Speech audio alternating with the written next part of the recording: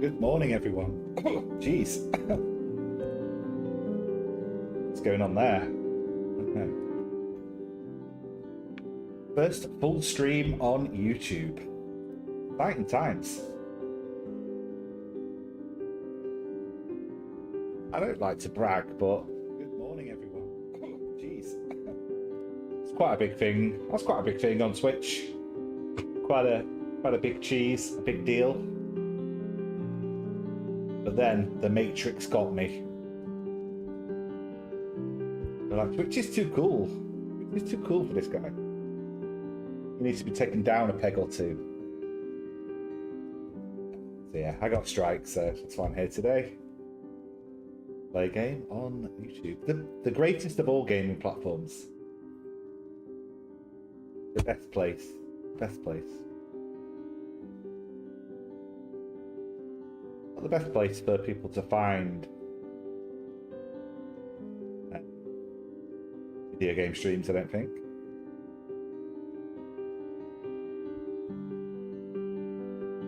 Will the team stream even come? They are all Twitch simp.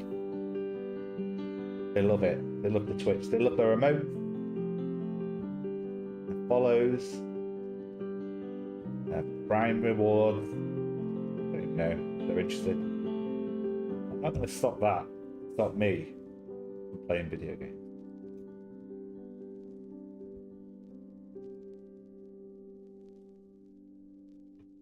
Chilled Sunday, a narrative adventure game.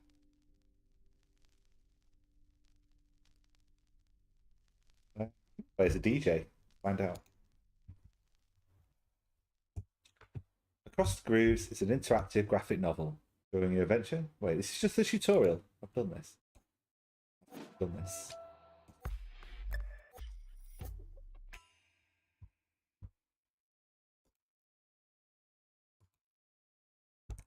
When that's the case, the lyrics will be displayed in special dialogue bubbles like this one. Okay. Of course, you can keep on reading at your own rhythm, but if you want to hear the full song, you have to adjust your reading speed to the rhythm of the lyrics. That could be hard when I'm narrating. We'll try it.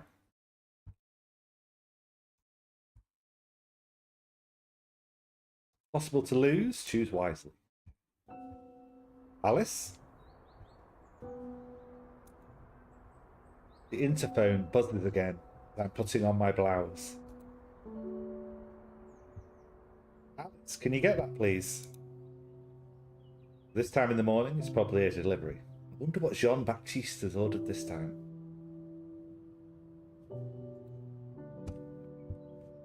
To the interphone. I quickly finish dressing and hurry to answer the interphone. Never heard of an interphone. I want an interphone. I've got an interphone. What am I on about? I've got one in my flat. It's when they buzz at the door and you let them in. Yeah, I've got one. Never really thought what I call it. I just call it the door phone. I've got a door phone. What I call mine. The delivery man, who I thank for his patience, tells me in a toneless voice that yes, there's a package for me. A few minutes later, I'm back in my kitchen. I've made myself a coffee, and with a sense of foreboding, I look at the flat, square package which dominates the kitchen table. Very flowery writing there. Look at this guy. Jean-Baptiste comes into the kitchen, absently buttoning his shirt.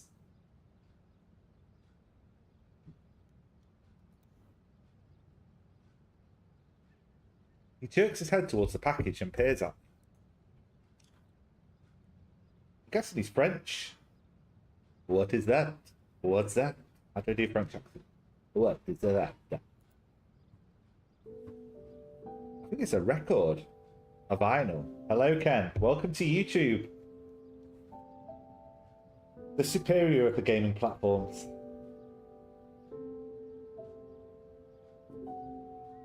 You have emotes. YouTube emotes. Oh yeah, you do, look.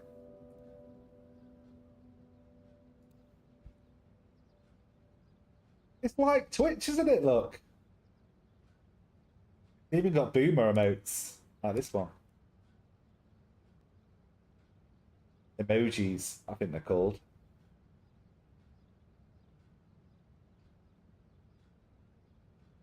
Yeah, the default ones are actually probably better than my emotes on Twitch. You don't even need to get a hype train. You can get that cool dinosaur and whatever that is.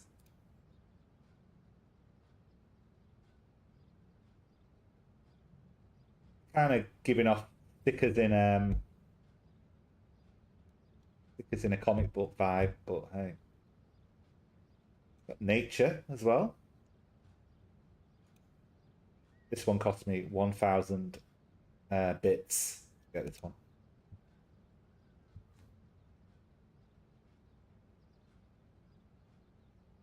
Loads of nature. All these animals for free. All these animals for free. Get a monkey for free. Get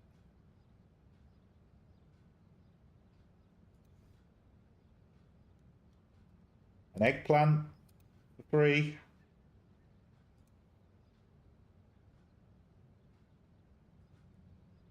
You could say the world is your oyster. You're an oyster?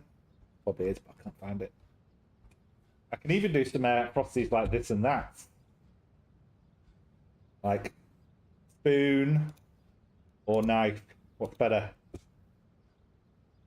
Reply now.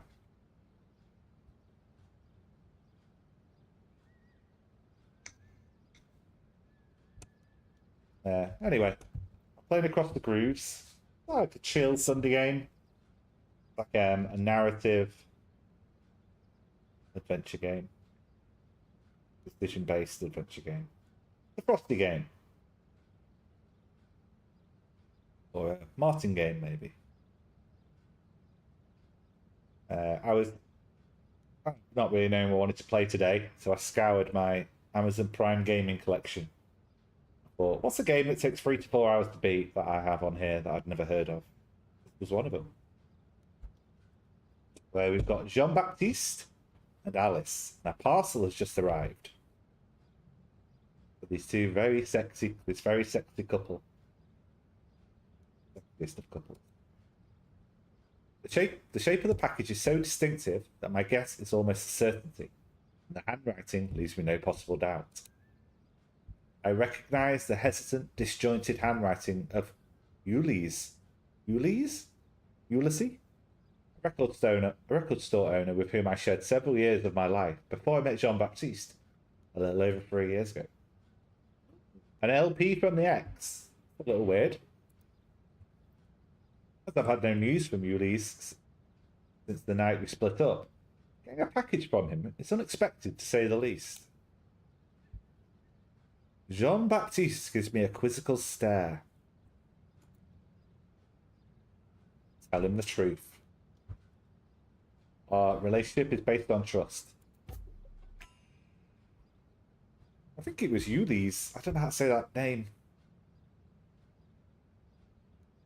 Elise, who sent it to me.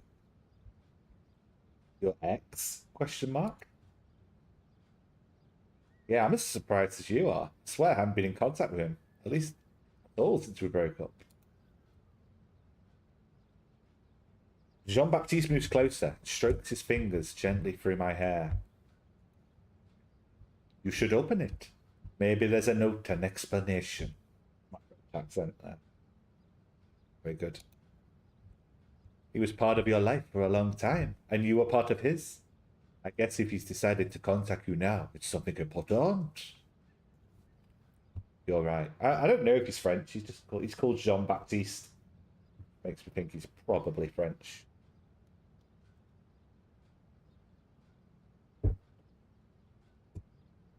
I guess. I've got to run. My father has some big Chinese clients coming to the castle at lunchtime. I have to organize the meeting with the cellar master. Plants a quick kiss on my lips. Are we both in the service industry? Both got like white shirts on, and we can see like the waiter, and I'm the waitress. And we shagged in the storeroom. Shall we meet up at the brasserie this evening? I might finish late. I remember that we planned dinner this evening with my brother and my sister-in-law. Yeah, okay, let's meet there. It's easier. I wait, listening to his footsteps go down the stairs and fade, before I return to the kitchen to open the package. I need a little privacy to deal with the intrusion of this ghost from my past. I grab a large chef's knife. From the worktop and slide it along the fold, cleanly slicing the seal of brown packing tape. Inside there's a record, a 45, a 7-inch, as the English call them. It's protected by a new sleeve, white card, without anything written that could give me some idea of what's actually pressed into the grooves. Knowing Ulysses' passion for rare records, it's probably a white label, a test pressing sent to the record company by the factory to check the trade order and the general sound quality before mass producing the record. I'm say, is there any background audio? I had my headphones very low, so. Can you hear the audio? Okay. The Discord, right? Yeah, it's very low, isn't it? Okay. Crank it.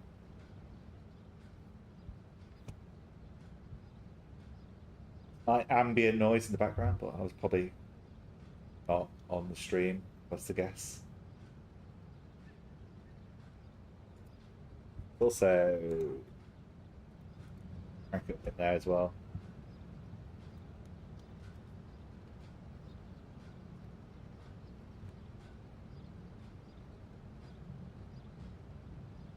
I haven't noticed. What, that there's no music or no sound or? Ah, okay, you're cranking the K-pop.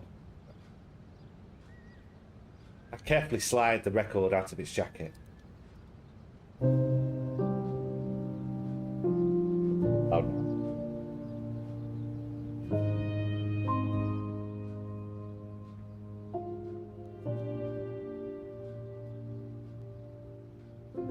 There's no label in the middle to tell me more of its contents.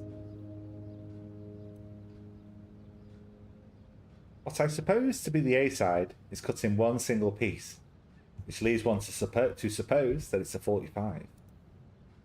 As for the B-side, it's bare of any grooves. The shiny black surface of the record seems to reflect my confusion back at. Why? And particularly, why now?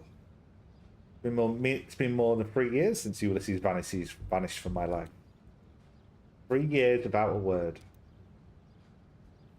What could have driven him to send me a record now, without the least explanation? I check the clock on the wall above the door. I still have 15 minutes before I need to leave for the office, which leaves me plenty of time to listen to the record, which can last more than about 5 minutes, maybe 7 to 8 maximum. She knows a lot about records. Seems to know a lot about LPs. Or 45s, or 7 inches, as they're called in the UK. I pick up the package to put it in the wastebasket and take a moment to inspect it again, checking there's no note or anything hidden in a fold. Nothing. No return address either. The postmark tells me that the parcel was posted from Paris, the 10th arrondissement. I take the record, then hesitate again. Do I really want to revisit the past now, before work? Or would it be better to wait till this evening? Yeah, let's go to work.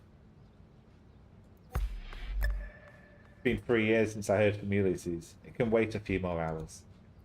Anyway, I'm not so sure I really want to revisit the past. I decide to leave the record where it is for the moment. Put my coat on and leave the apartment.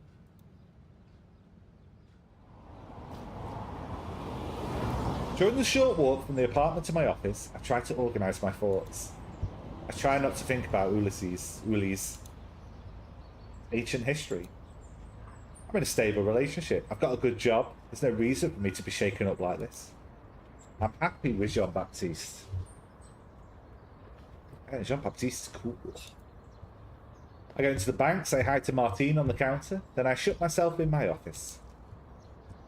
There's a large stack of files on my desk. I decide to get straight to work on them. Despite that, I can't stop myself thinking about Ulysses, about the record. The day seems never-ending. I leave the office right on time and hurry home. I shrug off my coat and go to the record. This morning has been patiently waiting for me on the kitchen table. I go into the living room. The hi-fi has been relegated to a corner of the room behind the couch. As I lift the cover of the turntable, dust floats up into the room. Jean-Baptiste prefers the background noise of the TV, so, naturally, I've stopped listening to music since we moved in together.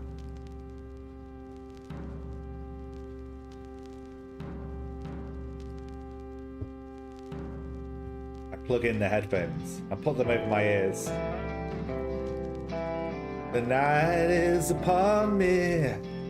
The dark night is upon me. A dark alley of cobblestone,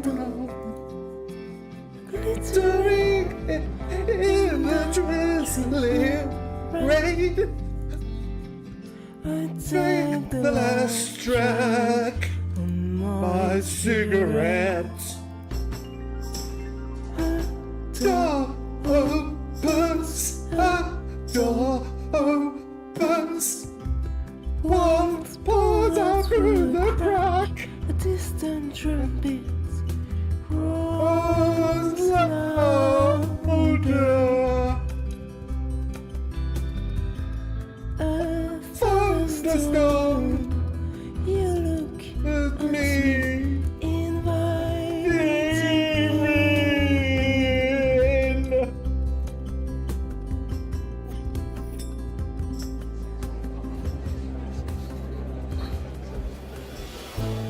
I follow you inside to drowse my pain, to drowse my pain in the sea of us. Am I singing helping? No, probably not.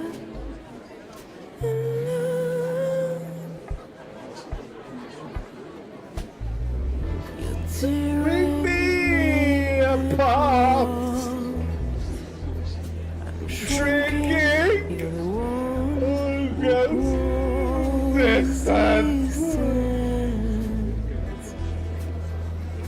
but it's me who's shrinking. I'm becoming someone else. It's very weird cadence to the singing.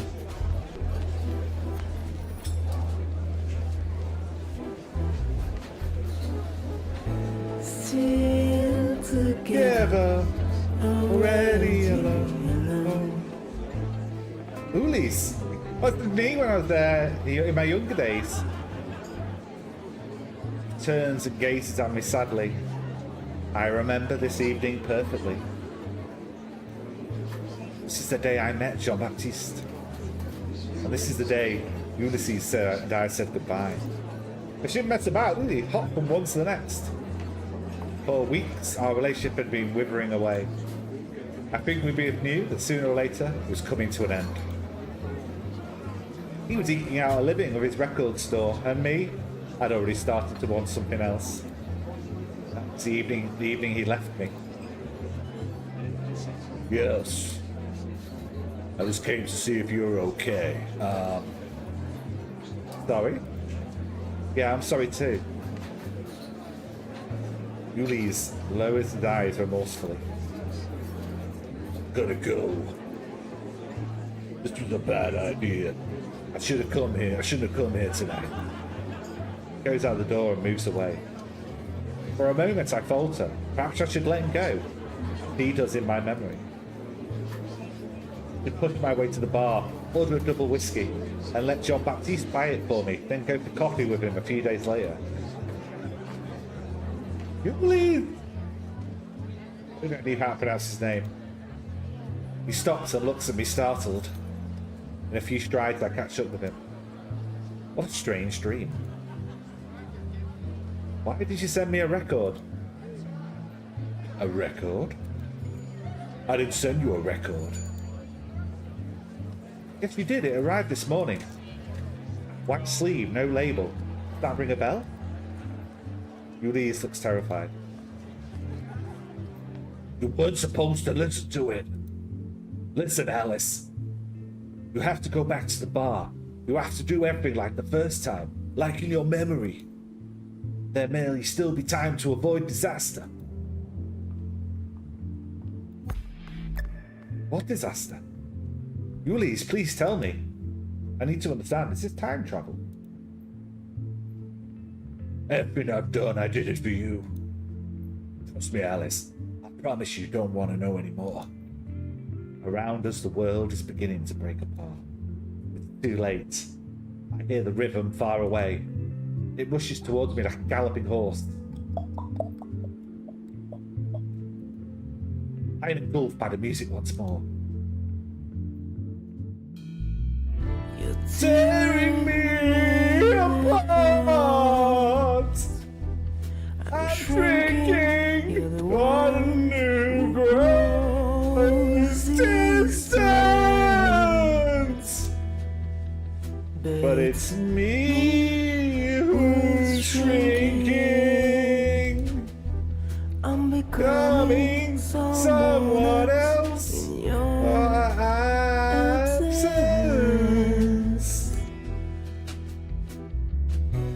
Breathing in, breathing out.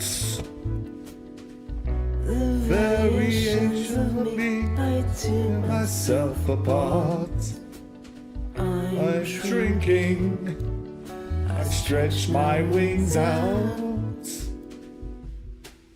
I'm someone else, and then I'm myself again. Well, that was weird. Wasn't that weird? Bordeaux.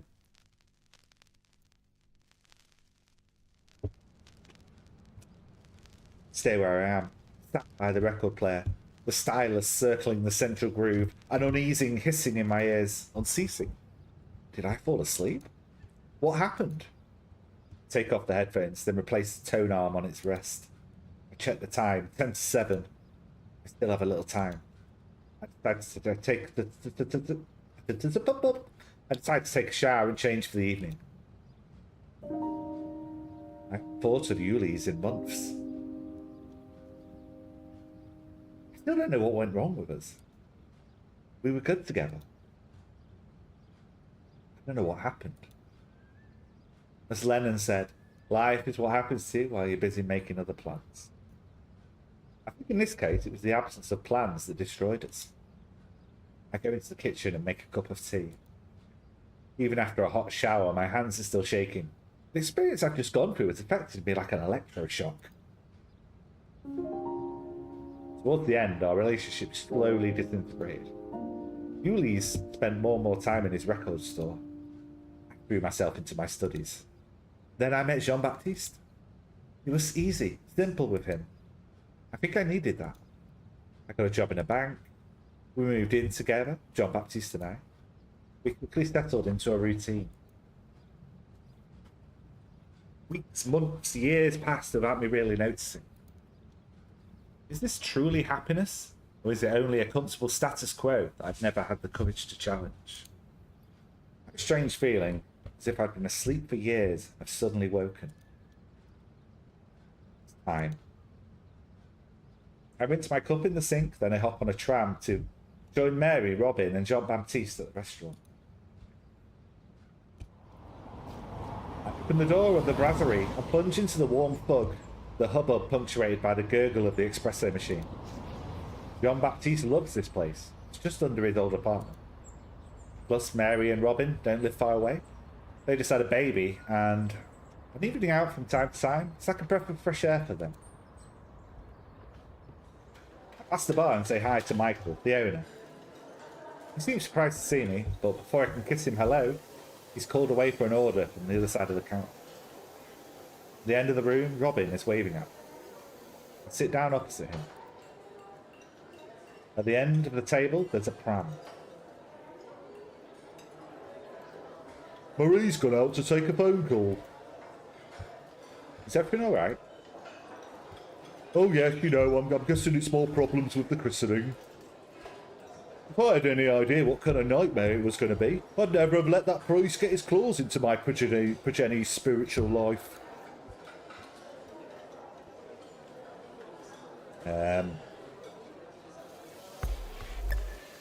It makes Marie happy. I think of it as a good deed. They need fresh meat for their quotas. I really got the feeling that people are getting more worked up about this than they do about weddings. And you're not married, so we couldn't really say that you've got a reliable point of reference. Robin laughs. That's true, but I promise you, I'm immune after all this nonsense. I lean over the pram. The baby is fast asleep. And how's my favourite little niece? You can see she enjoys the hustle and bustle just like her auntie. I feel a hand on my shoulder. It's Marie. She's back, phone in hand. We hug. Sorry, I had to take a call for work. You'd think that I'd been leaving all the files on my desk for me to deal with after my maternity leave. So how's things with you? I'll just say everything's fine. Oh, you know, everything's fine. Marie knows that I prefer to keep my thoughts private, but she also knows me too well not to notice that something's bothering me. What's the matter? Something wrong at home? A problem at the office? No, nothing like that. Got a package this morning from Yuli's. Still don't know if I'm saying that right. Yuli's, your ex? Himself.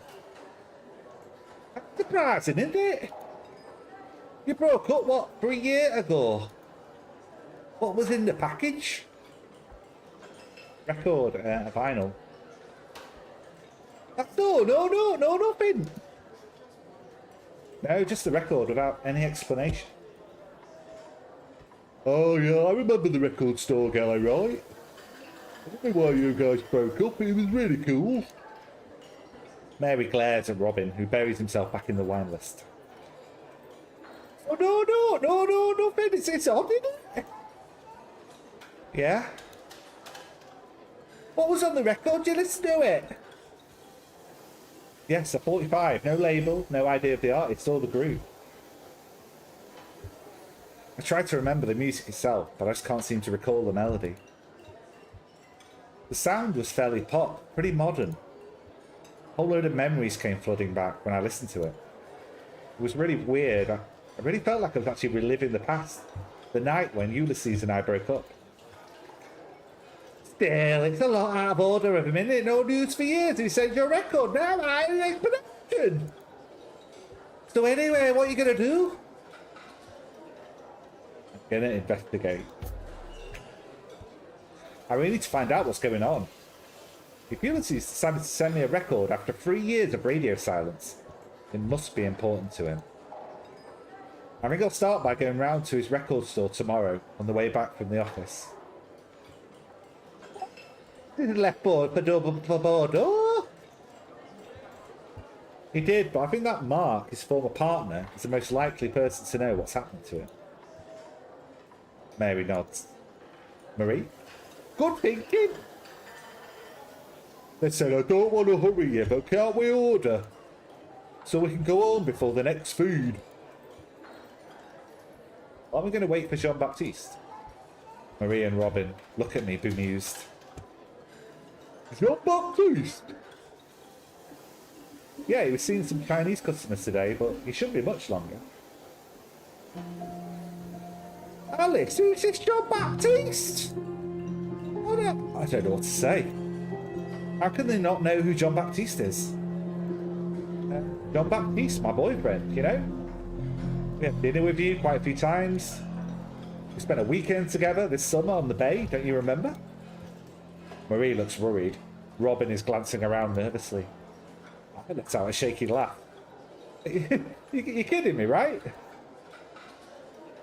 You sure you're okay, Alice? This summer on the Bear, you were with Arthur. You broke up 2 or 3 weeks after. You never introduced us to Eddie John Baptiste. Robin nods in agreement. I don't understand. Already Arthur? Oh, my head is spinning. Stand up, spots dance in front of my eyes. Robin rushes to catch me by the shoulder. Alice, you're scaring me. Are you all right? Yes, I need some air. I turn and hurry through the brasserie. Okay, so me listening to that record and choosing to chase the guy beginning with U that I don't know how to pronounce, Ulysses, has changed the future or the present. I've somehow gone back in time and changed my relationship stats. Interesting. Behind me, I hear Marie say to Robin, "Let her go, we'll call her tomorrow." Then I'm out in the streets. The cool night air helps me collect my thoughts. I look further away on the sidewalk. I make out the familiar shape of John Baptiste. He's smoking a cigarette. The John Baptiste that I know had stopped smoking. We stopped together. Fumbled in my coat pocket. I pull out a packet of Gaulois. Half empty. It shouldn't be there. There's no rational explanation why I should have a packet of smokes on me. Unless Jean Baptiste has seen me. He smiles at me.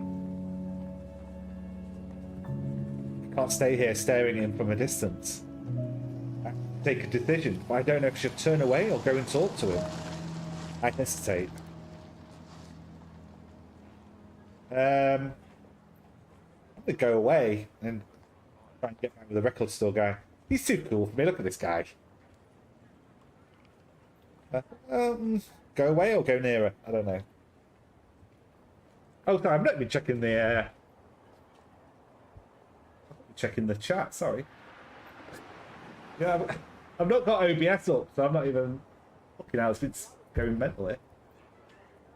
What the fuck is this? What the fuck is this?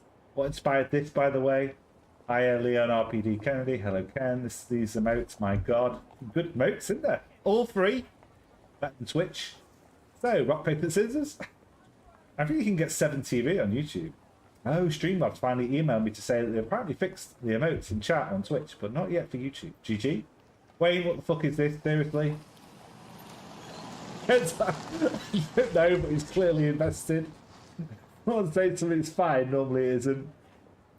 I know he doesn't even know I'm here. It's true. I'm getting into the story, alright? Give me a break. Maybe YouTube is that bad. I've not got chat up. I had it. Well, I've just got like to. Because I've just got a YouTube video up with the chat on the side. I didn't even. Yeah.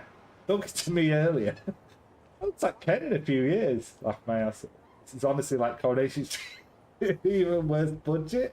Where's Norris? Absolute home dogs. I need air now. I'm panicking. Shit, mate. It's actually based on the Persona 5 phone thing. But I don't get Pepsi a lot. I mean, Con's always speaking about Pepsi, innit? I had an old theme on an old iPhone that basically made it have the P5 animations and art. Very weird. Oh yeah. Hi Ken. Hi Con. Can I go back to my video game now, please? What the fuck this is? This is Across the Grooves.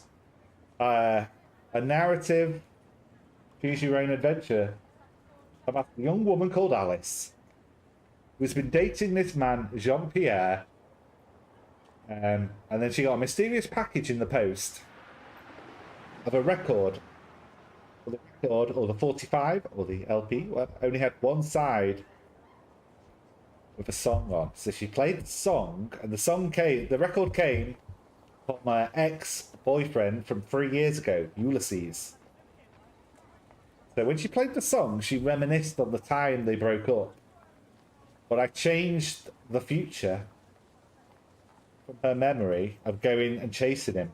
And then he said, "No, you were not meant to play the record. You're not meant to follow me. Don't change the future," kind of vibe. And now I'm back in the present after listening to the song. And now I am not dating Jean-Baptiste anymore, but I still have split up with Ulysses. Jean-Baptiste, yeah. I think he's in Overwatch. The healer. So now we're both smoking again, because we've not been together and quit smoking. And do I speak to Jean-Baptiste, or do I walk away and try and get with Ulysses? That's what I'm asking. That's when I glanced over to chat for the first time in 20 minutes, because I'm so engrossed in the story. I know you've all been dissing me.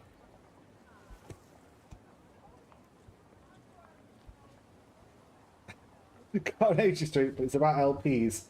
It's the most stereotypical Northern Boomer thing you could have found. Yeah, exactly. I mean, it could have been a mini disc. Also, he's French. He's not. He's got a French accent, which I can't do very well, but I'm gonna go chat to him. I go nearer. Jean-Baptiste rummages through his pockets and holds the lighter out to me. I notice I still have the packet of cigarettes in my hand. I take one out and let him light it for me. Are you alright? Are you alright? Bonjour. Bonjour. Are you alright? No, I can't do French. Are you alright? There's more Borat. Are you alright? I'm trying to be sexy. The way he looks at me, his manner, they aren't those of someone who's shared several years of my life. He doesn't remember me, us, either. To this precise moment, that something that was just an impression, a suspicion, a kind of out there thought, which couldn't actually happen in real life, strikes me full force. Boom! This man, who I was making plans for the future with just yesterday, is watching me with indifference, mildly disturbed by my distress. I'm a stranger to him, and it hurts badly. And now, there he is, right in front of me, waiting for me to answer. I'm gonna go. I can't handle this. Yes, I'm fine. Thanks for the light. I shoot him a shy smile before turning away, cutting off the conversation. There's no point in continuing. He wouldn't recognise me. I'd only make myself look stupid. I go back to the street, towards the tram stop, my heart in my shoes. The first thing I do when I get back to the apartment is bolt the door behind me. I had the feeling of being followed on my way home. I'm probably being a bit paranoid, but well, who knows? Someone breaking into my home during the night would really just top my day off. The second thing that I do is go into the bedroom and open Jean-Baptiste's side of the closet. I'm not particularly surprised to find it full of my old clothes, things I thought I'd got rid of. I go out on the balcony and light a cigarette because I'm French. Although, is Alice a French name? She might not be French. As I stand musing, I look at the apartment, and I'm aware of a number of small differences that I hadn't noticed earlier in the day. There's no phone charger, or small coins in the bowl on the dresser in the hall. The old games console, which had never been plugged back in since the move, is no longer on its shelf under the TV. The big photo of New York has been replaced by a tattered old poster from a regional rock music festival. The record, though, still dominates the kitchen table, exactly where I left it early in the day. Seems impossible, but it's as if, by putting the 45 on the turntable, I truly returned to my past. As if by choosing to run after Ulysses the night we broke up.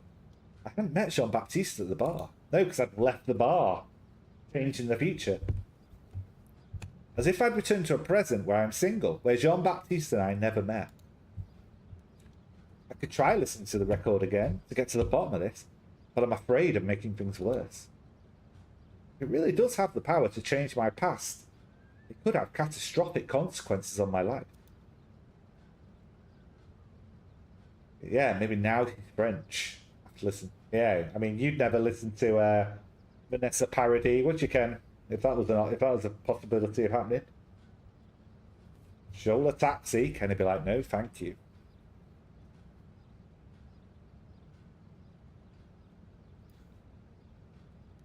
I hope Mark will help me clear all this up. See, in the old days, that's just made me think of the hit song Vanessa Paradis' Shoulder Taxi, and I would have just put that on YouTube and played it. But look at me, living in fear, living in fear, just constant fear of everything now.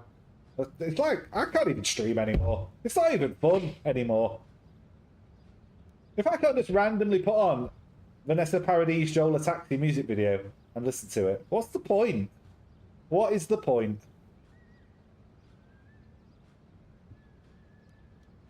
Can I not make it transformative like XQC does? And go, that's cool, isn't it? That's cool. Whoa, man. Oh, man, that's insane. Whoa, dude. Nah, bro. Can I just do that over a video and get away with it? Apparently not. Well, maybe I can. Maybe it's just the tits. I don't know. I'm all over the place at the moment. I don't know what's happening. Actually, one of the differences is that she's now French. Yeah. I'll never know. I can't dive into the Frenchness. I can't go on a French tangent. He won't let me. At least he should be able to tell me what's happening to Ulysses. I can reassure you that YouTube is way faster to auto-detect copyright and shut things down. 10. They're all the same. All of them. They're all catering to the whims of the advertisers.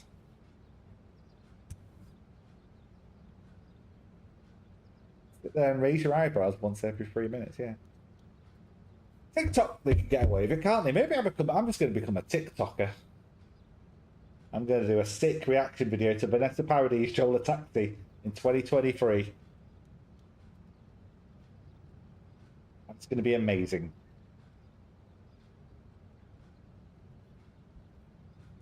I grab my phone and leave an apologetic message for Marie, assuring her that everything's fine, that I'm sorry I slipped away so early. I don't know what I'm doing myself. Then I crush out the cigarette and crawl under my covers in hope of sleep. Say Mickle. You say Mickle.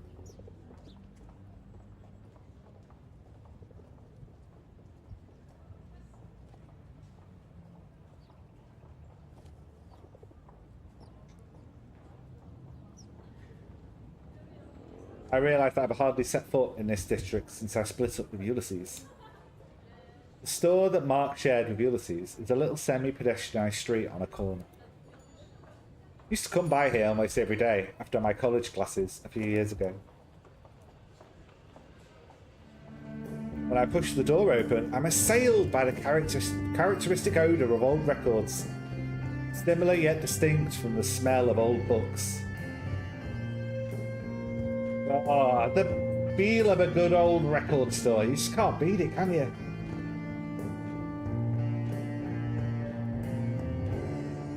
We're now going to get our own G Fuel flavours that taste of nothing but disappointment. I've tasted disappointment, and it's G Fuel. The big speakers fixed to the ceiling blare out a strident fuzz guitar solo. Pardon me. It's a volume theoretically much too high for a business establishment. I'd be incapable of saying whether it was some obscure 70s garage band or a post-rock movement contemporaries trying to imitate their elders. Mark is reading the sleeve with interest. When I reach to the side of the counter, does he deign to look up? He smiles at me, then murmurs something incomprehensible in the dim.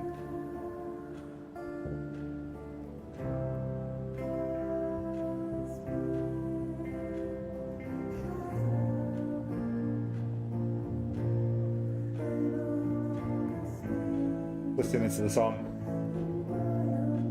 I gesture to him that I can't hear anything, pointing at my ears. He flaps his hands at me to wait, then turns the volume on his amp down to something better adapted to conversation.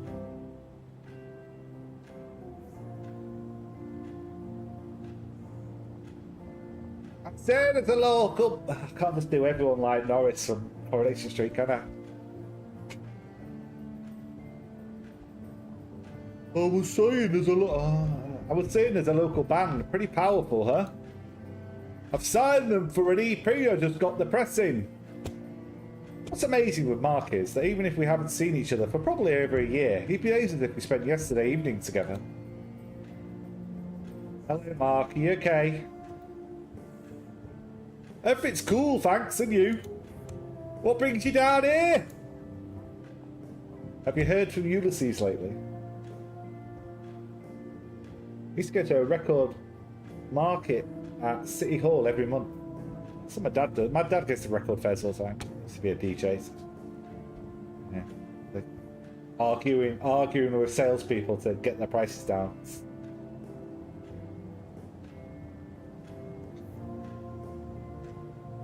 It's waiting sponsorship out the window. Yeah, for G Fuel. I can't do Scouse very well. Oh, Scottish, isn't it? I need to hear them, hear the accent to be able to do it. No! Mark seems a little surprised at the situation.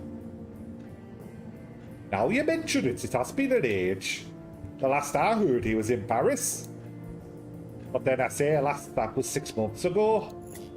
I called him for a customer who's looking for Magma Originals. After it's true, we kind of lost contact since. Mark breaks off. I guess in some way he must blame me a little for what happened between Ulysses and me, seeing as now our breakup almost cost him his business partner.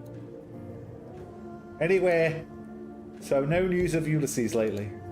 But why'd you ask? Send me a record. I decided to get straight to the point. Send me a record. A record? Yes, no note, no explanation, no return address, nothing. Just a vinyl record in a package. To tell the truth, the only clue that told me that it came from him was his handwriting for the address.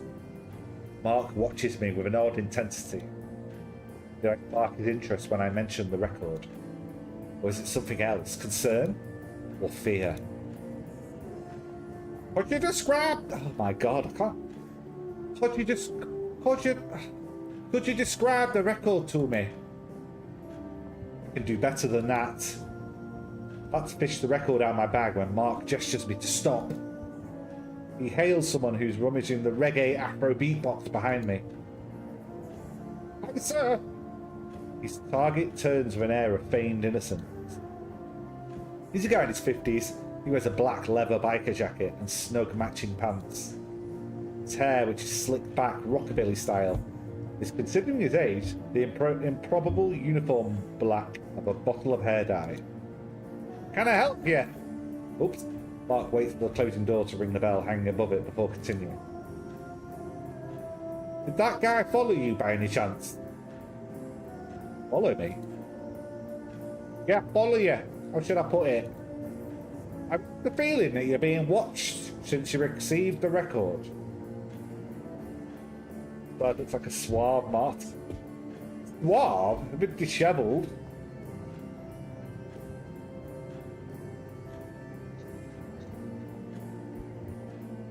Reckon Martin would get an eyebrow piercing. Maybe.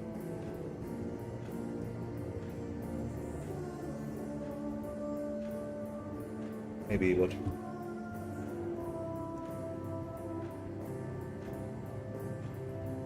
Okay, this guy is a bit why would someone be following me ever since I received this record? I'm feeling though, because I didn't want to lock my door.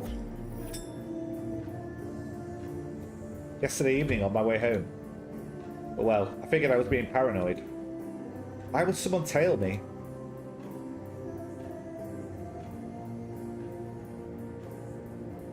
You in 20 years? With an eyebrow piercing. Anyway, how would you suspect that guy especially? Mark can't repress a smile. Two things. An old rockabilly, who I don't know, in my shop, in the reggae section. Why would a rockabilly guy be in the reggae section? They're an endangered species. I guarantee they all come in here, no exceptions, at least once a week for a coffee or a beer. They don't buy anything, but they're cool and they always got amazing stories to tell. Okay, that seems like a bit of a stretch, but never mind. And a guy in leathers and boots going through the Afrobeat box for 10 minutes. If that's not suspicious, yeah, that's what I was thinking. I burst out laughing. Okay, that is very suspicious, you're right. Mark leans over the counter to check who was actually in his shop. There's only a couple of students giggling in the depths of the shop, and a guy meticulously comparing the covers of 2 copies of Frank Zappa's Hot Rats. Headphones of the open access turntable clamped over his ears. Okay, the coast's clear. I slip the record from my bag and place it on the counter. It's a 45 white label, test pressing. No scribe number in the groove. One of the 2 sides is a mirror side. Mark smiles. You haven't forgotten the jargon then? After all the time I spent with Ulysses, I think it's lodged in my brain forever. You can put it away, I know what it is. Really? It's not a white label, it's an acetate, a single copy. That's why there's no matrix number. Put the record back in my bag. But I'm surprised you don't recognise it. Ulysses unearthed it a while before you split up. It was the only record he wanted to keep when he left. Which I meant I had to buy his share of the stock. I would have preferred that he take the psychedelic shelf. It would have saved me taking out a bank loan. You know where it came from. You know where it came from. Well, no. I don't know how Ulysses got a hold of it. On the other hand, there's quite a few legends going around about that recording. Have you ever heard about Robert Johnson? No. No, sorry, can't say I have. He was an old Mississippi blues man. And when I say old, I mean old. The 30s. He's the guy who invented tons of great blues riffs at a time when they were barely able to record them. He worked in the cotton fields, and from one day to the next, he got hold of a guitar and was able to play it perfectly. But legend says he made a pact with the devil at the crossroads. Died suddenly in 1937. Unless it was 38. Never mind, nobody's sure of the date in any case. The cause of death is just as mysterious. Ah, yes, I remember. He was the first member of the 27 Club, right? Exactly, or one of the first. The most comprehensive lists count 2 or 3 musicians before Johnson. Officially, he died at 27 years old, like Joplin, Morrison, Brian Jones, Nick Drake, or more recently, Cobain. Winehouse as well, 27. Wait, the micro groove didn't exist back then. It really is music on the record. Should be a 78, shouldn't it? To be fair, blues missions are famous for running into the devil. Oh yeah. Oh, that's actually the plot? Yeah. Precisely, I'm getting into that. So, he died mysteriously at the end of the 30s. There are 2 or 3 witnesses reports from people who claim to have seen Johnson on stage during the 40s, but nothing very reliable. The rest of the story, which is much less well known, happens 20 years later, a few hundred miles further north. Memphis, Tennessee. At the end of the golden age of Sun Studios, Presley had already left the label for RCA, and Carl Perkins had just had a car accident. And it was then we rediscovered for the first time the recordings of Robert Johnson. Of course, all producers of the era already knew them. With the rock and roll boom, there was a huge systematic appropriation of black music by musicians. It was the first time it happened, and unfortunately, wouldn't be the last. And Johnson's repertoire was a gold mine, waiting to be plundered. Not just the blacks either. Did you know that Link Ray was Amerindian? When you think of the major contribution of a track like Rumble to the history of rock. I feel Mark starting to ramble, and I intervene to get him back on subject. So, Sun Studios then. Yeah, sorry, I'm getting off the point. So then, this old black guy with a guitar knocks on the studio door. This guy's kind of strange, but he insists to the receptionist that he wants to see the producer. It's late, there's hardly anyone left in the office. She can't get rid of him. Finally, she calls Sam Phillips, the boss, who stayed to work late that day. It's to shine a torch up under his face, like the rock and roller at the supermarket in Deadly Premonition who tells you ghost stories. Sure. Sam Phillips arrives. Okay. What's going on? And the guy introduced himself. Hello, I'm Robert Johnson. I've come to record a track. And that's where this record comes from? Absolutely. Are you okay? I'm not boring you, am I? You know what I'm like. I can go on for hours. Shall I tell you the rest? Yeah, go for it. With pleasure. I find these old stories fascinating. So, Phillips finds himself in the lobby of Sun Records with a filthy old black guy who claims to be Robert Johnson. First, he asks him to come back tomorrow, but Johnson won't listen. He needs to record, and he needs to record right now. He'd have the hounds of hell on his tail. Satan would come to reclaim his soul. You get the picture. Phillips knew Johnson's story. He'd heard his records, and he was above all a businessman. The person sitting opposite him was clearly pretty unstable psychologically, but where was the risk in putting him in a booth to record a few tracks? They scribble down a contract. Johnson is taken to a studio. Phillips goes back to what he's doing. 2 or 3 hours later, there's this god-awful noise which echoes through the whole building. It comes from Studio B, where Johnson is recording. The witness said that when he went to the room, there was a strong smell of sulphur. The technician was in a fetal position under the console. Johnson was gone, as if he'd just vanished. I was dozing off, to be fair. Wow, can't believe it. Telling a scary story about a blues singer made a deal with the devil, is now dropping a sick track. They called an ambulance for the technician. They saw the poor guy spend the rest of his life in a mental asylum. All they found in the studio was the old Gibson L1, which Johnson arrived with, broken into pieces, and the track, which was recorded during the session, recorded on acetate. Mark nods his head at my handbag. Your record. Oh. Phillips takes it to his office, where it stays for many years. And from that moment, fortune smiled on him again. Sun Records bounced back by signing Johnny Cash. Perkins recovered from his accident, returned to the studio. But the good luck only lasted for a while. After a long decline in the 60s, the back catalogue was sold off to the highest bidder, and the studio was closed down. The place is some sort of rock and roll museum these days. Anyway, that's it. All that to say that this recording is kind of the holy grail of record collectors. You get what I mean? There are plenty of crazies who say it's got magical powers. If I were you, I'd be very careful. That record attracts trouble. And to be honest, it makes me pretty anxious about Ulysses. It's obviously the most precious thing he possesses. Him sending it to you by post like that, it's not a good sign. After everything you've told me, yes, it is worrying. You have his telephone number. The simplest thing would be to try to reach him, for a start, right? Mom nods and picks up the handset.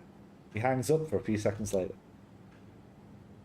Sending me direct to his answer phone, telling me my correspondence voicemail box is full. It isn't totally surprising with Ulysses. We're interrupted by the sound of the bell which hangs above the door. A young girl with a colourful outfit and an improbable hairdo approaches the counter. He apologises and shyly asks Mark if he still has tickets for the Do concert. Mark takes the tickets from beneath the counter and makes the sale. I gaze after the young woman as she leaves. Mark clears his throat loudly at me. He watches me with a smirk. I realise I was probably staring at his customers so hard that he noticed. That style would suit you. You think? I could be a rock chick. surprised to find myself considering the possibility. Then again, it's not as if my job gives me much leeway fashion-wise. I don't know, I'm not persuaded that my boss would find it quite as cool as you do. What was in your head going into finance? I'm a personal financial advisor in a little city centre bank in Bordeaux. It's not exactly what I'd call going into finance. Anyway, what were we saying? That Ulysses is impossible to reach, and that's not really surprising. I'll give you his address if you want. You can go up to Paris sometimes for work. Maybe. I'll go to Paris.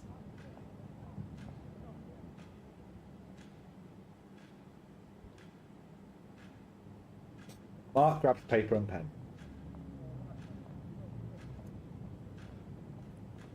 It can happen, but like once a year max in any case. It's not going to happen anytime soon. Same for me. I just got back from my vacation. It'd be kind of tricky to justify a trip to Paris.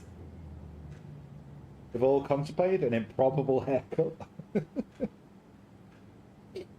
What's the wildest you've gone with your hair, Ken? Styles. Have you ever grown it out? Have you ever been a rocker? I can't see Connor's ever been a rocker, so I'm no point even asking. Too generic.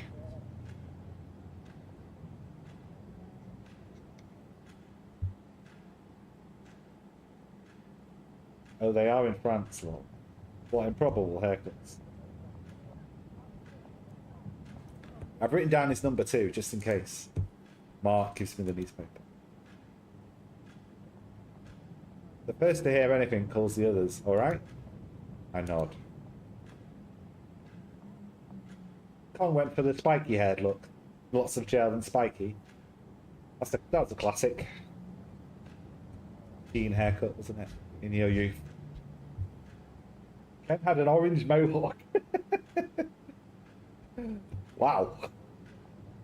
Get a picture in the Discord of that, please.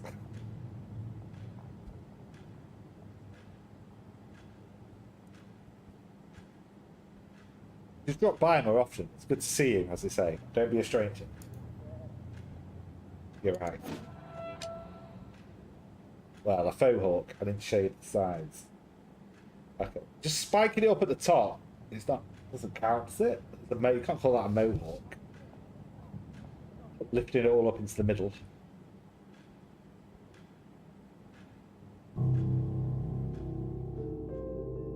My apartment looks like a bomb site. I'd sensed something was wrong as soon as I entered the communal areas. It was for charity. The door of the apartment was already ajar when I pushed it open, and I prepared myself for the spectacle I was about to confront. Every square centimetre had been carefully searched, every closet emptied, every drawer turned out. I pick up a cushion which lays on the living room floor and replace it on the couch before dropping down next to it, dejected. I realised that Mark's warnings weren't unfounded. People want this record. Someone really wants that record. See, I was right. That person is ready to enter my home while I'm away to achieve their ends.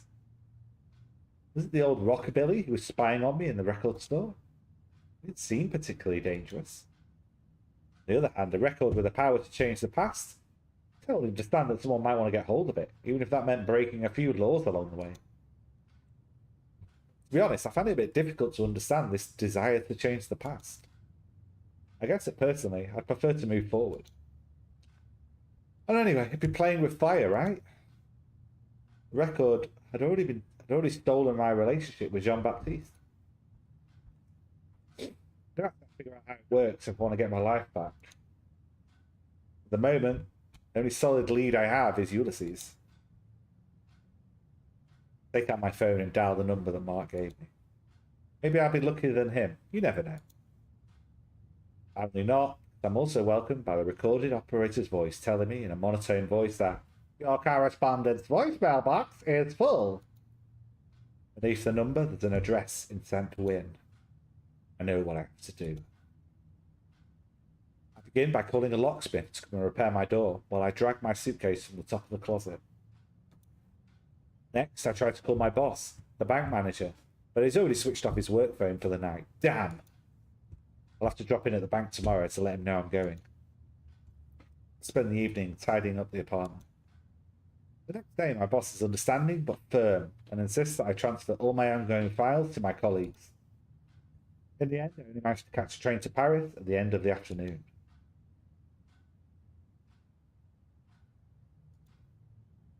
Paris.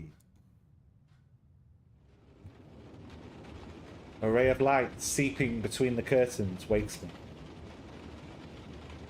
It was 11 p.m. when I'd reached Montparnasse last night, and I checked into the first little hotel I'd stumbled on when I left the station.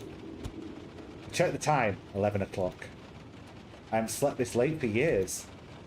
Of course, after recent events, sleep hadn't become easy. My window looks out over Boulevard Raspail and gives me a superb view of Paris in a downpour. Perfect weather for my trip to the flea markets of Saint-Ouen in search of Ulysses. I considered taking the record with me, but decided it's probably more secure in the safe in my room. As the rain lets up a little, I walk to a local brasserie that I used to go to occasionally as a student. Usually when I come to Paris, it's just a quick return trip to the head office of the bank I work for in La Défense. It's pleasant to be able to enjoy the capital without the constant stress, even if I'm not exactly on vacation. Maybe it's a matter of context, I don't know, but I think to myself that this could be a great opportunity to hook up with some of my old college friends. I sit on the terrace under the awning, light a cigarette and order a croque monsieur and a coffee. I mentally catalogue my old friends and realise that those that I haven't lost track of have, like me, moved out to the provinces. Of course, there's my old pal Frank Duval. Last night I heard he still lives here. I could call him, see if he wants to meet up for a drink. Call back. I tell myself that a bit of moral support wouldn't hurt. Frank and I, we've known each other for so long. I feel a little ashamed of myself for not catching up with him more often. It's the time to fix that. I grab my phone and dial his number. He tells me he'd love to see me, and we agree on a meeting place for a drink later in the evening. I look forward to it happily. I finish my croque monsieur, pay the bill, set off towards the nearest subway entrance. There was a good chance he might not be friends with Frank anymore. I've just changed the present.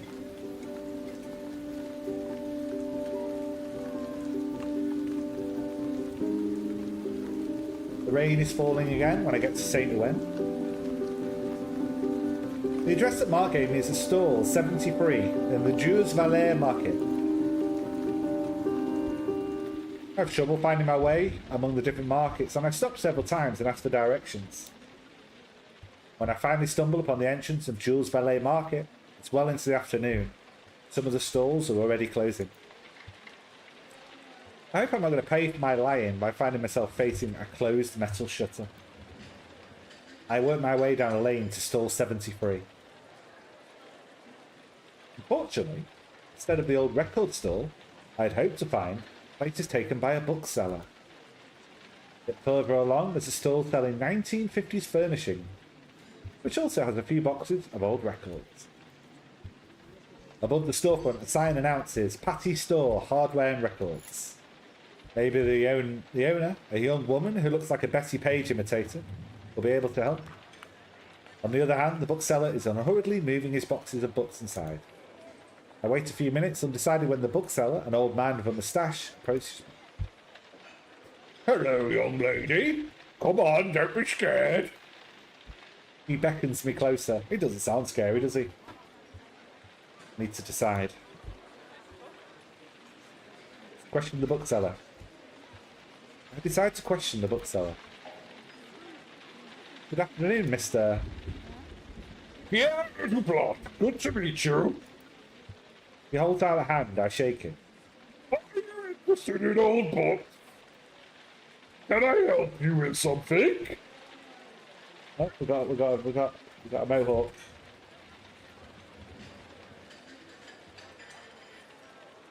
Yeah, I don't think that counts, Ken. It needs to be shorter on the sides. You're not committed there at all. That's just your, mate. That's just your haircut. Bite for Wayne. That's just your normal hair, gelled up into a spike at the top with some colouring on.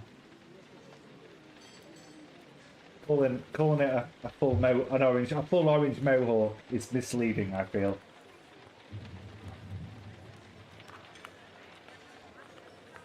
Hey, this is still a commitment to something there anyway, I guess.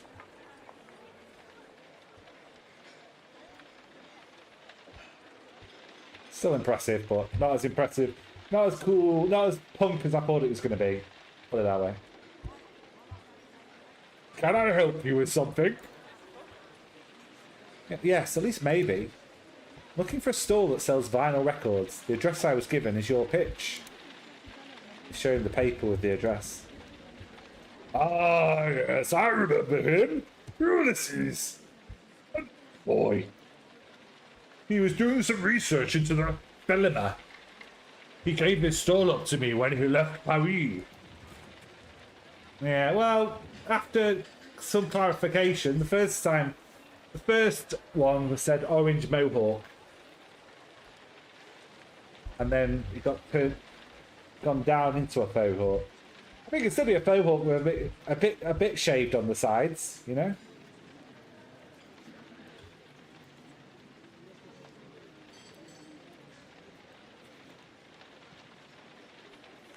A little Tuesday.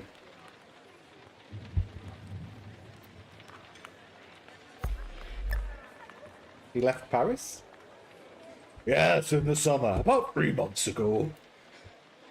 That was a real stroke of luck. It's not easy to get a picture. If I might ask, why are you looking for him? He's a friend. I'm trying to track him down. You know where he went? The bookseller shrugs. England, London, probably. I admit I didn't ask, but that was the next logical step for his research. What exactly was this research?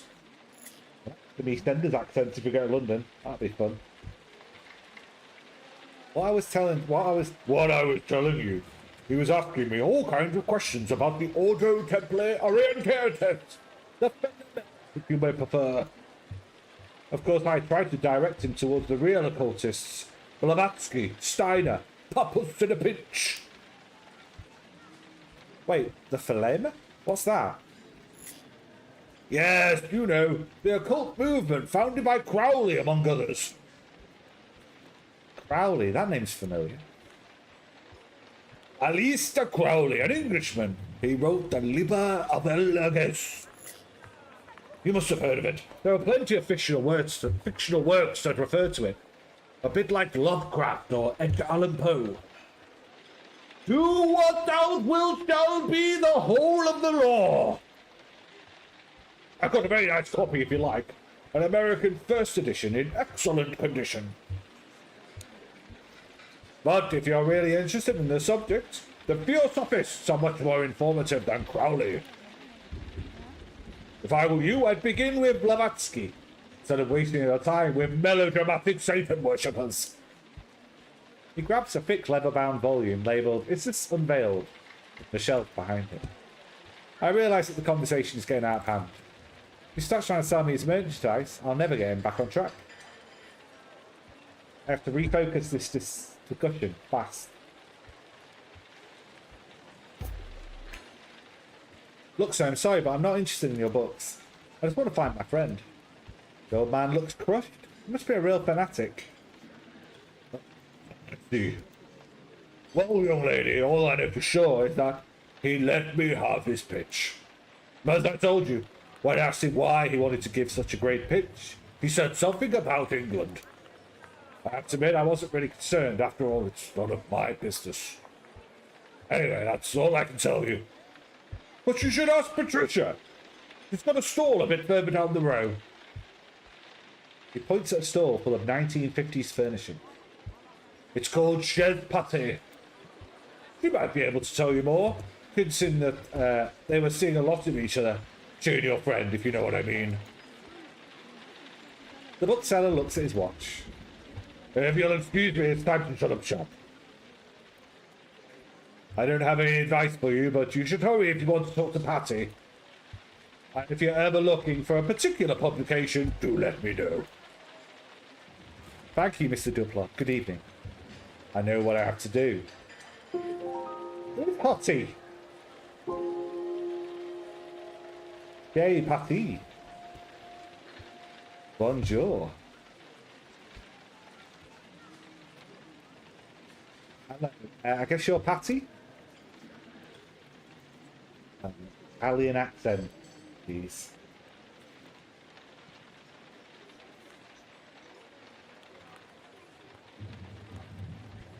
Mamma mia! Patrizia! Patty's for the tourists. What can I do for you? I'm looking for the owner of the old record store on pitch 73, Ulysses. The new stall holder told me that you knew him. Patrizia gives a broad smile as she gazes at me. Let me guess, a little right. She bursts out laughing at my startled expression, delighted to have astounded me, but without a trace of spite. It's funny. You're not at all how I imagined you'd be. Well, how? Oh, it's simple. Ulysses told me about you, of course. You really screwed his head up when you left him, you know? He's the one who left me. How do you two know each other? He took stall 73 about what, 3 or 4 years ago. He was just next door and he seemed nice. So I went over to say hello and we became my friends. Something tells me they were more than just friends. I'm reluctant to ask her. Yeah, I don't ask. I've decided that I prefer not to know, but I suppose my agitation must be obvious. Patrizia snorts with laughter again. The situation seems to amuse her enormously. Yeah, there's no hostility, no spite. Just disarming honesty, paired with a certain audacity. Yeah, so we were having sex, your man and I. It was a very good boom. We banged the letter through the whole night. Passion, beautiful, ciao bella. He even arrived at my place for a while when we first arrived in Paris. It didn't work out. Patrizia heaves a theatrical sigh, intensely Italian. I know. But it had nothing to do with you, my dear. We weren't meant to last. A flame that shines so... That's got to be Jamaican. A flame that shines so bright cannot burn forever. Ulysses wasn't really my type, if you know what I mean. Patrizia gave me a knowing smile and continues talking before I've really had the chance to figure out what she's trying to tell me. And I have to say that this hippie music got on my nerves pretty quickly. Let me guess, you're more of a Cramps or Meteors type of girl, right? Exactly. We could see eye to eye on the Sonics and the Kinks, but that gave us a pretty small common ground. And of course, I soon realized that he was still hung up on you. Anyway, we broke up, but we stayed on a good terms.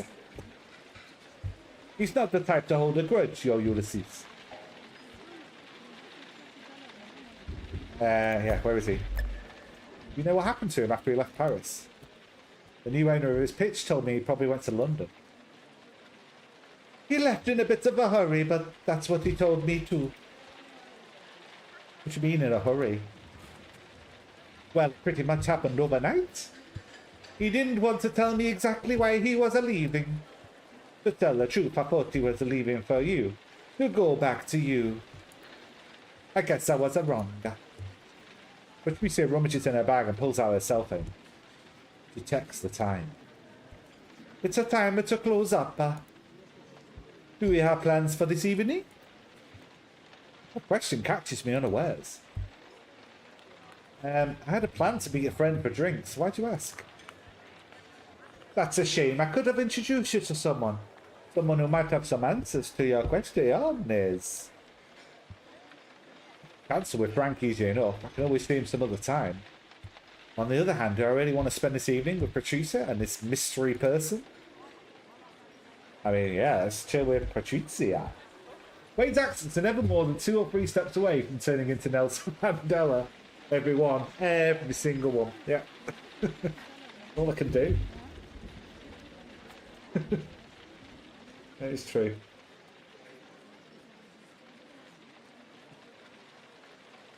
It's quite warm today. Anyone else warm? Humid. I've put the house fan on, but it's a bit noisy. I'm going to go chill with Patricia. I decided that Frank can wait. It's more important to follow this new lead. Alright. Just give me a minute to call my friend and let him know. I move away to call Frank. He's a bit disappointed, but he seems distracted. I offered to meet him tomorrow, but unfortunately, this is his last evening in Paris. Oh, yeah, you're always hot. Ken's always hot. A pity. I'll probably make it up to him next time. I go back to Patricia, who's waiting patiently for me to hang up. He smiles at me. Help me shut up a shoppa! I help Patricia stow away the record crates and small pieces of furniture that were beneath the awning. Then she pulls down the metal shutter. Then we head towards the way out. It's cool, gang. 3 hours, 2 gin and tonics later. I'm still waiting to meet Patricia's mystery man. Yeah, I can't do that. I couldn't sit with 2 drinks for 3 hours in a pub.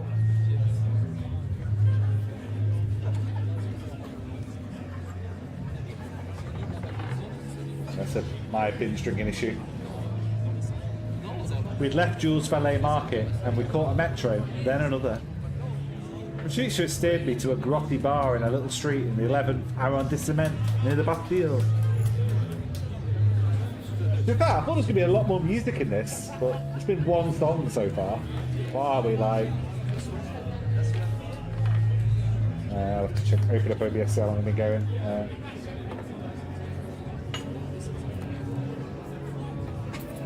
Dozed off thanks to this game. Ruined my Sunday. Ruined my Sunday. God, mate.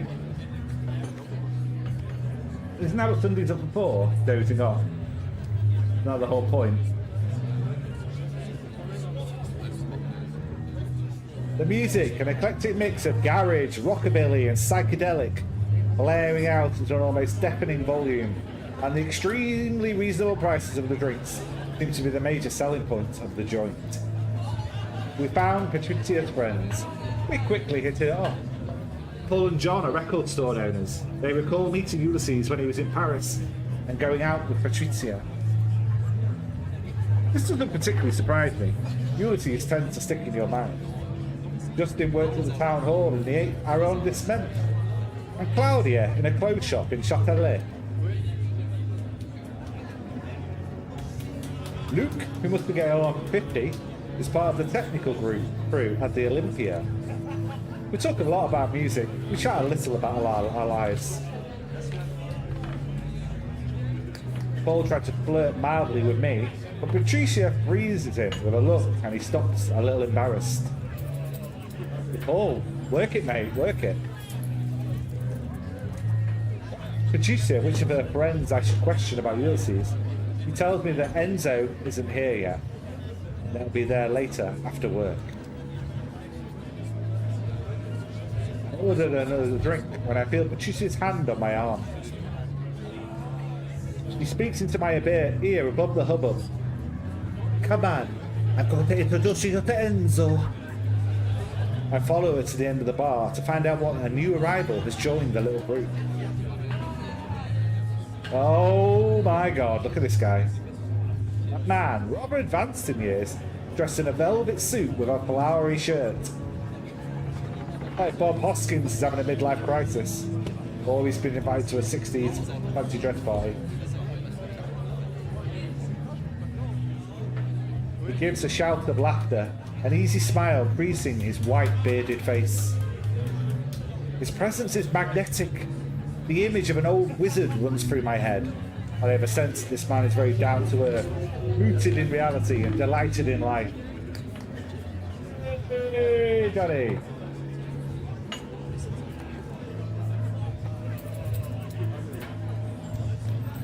Quite a weird adventure game that involves a lot of narrating, and I'm regretting it.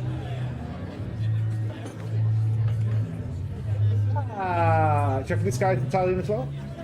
Patrizia, venga qui. He kisses the young woman affectionately, like an old uncle kissing his favourite niece, which makes you wonder if they may be related in some way.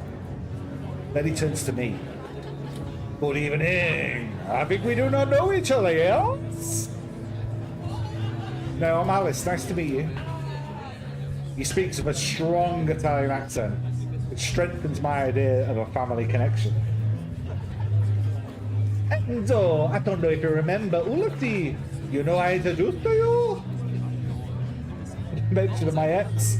A shadow passes over the old man's smiling face. Alice is looking for him, and I suggested that she meet you, seeing as you and Ulysses. It's going Mandela again. On so well. So, do you know what happened to him after he left Paris? And gestures me to follow him. Come with me. We go somewhere we cannot talk without a shouting. Enzo and I walk out the bar and up the road to a little courtyard. Enzo sits on a bench. He lights a cigarette, then offers me the pack. I accept one and let him light it for me. I'm not going to make any bones about it. If I mention a certain record, a 45, with a wife asleep, well... Caught off guard by his question. Should I be wary of this man? Or can I trust him? Avoid the question. To tell the truth, sir, I'm really looking for Ulysses. I'm worried about him. You know what happened to him after he left Paris? Enzo smiles. I understand your doubts. You're right not to trust me. Just like that, on first sight. That said, I promise you that I want nothing more to do with that record. You can speak your mind to me. My life is behind me now. It would be no use to me. Oh, I know I'm no longer a younger man. But you could just call me Enzo, okay? Oh, it's got Mandela again. I can't not do it. I don't know why it happens. It keeps happening.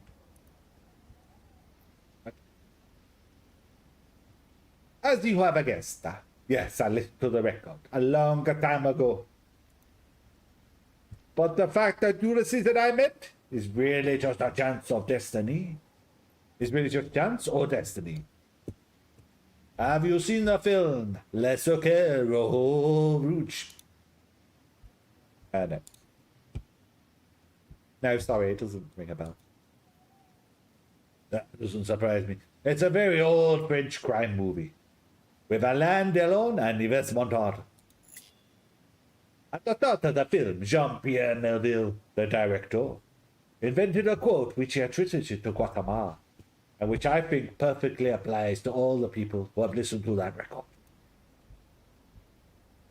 When men, even unknowingly, are to meet one day, whatever may befall each, whatever the diverging paths,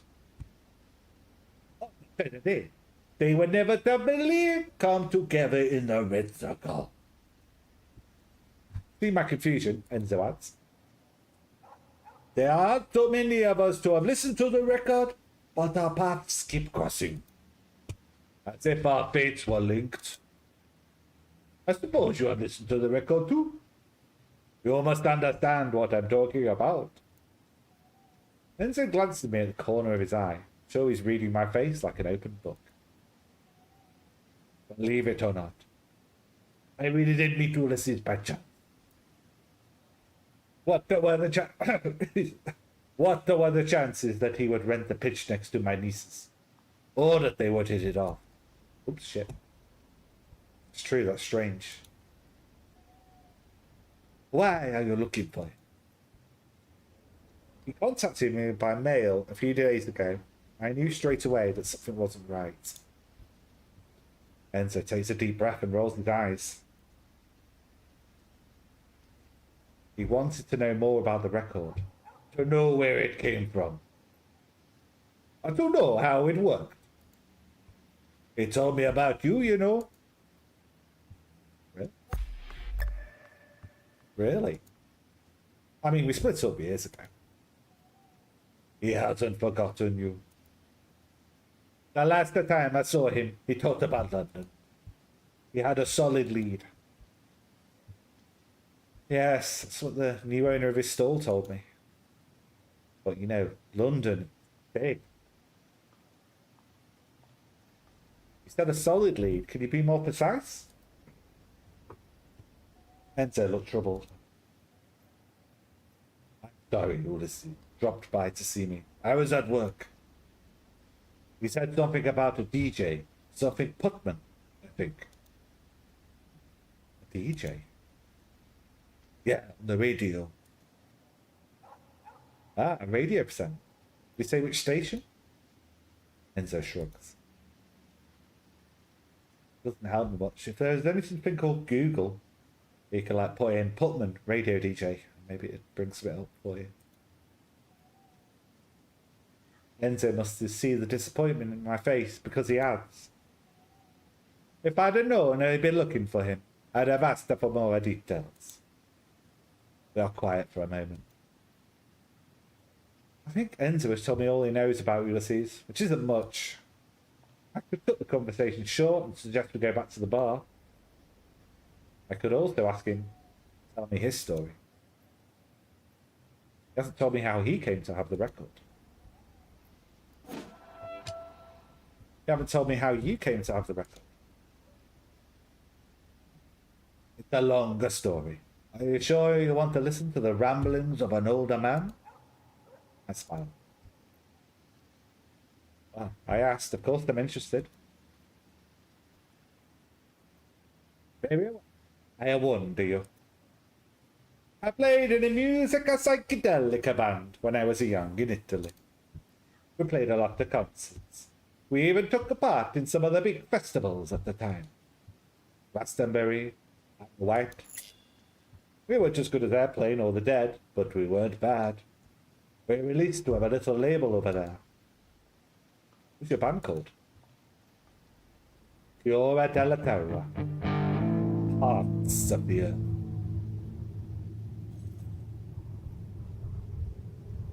Oh, it's normal, you've never heard of us.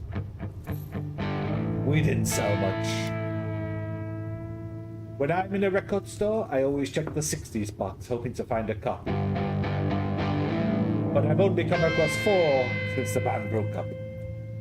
I guess the unsold ones are in a warehouse somewhere, or they've just been destroyed. Came out in 71. The golden age was almost over. If we'd started a few years earlier, we would have had a chance at least, I think so. Anyway, we were discovered by Vertical. Philips' experimental label? That's it. They were already a prestige label at the time. We thought that if we signed with them, our success was guaranteed. Oops. They just released 666 from Aphrodite's Child, and they thought we had the chops to make the same type of album, but with our Italian feel. They sent us to Paris to record at the Europa Stona studio, where Aphrodite's Child had recorded 666. I listened to the record. The record company had sent us this Russian to deal with the production. Sergei Ivanovich. A really talented guy. The stuff he could pull out of a studio recording, it was miraculous. But how should I say it? He was crazy. He was a local. Crazy in what way? Where do I start? He took incredible amount of drugs. He was unpredictable. Giuseppe adored him straight away. Me, I prefer to keep him at distance. One day he arrived at the studio with a record. He introduced it as the ultimate psychedelic trip. Better than ayahuasca. Giuseppe listened to it first. He convinced the other members of the band to listen too. I didn't put up much of a fight. After all, it was just a record. It couldn't be worse than listening to the B-side of White Light, White Heat on acid, right? Enzo stops. I turn towards him. His eyes are damp. I realised the record probably stole a piece of his life too. A piece of him. You don't have to talk about it. If it hurts. Enzo smiles. On the contrary, it does me good. You know, I don't often get the chance to talk about it. The record made me relive my past. Before I listened to it, I was married. My wife, Julia, was expecting our first child.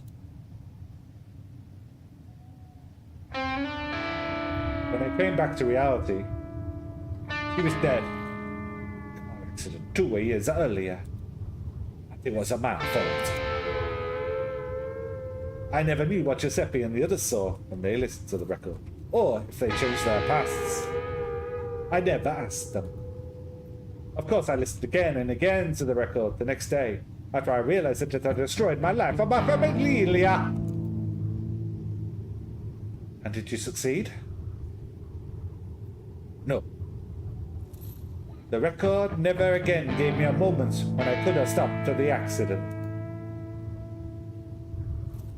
But each time I listened, my present changed, bringing me back into a reality that was further and further away from my memories. I didn't care. All I wanted was to get my Julia back. But no matter what I tried to change, she was dead and I was in the studio recording a record. What happened after? The collapsed. I needed to grieve and no one understood what I was going through. No one could understand it really. When I resurfaced a few months later, I was a pizza cook in a restaurant in the 11th arrondissement. Our album was almost finished when I left. But seeing as there was no more band to promote it, Vertigo never released it. Giuseppe was the only one to stay in music. He had a little success in Italy in the 80s. Luke fade.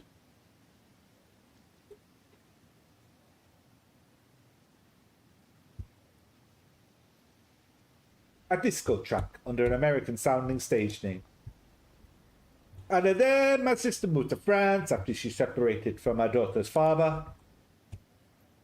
A daughter? Patricia, I suppose. Enzo smiles.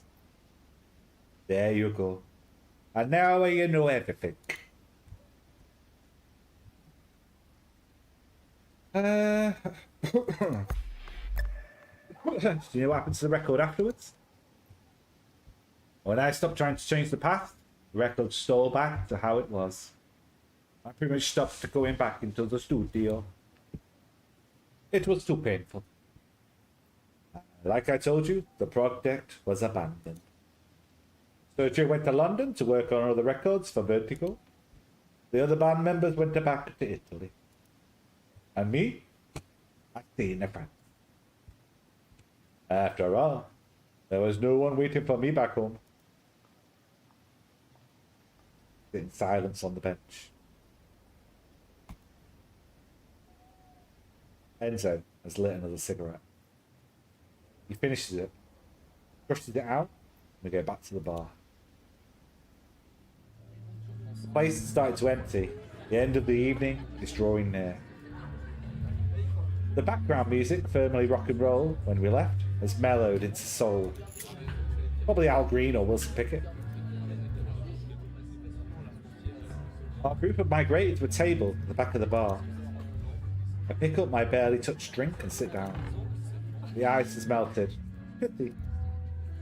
Enzo chats to Paul. He looks so cheerful, as if nothing was wrong. Trying to organise my thoughts when I feel a hand on my thigh. Patrizia sits next to me. Was Enzo able to help you? Consider the question for a few seconds. Honestly, he mostly just confirmed what I already knew. That said, he was kind enough to tell me about his past. The record stole his wife from him, his familia, as he says. At least John Baptiste is still alive in this reality. But it reaffirmed my belief that the record shouldn't be used lightly. Who knows what strange version of me I could find myself in. I realise that Patricia is still waiting for my answer.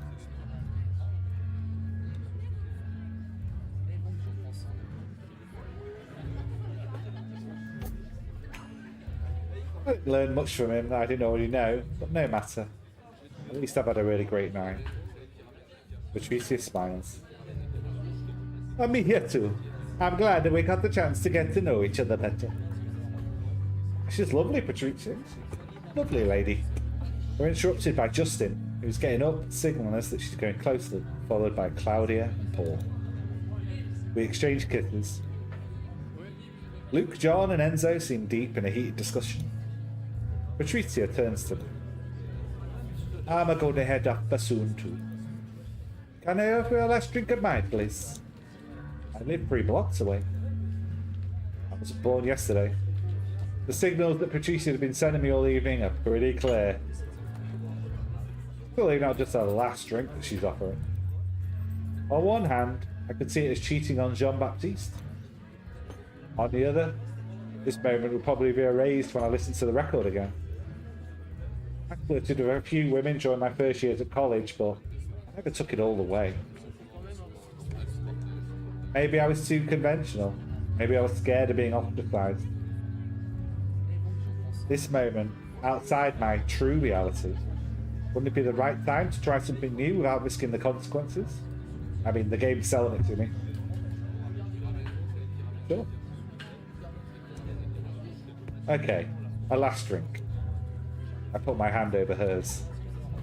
With pleasure. So, let's go. Let's go, Mario. Patricia gets up and says goodbye to her uncle and friends. I do the same, then I follow her out. We are swallowed up by the Parisian night. I let Patricia guide me through the narrow streets. For several hundred meters, I have the feeling of being watched again. Was that the rockabilly guy again? The back. Patricia noticed and asked me what's wrong. Yep, someone's following us. Do you, I think? He looks around. Oh, you're right. I know where this guy. Further down the sidewalk, I can make out the shape of a man in a leather jacket. Hey, stop following us. Eddie, we've seen you. Eddie? Yeah, actually it's Jean-Luc Granville, but he prefers to be called Eddie Black. He's a loser, has been. To hesitate for a moment, he comes towards us. When he passes beneath a street ramp, I recognize his face. It's the old rockabilly who was listening to my conversation with Mark 2 days ago in Bordeaux. Sorry, Patty. I didn't want to bother you. I just wanted to speak to the young lady. He jerks his chin in my direction. Well, first, the younger lady has a name. She's called Alice. Secondly, it's the middle of the night in a back street. Do you really think it's the right moment to ask anyone anything? If you have something to say to my friend, you say it at a decent time and place, okay? But... there's a no but. Go on, get out of here. Eddie hesitates again, opening his mouth to speak, thinks again, and then looks sheepish, heads off in the other direction. Yeah, fuck off, Eddie. Proceeds to watch him until he turns around a corner and is out of sight. He lives in the neighbourhood. I bump into him a lot. He's not a bad guy, but he's kind of clueless. He won't stop hassling Ulysses about some rare record. I don't think to bother you too much with all of that. It does worry me a bit. I have to confess, it does worry me a bit all the same. Followed me from Bordeaux. I already caught him listening in on one of my conversations. And my apartment was searched. Searched? Honestly, I can't see Eddie breaking into people's homes. Are you sure it wasn't just a burglary? I shake my head. No, whoever broke in didn't steal anything. It'd be something to do with Ulysses. I do not know what he got himself into, but I'd be careful if I were you. Patricia stops in front of a turn-of-the-century building with a coach gate. Well, here we are. She rummages in her bag for her keys. Then we climb the 6 flights up to her little apartment under the eaves. The interior reflects are perfectly lush and baroque, with lots of 1950s furniture. Patricia kicks off her heels and slips off her jacket and bag in the entry hall before choosing a record to put on the turntable. She directs me to do the same while she goes to get us a drink. I sit down on her shabby old sofa. The crackling of the record gives way to the smooth voice of a crooner, accompanied by a few sultry piano notes, probably Sinatra. Patricia returns with 2 cocktail glasses full of clear liquid, olives bobbing at the bottom of each. I found the makings of a gin and martini. I hope you like it. She puts the glass on the coffee table, knuckles up against me. For all the signals she's been sending me this evening, her attentions couldn't be clearer. If I really don't want this night to finish in her bed, I need to tell her right now. With that in mind, I'll need to be extremely tactful if I don't want to upset her. I could also take the lead to show her that we're on the same wavelength. I take her face gently between my hands and press a shy kiss onto her mouth. She returns with a fervour. We stay on the couch for a while, intertwined. Then she takes my hand and guides me to her bedroom. Oh my. It's happening again, Ken. You get fucking banned. I've woken by the sound of water running through the ancient pipes, and the ray of sunshine which filters through the blinds. I hardly have time to surface, stretch and sit up in the bed when Patricia puts her head around the door. Oh, are you awake? Yeah, I answer, stifling a yawn. Do you mind if I finish getting ready in here? I have to open my stall at 11. I shake my head.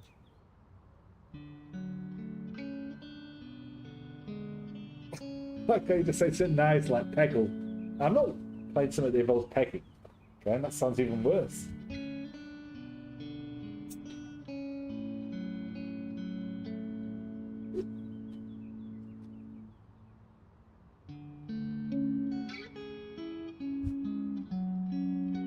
Although, I have been tempted to buy Peggle a few times. Patricia, her hair wrapped in a towel, crosses the room and opens the blinds, then the window. The sun is shining brightly outside, and the early fall chill dispels my sleepiness. She sits down in front of her dressing table and begins to apply her makeup. So then, you're leaving for London next, are you? Right. As soon as I've dropped into the hotel and got myself a train ticket. Do you have something to go on? To find Ulysses over there? Your uncle told me about a radio presenter. Somebody Putman? But he wasn't sure. Except for that, not much, unfortunately. She's hand, which holds her mascara, freezes. She seems to be thinking something over. I'll give you one of his contacts. A record store guy. He came and spent a weekend in Paris. It's gone Welsh now. Spent a weekend in Paris with us when we were together, your man and I. A really good guy, you will see. She grabs a notepad and an eyeliner, which lies on her dressing table. Notes down a name and address. Alan O'Reilly. Oh, you wouldn't know him. It was me who introduced him to Ulysses. He's an old friend of mine, actually. I lay the paper on the bedside table. Thank you, anyway. At least I know where to start when I get to London. Patricia gave me a big smile in the mirror. You're welcome. Plus, I had a great evening, and just as a lovely night. I can feel that the unexpected compliment has made me blush a bit, despite myself. Sorry, this will be a bit noisy. She seasons the hairdryer and begins to subdue her damp mass of brown curls. I watch her distractedly, Trying to put some order in my thoughts. At least I've got somewhere to aim for in London. That's something. Right, well, I have to run. Oh, now, one last thing, if you don't mind. A gesture hurts. It would be easier to talk to musicians and record guys if they're... how should I put it? I'd look a bit less like a banker. Sitting back at the mundo. I realised actually I don't need to dress as if I was heading for the office. I packed my bag on kind of an autopilot, as if I was going to a conference. You're perfectly right, anyway. If I continue my quest, I'll have to buy some new clothes, or I'll have to drop by the laundromat. He gets up, leans over, kisses my cheek. There's the coffee in the machine, and I left you a set of keys on the table. Take your time, have a shower if you want, and if you can drop the keys in the postbox on the way out, that'd be a great. Thanks. And I'll drop the apartment too and head towards my hotel. 1 o'clock, I'm on a train heading to London. St. Pancras in just over 2 hours. Just give me the time to find a hotel and prepare my search. There's probably no better way of finding a record store owner than talking to other record store owners. I'll begin by making a list of stores to visit. I already have a name and an address. Alan O'Reilly. That's better than nothing. I'll take the opportunity to ask for a few questions about the record too. Maybe I'll be able to get more... After my exciting night, I've spent a hectic morning running from subway to subway to catch the first train, and all on an empty stomach. I'm going to be roaming London with my suitcase. I really should eat something first. I grudgingly decide to take a wander down to the buffet car to buy myself a sandwich, which is unlikely to be tasty, which will certainly be very expensive. Yes, they are. Instinctively, I check the record is tucked well away at the bottom of my bag and begin the trek to car 13. I'm ordering a ham sandwich and a cup of insipid brown liquid, which claims to be coffee. But I noticed a poster suggesting that maybe it would be a good idea to invest in a travel card.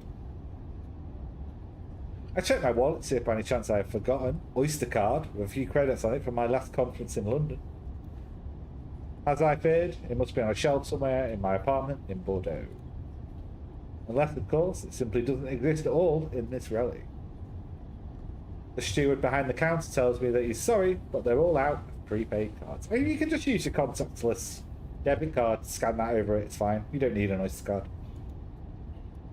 I just resigned myself to a long waiting line on my arrival in the bustle of King's Cross Station when the person behind me offers me her card.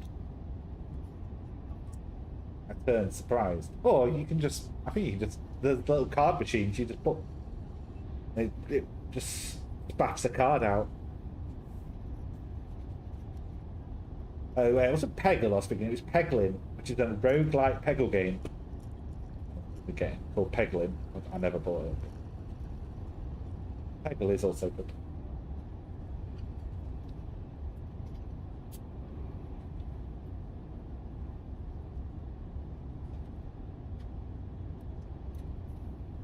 She's in her 30s with short hair and a trouser suit.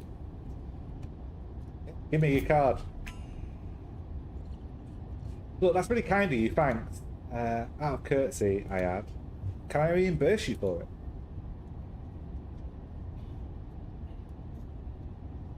Cockney. How do I do Cockney? Do it. Oh no, there's no need really. The French is excellent. Despite such a foreign accent which I can't place. If you're really resolved on an exchange of resources, buy me a coffee and we'll call it even. I'm almost out of cash, and it'll avoid me paying the card charges for such a small amount. And anyway, I won't mind a bit of company. It'll help pass the time, don't you think? She holds out her hand. Eva, nice to meet you. Alice. I shake her hand, nod, and order another espresso for her. I join my generous benefactor, who's taken a place near the counter. I slide the coffee to her. She slides the travel card to me. So tell me, Alice, what brings you to London? I take a minute to watch her before answering. This Eva is a bit odd.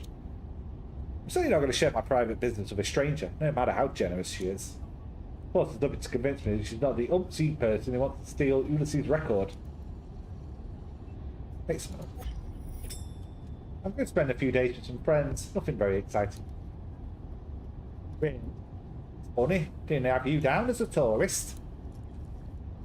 Makes you say that? I don't know. A feeling. I'd have said you come into London with a clear purpose. Looking for someone, perhaps. No, not exactly that. You're living through something that's changed your view of the world. You're looking for answers, right? I involuntarily stiffened. So, in fact, she knows exactly who I am, and her presence in the line was no coincidence. She scrutinises me. Her eyes are too intense, too piercing, making me extremely uneasy. As if she could plumb the depths of my soul with a glance. I tried to regain control of the conversation by turning the question back on her. And you? What brings you to London? Well, I guess you could say I lost something a few years ago. An object that was priceless to me and my organisation. Finally tracking it down very recently, I found that it had changed hands before I could, let's say, secure a transaction. If you see what I mean. I needed doubts about my companion's intentions before. Now they are crystal clear. I could try to feign ignorance and slip away. I didn't believe Eva's the type to make a scene in public. I could also finish the game and make-believe and confront her head-on about the record. Speak frankly. Right, let's stop this little game and speak frankly. I do actually have in my possession a rare record, which was sent to me without any explanation of what would happen if I listened to it.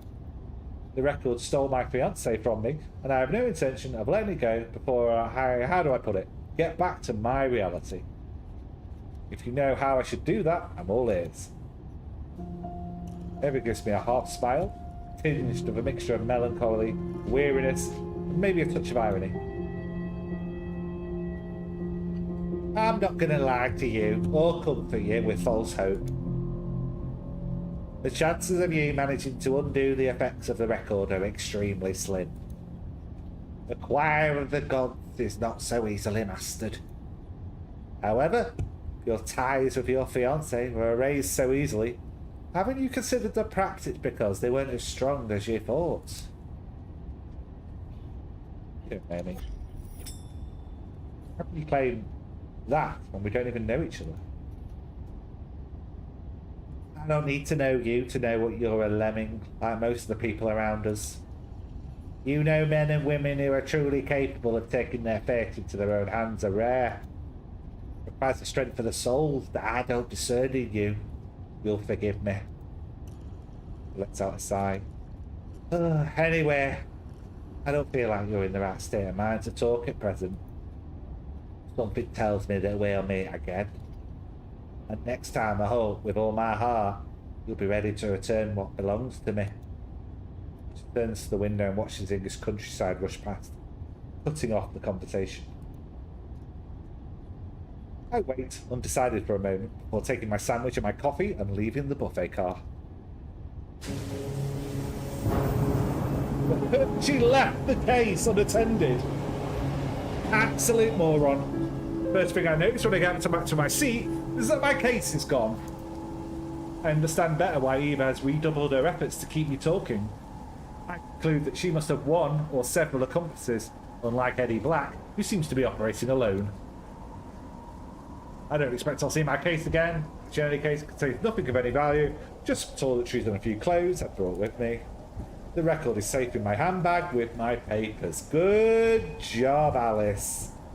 I was about to call you a moron then, but you did a good save at the end. My neighbour in the next seat looks like she's fast asleep, and I don't have the heart to wake her to ask if she's noticed anything. I get to buy some cool new clothes now as well. As a salve to my conscience, I question the two teenagers in the seat across the aisle, but they shrug their shoulders and murmur, "Sorry." I drop into my seat, struggling against panic. The thought of finding the conductor and telling him about my problem crosses my mind, but I banish it quickly. And what if that's what they expect me to do? I admit to myself with some difficulty, the conversation with Eva has really shaken me up. Eva will certainly be on the lookout for her first chance. Hold of the record. I'll have to be doubly careful now. The last half hour of my journey drags past in feverish suspense. The train finally begins to pull into the station. I'll leave my seat to be near the exit, ready to disappear into the crowd as soon as it stops and the doors open. Oh, God, there's so much narrating. A lot of narrating. Oh, give me a sec.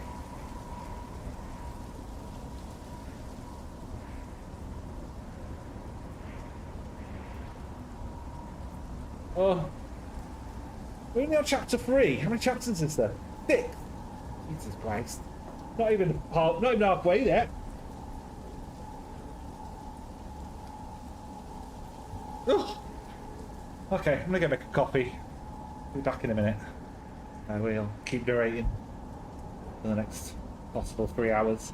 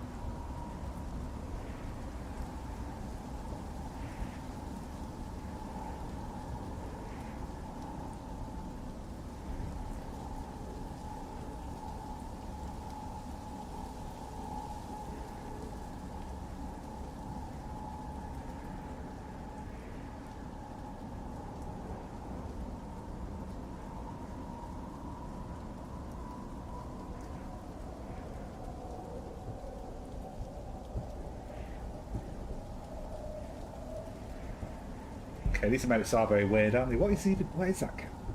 Heart, smiling mouth with heart fries.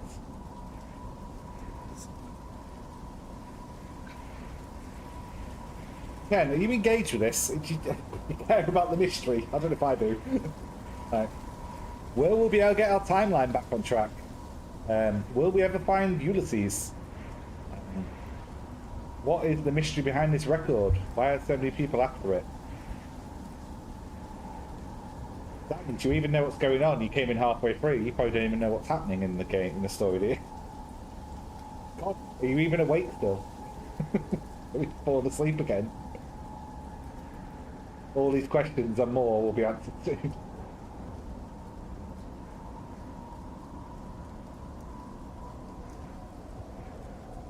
We found a record, we listened to it, it was given to us by our ex. We went to a dreamlike state, which changed the future because we ended up going out and chasing Ulysses rather than letting him leave. But we never met our present boyfriend, so we're now not dating our present boyfriend. Yeah, it's a lot. It's a lot to keep a track of whilst working. Story-based thing. I'm recapping here. So now so now we're not with our boyfriend anymore. Yeah, the record bit. Basically, the record is like not much has happened since the record's sorted from us. Yeah, we found out that it's maybe satanic. A link to where Ulysses had maybe moved to. And then we found out he'd moved there, but then he'd suddenly left to go to London. And then we just banged an Italian girl.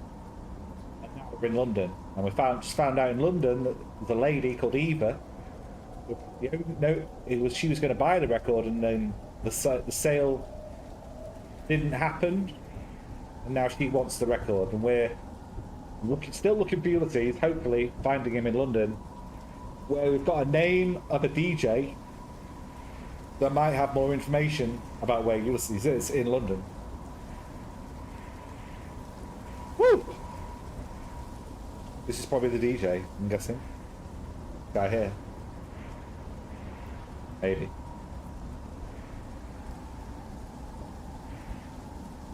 All brought to you on YouTube, the greatest platform for streaming games, with a beautiful bitrate and beautiful resolution. With lots of great free emotes where you don't need to follow me or subscribe to get them. All the classics like the smiling face. It's like supporting one, but you're doing it on your mobile phone messenger emotes from 2003.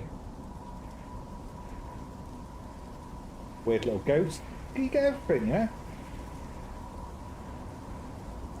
Yeah, all the cool emotes. Anyway, let's keep going. London. The free. It's almost 10 o'clock in the morning local time. I'm in a pub in Holborn with a large coffee and a phone book in front of me. Like Google doesn't exist in this world. What years it's made? I guess they are listening to records, so...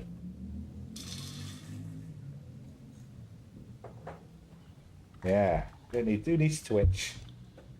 Yesterday, when the train got in, I'd scurried to the underground without a backward glance. I've had the feeling that several people were seeking me out in the crowd. But I don't know if it's my paranoia at work, or if Eva really did have henchmen ready on the station platform to intercept the record. Okay, she's watched too many movies, this girl.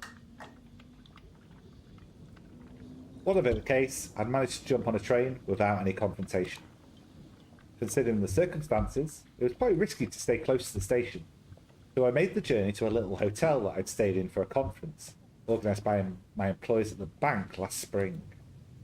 After my difficult day, which has ended in me crossing London, constantly checking over my shoulder to be sure I wasn't being followed, I decided to get an early night. So I find myself at a relatively early hour, making a list of the city's record stores, with the hope that someone will be able to help me find Ulysses' trailer.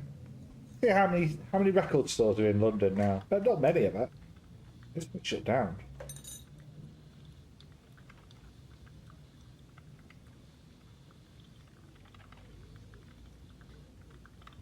How many record stores in London?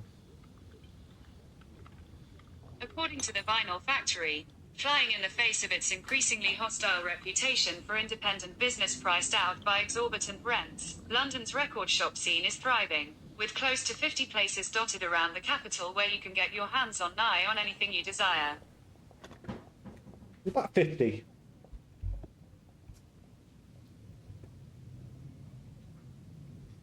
take a mouthful of my cooling coffee, glancing at my handbag. The room that I'd booked didn't have a safe, so I'd brought the record with me, not daring to trust it to the reception desk. I turned the page of the phone book, continuing my selection. To avoid spending too much time travelling, I tried to restrict myself to the Mayfair and Covent Garden areas, which have the advantage of being central and being part of the supposedly trendy district. There's no point making a list as long as my arm. 3 well-chosen record stores should be enough for me to find... Wait, what? Yeah, I could go around the whole of London, but I haven't got all day, have I? So let's just pick 3 that are central, and that'll give us all our answers. Yep, that makes sense. And if none of them can help me, I'm pretty sure that at least one of them will be able to point me in the direction of a colleague who may know more. Record store owners are like big cats. Each one has their own hunting ground, though they often quench their thirst at the same watering hole. Of course, I begin by checking the address of Alan O'Reilly's store, a treat to his friend. His store, Yard Sale Records, is on Carnaby Street. The road is well known for being crammed with clothes and thrift stores. I could buy myself a few clothes there without breaking the bank. With the disappearance of my case, I had to resign myself to wearing yesterday's clothes, which have already been through the clammy filth of the subway of 2 cities and a train journey, all of which prompted me to start the day with a bit of shopping. I confess when I got up this morning after that setback, giving up my search and going back to Bordeaux certainly crossed my mind. Well, I changed my mind after all. My apartment had been searched before I left. If I give up now, it's only a matter of time before someone manages to steal the record from me. And I need to know what happened to Ulysses. Not to mention that I still intend to learn how to use the record to return to my reality. I don't think you'll be able to do that.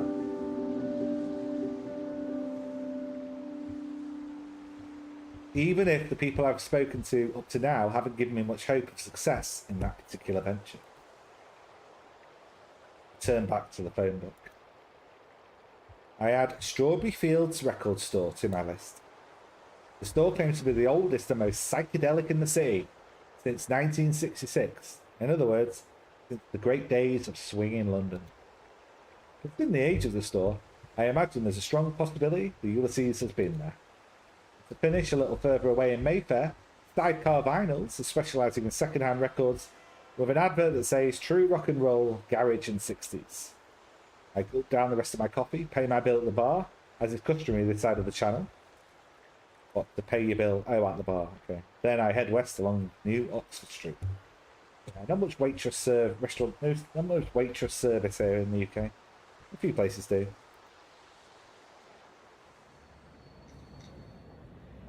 The sky is overcast, but not threatening rain. Decide a walk will do me good, especially as Carnaby Street is only a half an hour away on foot, as far as I recall. On the way, I stop at Marks and Spencer's. Bit of Marks and Sparks on the way, yeah. I thought she was going to get some trendy clothes. Why'd she go to Marks and Spencer's? I don't want to look like a banker anymore. I'm going to go buy some clothes at Marks and Spencer's. Okay, yeah. Good job, look. To deal with my press... Oh, okay. She just buys travel... Yeah, she's supposed to go to Carnaby Street to get her cool, trendy clothes. It's got some practical things like underwear, toiletries, and warm clothes. The price in mind, I try to stick to the strictly necessary. Even if, theoretically, this London escapade will be erased when I listen to the record again, it would be annoying to run short of funds before that. Quarter of an hour later, I'm in Carnaby Street. Begin as planned by visiting a few thrift stores. Recreating a wardrobe from nothing, even a basic one, seems like an almost impossible task, which could easily take all day. So I try not to get distracted, focus on the basics. I remember Patricia's remark this evening before, and make sure I'm not dressed in a too professional style. And in the end, I have a few tops that can be worn anywhere, a turtleneck sweater, 2 pairs of faded jeans. I don't know if I'll have the chance to wear it, but I can't resist a multicoloured print short tailored dress. I mean, who can? None of us can. It's just too hard to resist, isn't it? Probably not wise, but I think I can allow myself one impulse buy. Yeah, live on the edge, love. Pick yourself a multicoloured print dress. Do it. Should be enough for a few days. If my wanderings take me to another country again, at least I'll be travelling light. I used to store fixing room to change and slip my dirty clothes into a pocket of my travel bag. Instantly, I feel much better with clean clothes. I look at the time, it's almost midday. I decide that I've spent enough time on provisions, it's time to focus on my main reason for coming here. When I get to Yard Sale Records, the store is plunged in darkness. A notice taped to the door window tells me in handwritten capital letters, won't open until late, come back later, sorry, not sorry, Alan. Too bad, I'll have to come back later.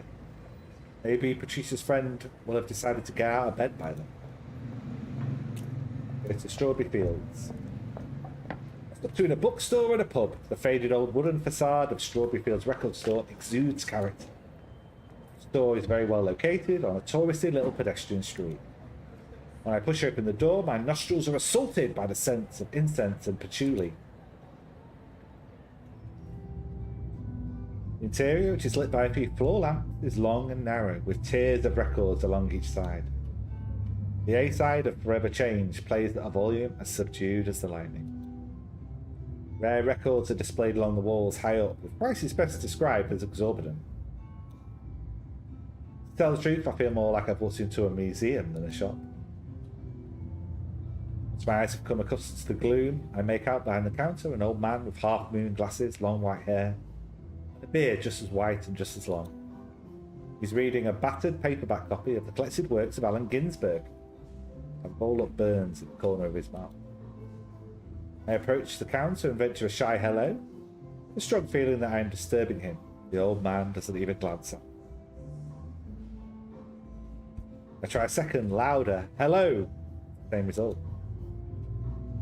Gwen's coming, the man mutters into his beard. Gwen? I'm seriously considering leaving when the bead curtains at the back of the shop separate with a jingle, and a young woman with long blonde hair and a welcoming smile appears. Sorry for taking so long. I was just feeding Rob's cats. Can I help you? Either I can ask if she knows Ulysses, or I can bring up the record, hopefully without revealing too much.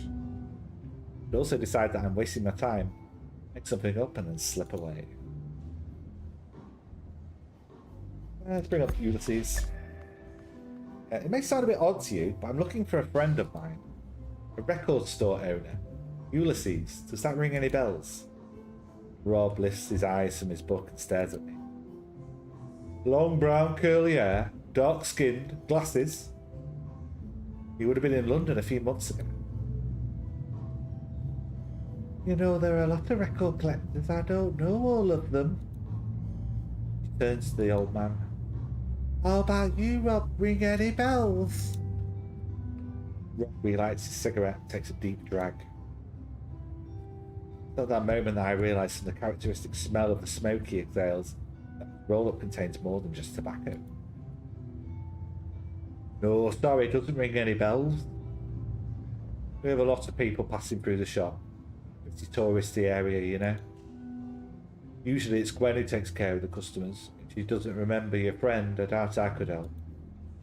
My memory isn't what it was. As if to prove his words, Rob takes another deep pull on his joint and goes back to his book. Gwen shrugs, looking sorry. Are you sure? He specialises in psychedelic music. I'd be surprised if you didn't know him. You might have had a record to appraise with him.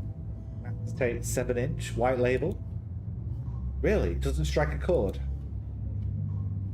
Oh, yeah, you should have said. Actually, someone did come by with a record like that. Gwen turns to Rob.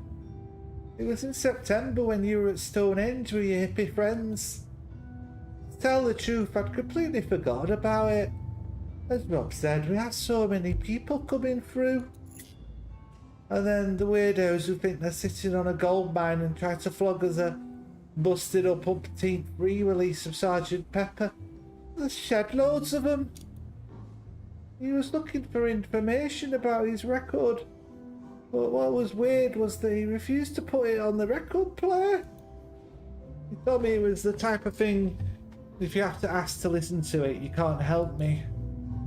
So well, I couldn't do much for him. Rob puts his book down on the counter, crushes out his roach.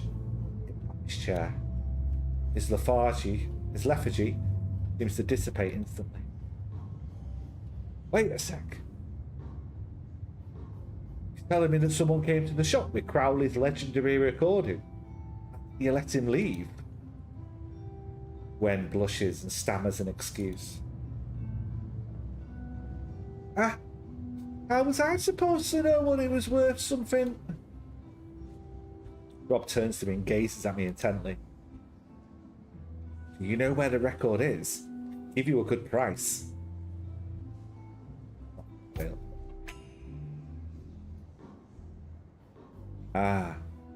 So it's you who actually has it, is it?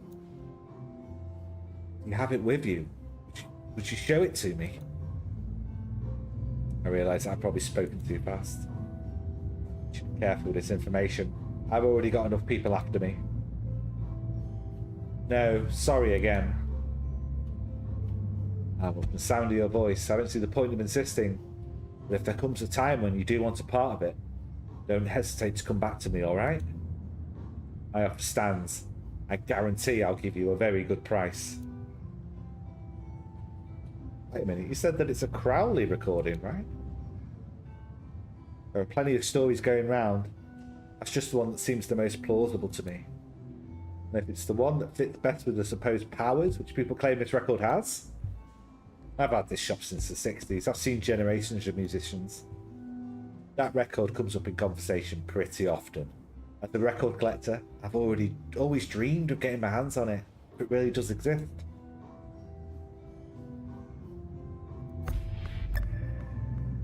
Can you tell me more about these so-called powers?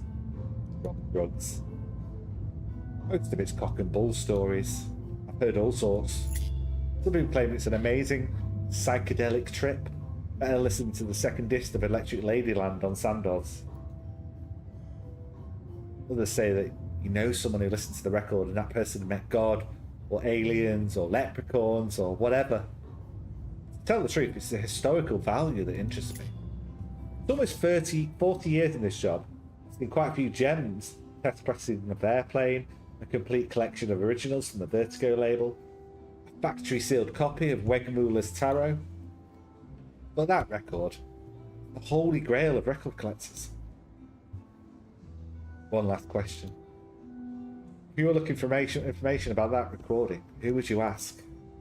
Rob thinks for a moment. Not really sure.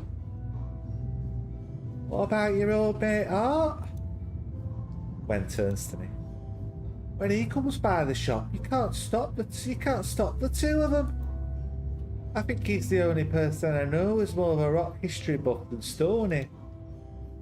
Hearing the nickname Stoney, Rob throws a murderous glance at Gwen. Seems to either not notice or just not care. The only problem is that Art doesn't live in London anymore. When the house prices went up, he moved to Scotland. Oh, could you give me his full name, please? Arthur Pullman. He worked for the BBC on the radio. Oh, that's the guy, I think. Putman. Yeah, that might be Putman.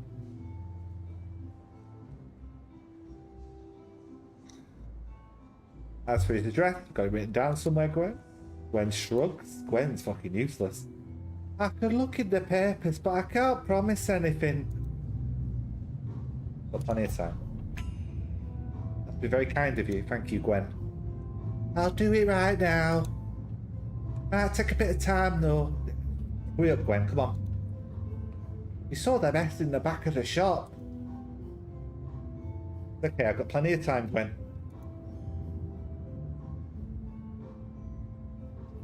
As she's about to go into the back of the store, Rob puts his hand on her shoulder to stop her.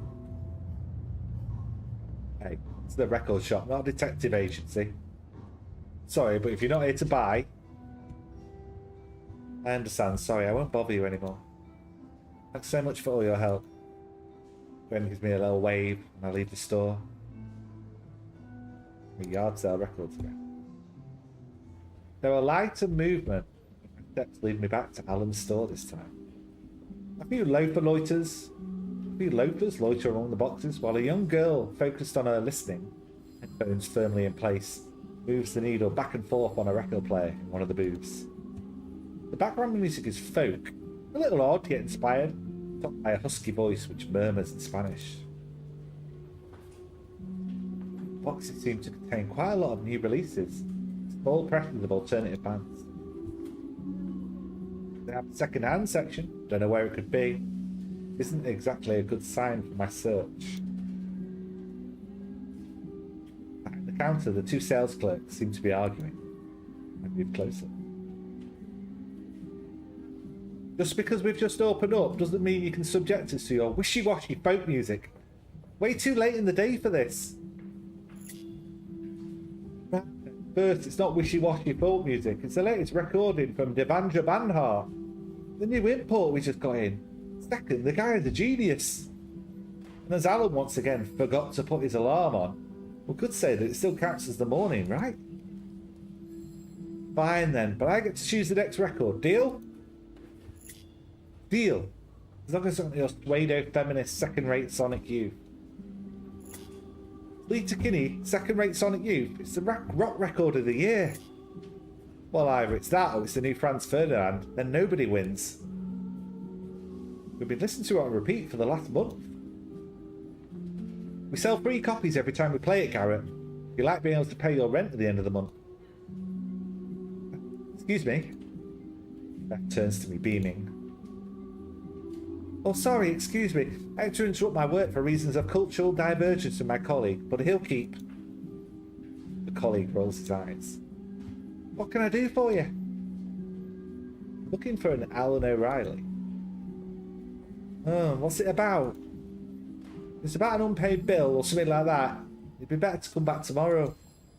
Not sure the boss is in the right state. Oh no, one of his friends sent me. That rare record. An acetate 7-inch white label. Does that ring any bells? Well, I know what an acetate is, but I need a bit more detail. Do you know the artist, the name of the track? That clearly has no idea what I'm talking about. I'm about to give up when the other employee, Garrett, comes over. Maybe we should send her to see the boss. Do you reckon? I'm not sure Alan's functioning well enough for any conversation longer than 3 words. Yeah, but I overheard what you were saying. Alan was talking about that record not long ago with a geezer who came by the shop a few times. You know. Garrett turns to me. He was French too. Dark hair, dark skin, glasses. That's the one. He had an unusual name. Sounded like the James Joyce book, Ulysses. Garrett says the name English style. Pronounced the final S. I correct him. Ulysses. Ah! Oh! I found out what his name is. It's Ulysses. Oh, it took me 2.5 hours. Oh. Ken. What are you doing? Ordinarily now, I'd go to YouTube and I'd type in Sleater Kinney's O and play it on stream. Well, no, can't do that.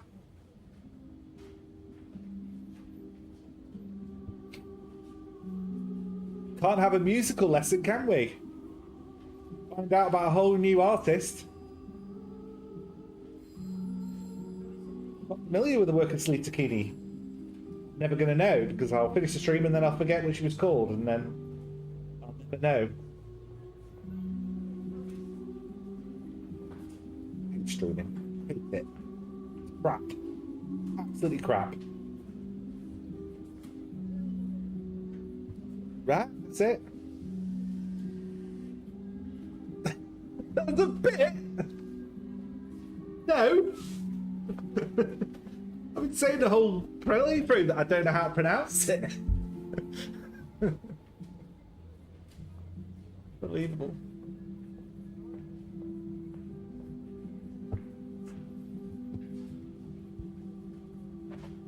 Do you know him?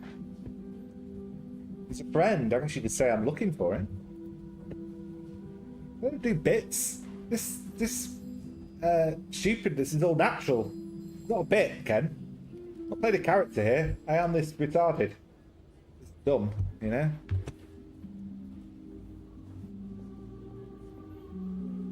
I mean, Ulysses is more of a real name than Ulysses is more of a real name than Ulysses. Yeah.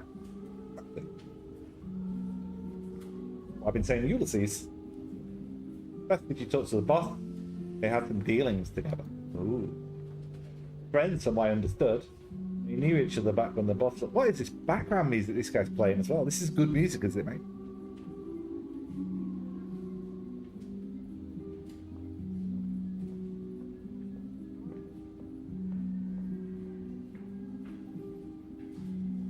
Feature of music, apparently.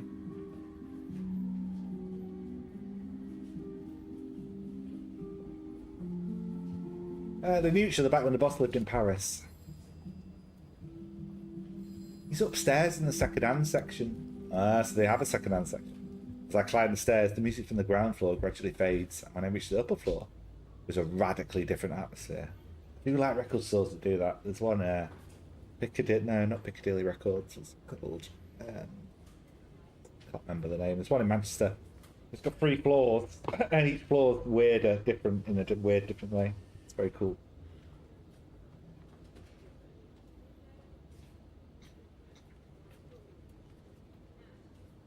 The upper floor is engulfed in shadow.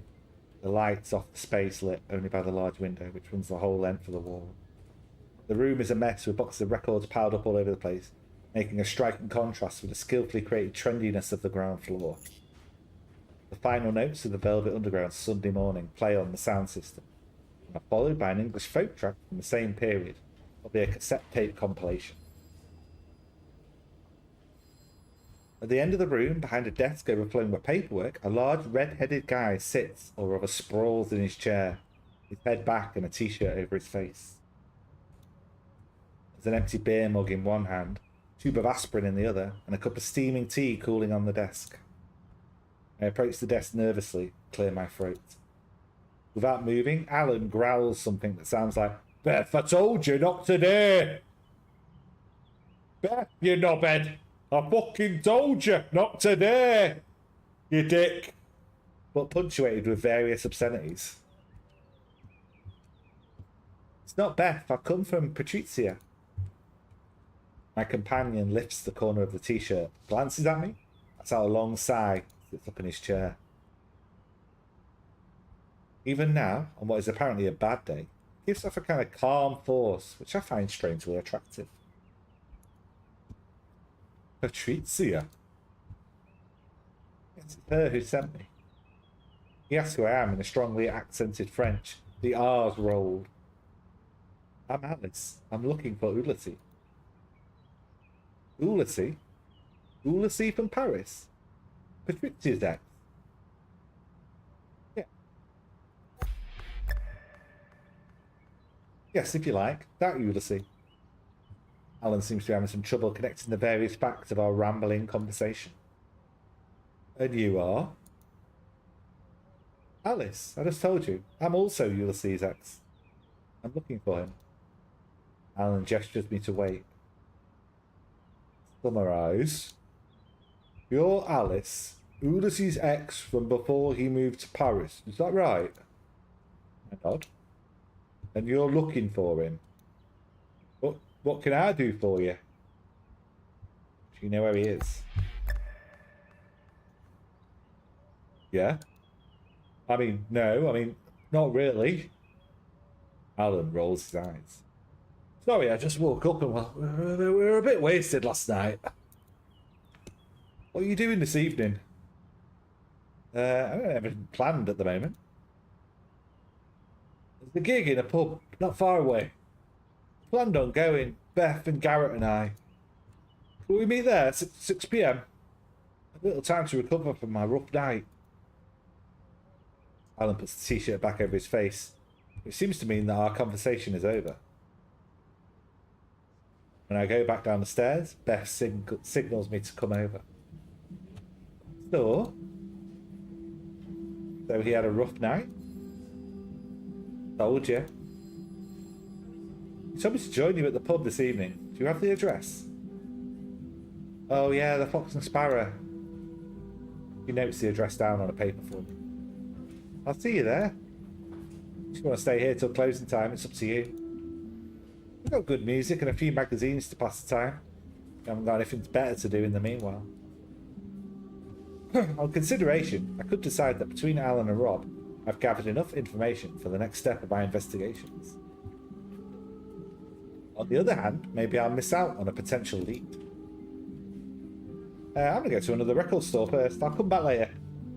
So I'll perhaps drop in at another record store where they might have had contact with the person I'm looking for. Oh yeah, which one? Sidecar Vinyls, do you know it? Beth bursts out laughing. I know it. Funny you're choosing that shop. The owner's French, but he's more interested in Harleys than in music. Kind of the Hells Angels of West London. Hang out. Don't be surprised if you found motor oil on the album covers. You've been wasting your time in my opinion. I don't think he could help you. But it's up to you. I'll stay here. I mean, he seems like a solid lead. He's just a little hungover. He'll be able to tell us. He knows. He does know him.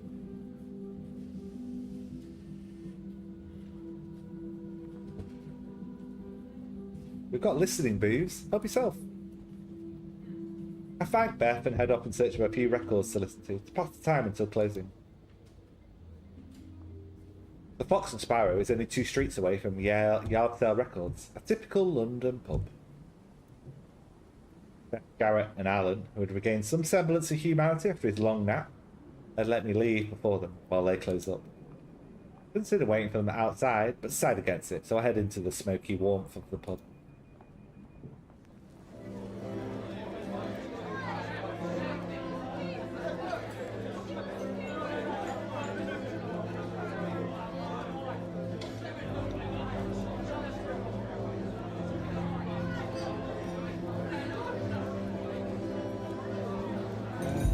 The concert has already started. At the end of the room on a platform. The band is playing another folk tune with a strange pagan sound.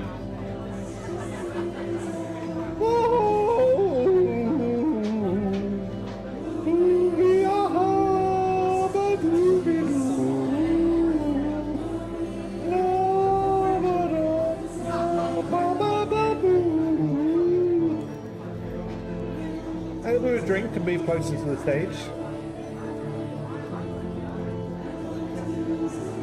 I allow the singer's incantation to lull me. She's completely immersed in her performance, which is punctuated by a large bearded man who pumps on a big drum with a stick. It's accompanied by a few crystalline guitar notes, the low humming of a cello.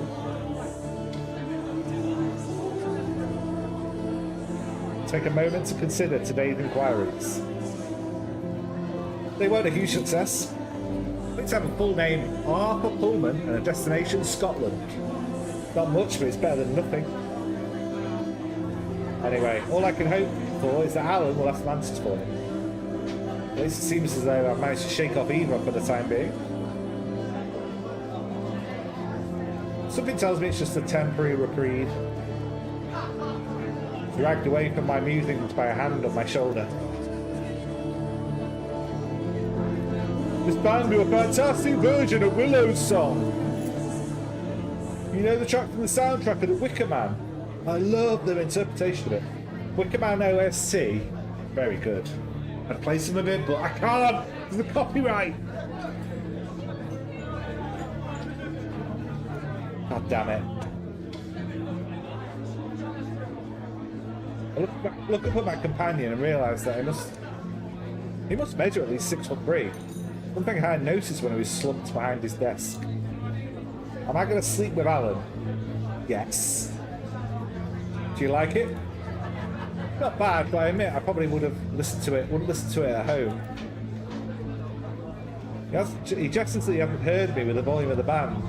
I hesitate to take his arm so that I can repeat it into his ear. Being my hesitation, he leans down just as I'm standing up on my tiptoes. And then the confusion at the moment, I simply tell him, yeah, it's great! Alan gives me a slightly embarrassed smile. Oh, okay! The moment of silence before I notice I haven't released his arm. Ooh. I let go a little hastily, hoping that I'm not blushing at my own awkwardness. When I take a step back, he puts my hand on my shoulder and says into my ear, "We've managed to find a table. Are you coming? We'll be able to talk more easily." Alan's a charmer. Beth is waiting for us at a table on the other side of the pub, far enough from the stage for the music to be at a reasonable level to talk without yelling. Garrett joins us carrying 3 pints of beer, which teeter dangerously between his hands. He slides one over to Alan and another to Beth. "Sorry, I didn't know what you were drinking." I raised my scarcely touched gin and tonic. "I'm all set, thanks." "We're going to go over and listen. Can you keep our seats for after the set?" Agrees with a thumbs up. Garrett and Beth bounce into the crowd around the stage and Alan turns to me. "I'm sorry about earlier. I went to see Hume and Dune in concert last night. We had a few drinks after and it got a little out of control. Doesn't happen as often as all that, but well, I'll admit that today's been a little difficult. Anyway, as you can see, I'm feeling better now." Alan takes a long swig of his beer. "So have you seen Patricia lately? Is she okay? Been ages since I was in touch with her. I'm not great with the telephone." "Listen, she seemed pretty well." "Oh, that's good. I lived in Paris for 2 years. I went for my last year at uni, then I got a job in a record shop in the 11e. That's where I met her. Afterwards, I came back to the UK to start up my own shop, and we managed to stay in touch. Spent a weekend in Paris at least once a year, and she spends a weekend in London from time to time. That said, when I saw Ulysses, I've forgotten it again. Ulysses, I came into the shop last month. I was a bit surprised. I bumped into him a few times when he was with Patty. Really great guy, but we lost touch when I moved to London."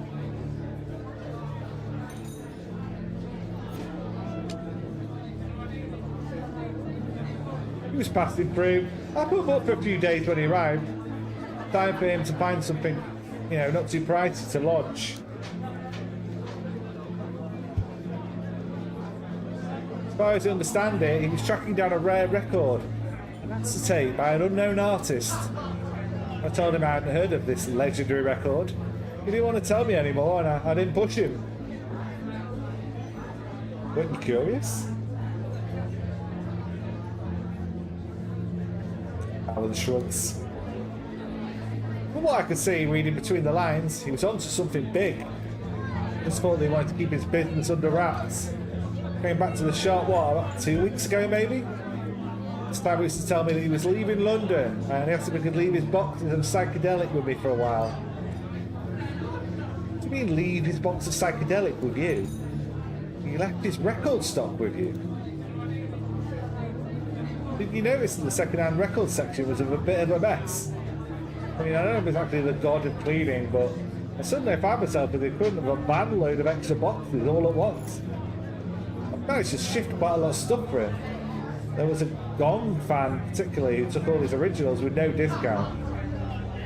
And my surprised look, he adds.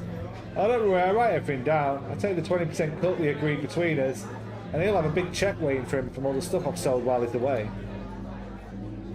Just surprised he'd leave his records. Surprised me too, to be honest, but well, it's a win-win arrangement, so I'm not complaining. So we left London about 2 weeks ago, is that right? That's it. You know where he is now? He told me he was going to keep tracking down his record.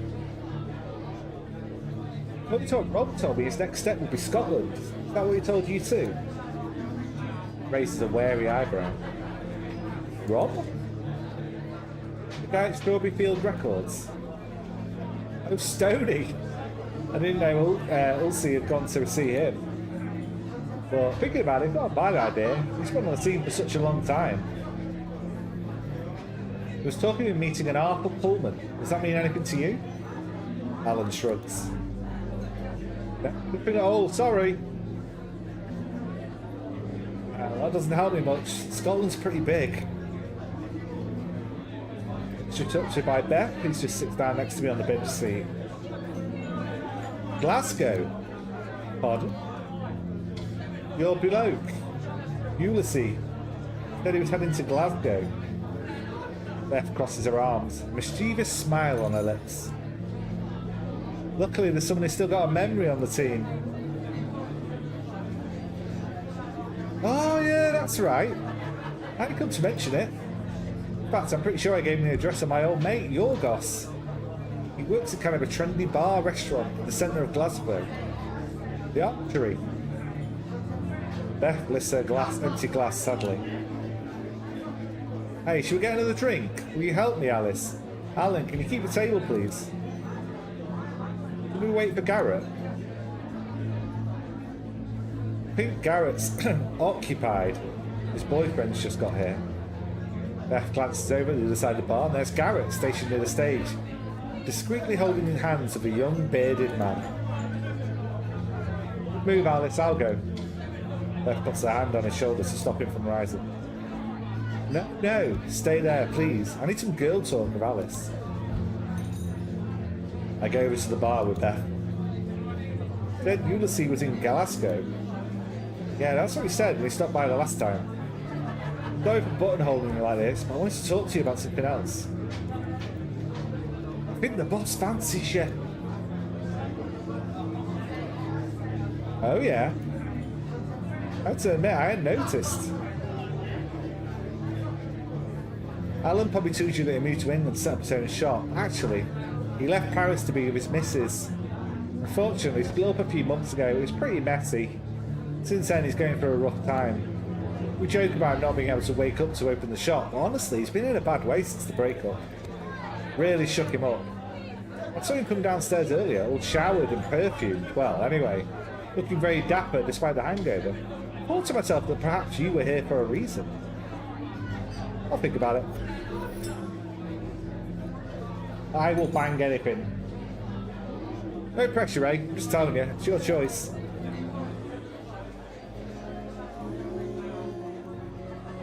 For the good of this man moving on, we will bang him.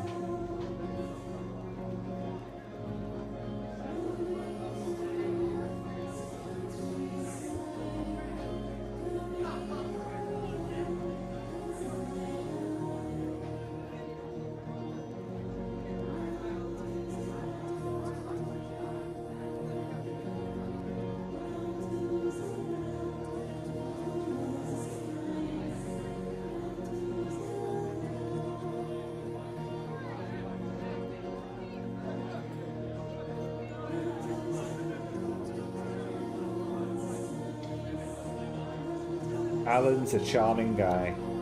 Got a feeling that hiding beneath the imposing physique and that Canadian lumberjack exterior is a sensitive child.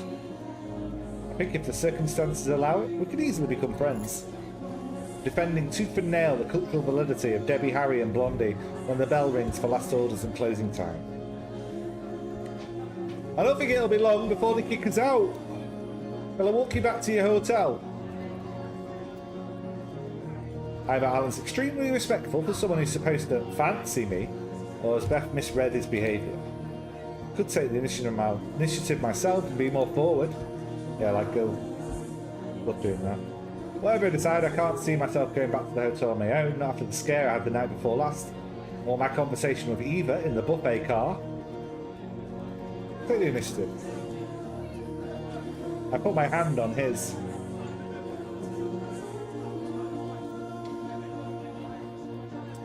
I was thinking maybe we could continue this conversation.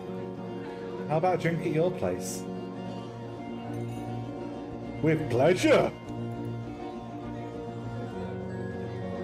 Out of the corner of my eye, I see a knowing smile spread across Beth's face.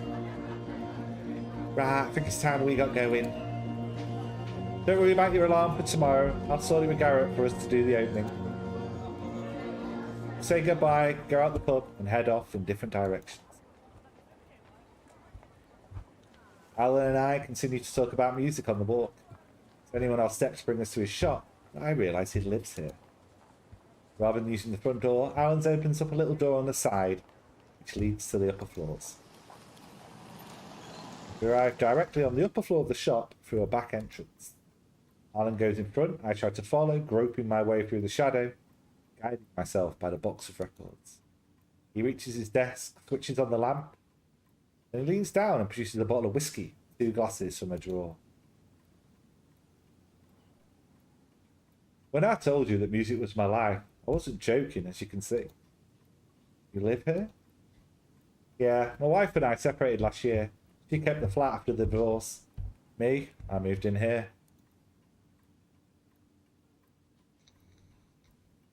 To start with, it was in the meantime, but it was a temporary measure that is sneakily transforming itself into a permanent solution.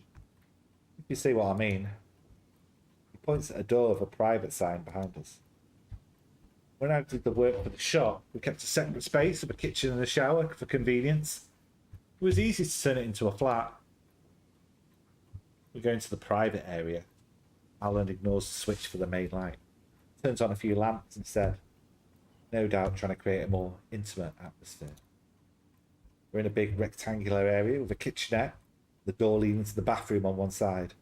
On the other side, a big mattress lays on the ancient parquet, and a long farm table surrounded by mismatched chairs sits in the middle. I move closer to him, take his glass, place it on the table. I try to embrace him, but our difference in height makes it a complicated exercise. He leans towards me and kisses me with delightful awkwardness, unsure what to do with his long limbs. He backs off and caresses my cheek softly with his thumb, his hand cupping my chin. I feel a wavering, a hesitation. For an instant, my gaze is lost in his eyes. Then he says in a murmur, dragged from deep in his chest, "You know, I'm not sure I'm ready to start anything with anyone." I answer him with all the tenderness I can summon up. "Don't worry. I'm just passing through."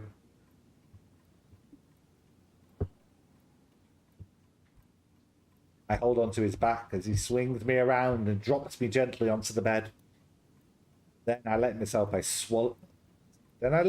swallowed up by pleasure and the night. Good bang. The light coming through the window wakes me. The pallid light of a London morning in fall. Alan, still fast asleep. I decide not to wake him. It takes a concerted effort of will to extract myself from the snug comfort of the quilt. The old espresso machine on the countertop in the kitchen area looks like it requires a degree in civil aviation to get something drinkable. So I fall back on the other source of morning relief, a good hot shower. I get some clean clothes from my bag. Something tells me there's a chance that Eva and her henchmen are watching the stations, so I try to choose an outfit as different as possible from the one I wore when arriving to London. Yeah, that's it. Different coloured t-shirt will throw them off. Reduce the risk of being recognised. Maybe put a fake moustache on as well, that'd help. In the same vein, I decided to put my hair up, something I rarely do. Yeah, that'll throw them off. Then I shut myself in the bathroom. It's clean but stark. When I came out, Alan is sitting at the big table, a cigarette and a coffee, both smoking close by. I helped myself to your shower. Glad you did. You stunk. I'm afraid I don't have much to eat, but would you like a coffee? Absolutely. I didn't dare touch your machine. It looked tricky to handle. Alan puts his cigarette on the ashtray, heads to the kitchenette and embarks on what looks like a chain of meticulous actions. It's one of the only things I wanted to keep after the divorce. In any case, my ex was incapable of using it without spraying coffee all over the kitchen. It does make an excellent cup of coffee, but it has to be tamed. He puts the espresso in front of me. You want a cigarette to complete your breakfast of champions?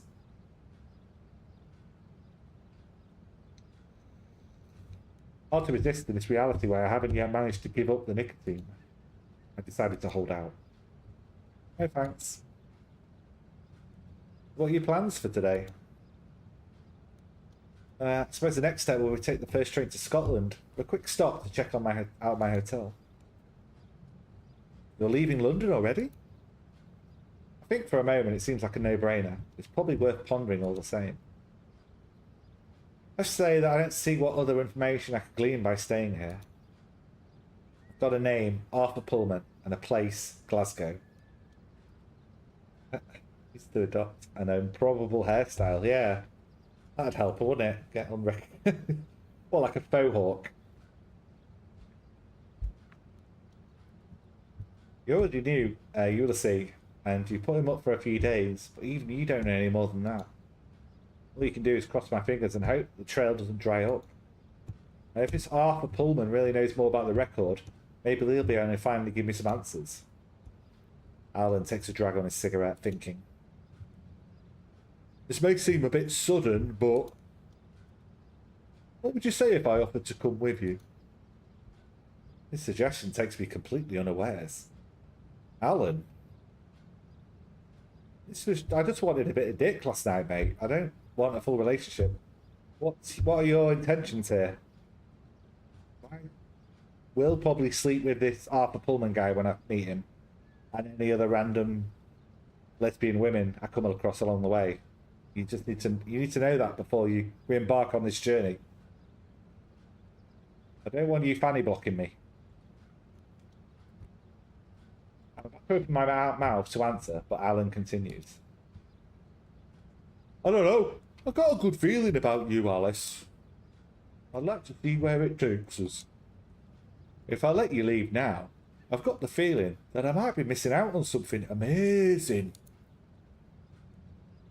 How did that look like become so complicated in so little time? I have a fleeting thought of John Baptiste. Wasn't the point of all this, in the beginning, to get back to the life I had with him? Yeah, that is true. This whole wild goose chase was to get John Baptiste back. But I think the lesson we're learning through this story is that I am a complete slut. And maybe I never really cared about my banking life with Jean Baptiste. And maybe I always wanted to just be a free spirit, you know, just wandered around banging everything. And Alan, whilst I'm sure he's lovely, he's still getting over his divorce. And he's a bit simple. I don't want to spend much longer with Alan. There's a whole world out there for me. And then there's Ulysses, who's very much on my mind. I thought that by opening that old wound in my heart, I'd be opening up Pandora's box. Patrizia in Paris, and now Alan. I know this interlude will probably cease to exist when I listen to the record again, but is it right for me to get involved in anything more than just sex? What do you say? No, Alan. No. I'm sorry, Alan. I'm not in a good place at the moment. I'm not ready to get into a relationship. There's so much I need to sort out before I can think about starting anything. You've got a life here, your record store. I can't let you drop everything for an affair that'll probably lead nowhere. No, that's not a problem. I can trust the shop to Beth and Garrett for a few days. Don't worry, I'm not asking for your undying commitment. Just offering to come to Glasgow with you for a few days. That's true. The offer is tempting. It's really risking anything to string out our little affair. To see where it goes. I've still got Eva and her henchman on my side. Yeah, maybe a bit of muscle might be good. Although I don't really find Eva that threatening. Having Alan with me in Glasgow, it would be comforting. But I can't. Can I still sleep with other people if I bring Alan with me?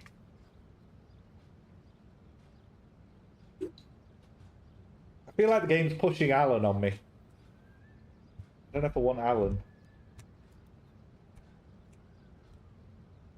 But then again, do I want to get involved in a relationship that'll probably be erased by the record? I don't think I'm going to listen to the record again. Spoilers. I just don't think that's going to become a thing.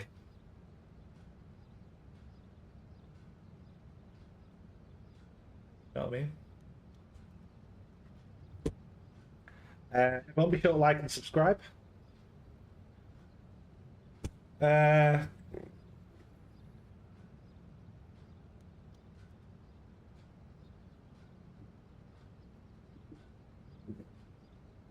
Oh, Alan, Alan, Alan. What do we do with you? What do we do with you?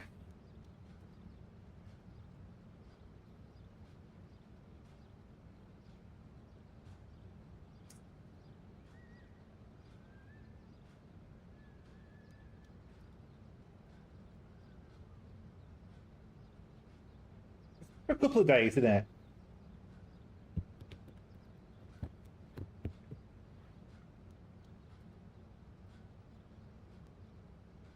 But yeah, he might be good to have him in the case that he either gets. There's a lot of people wanting this record. Maybe a bit of muscle might help. Maybe he's just going to drag me down, you know? What do people think? Do we take Alan with us or leave him here? And it's a loop. Maybe someone help me decide.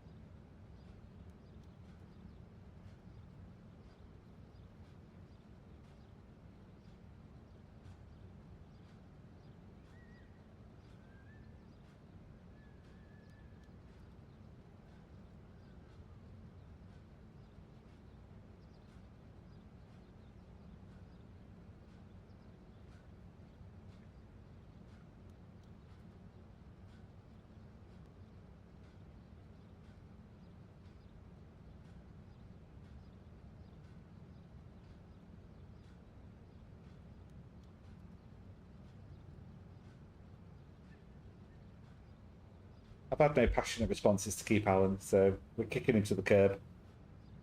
He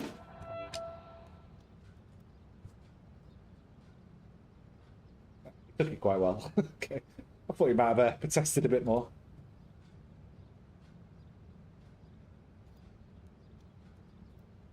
Yeah, I will not be calling you. Well, it's time to get to work. After yesterday's performance, Lisa can do with help Beth and Garrett open up the shop. Are you ready to go? Yeah. Alan and I make our goodbyes rather awkwardly. And I follow him downstairs and say goodbye to Garrett, who's opening up the store. Chapter 4. Who's this mysterious man? Put the fan on. It's getting too hot.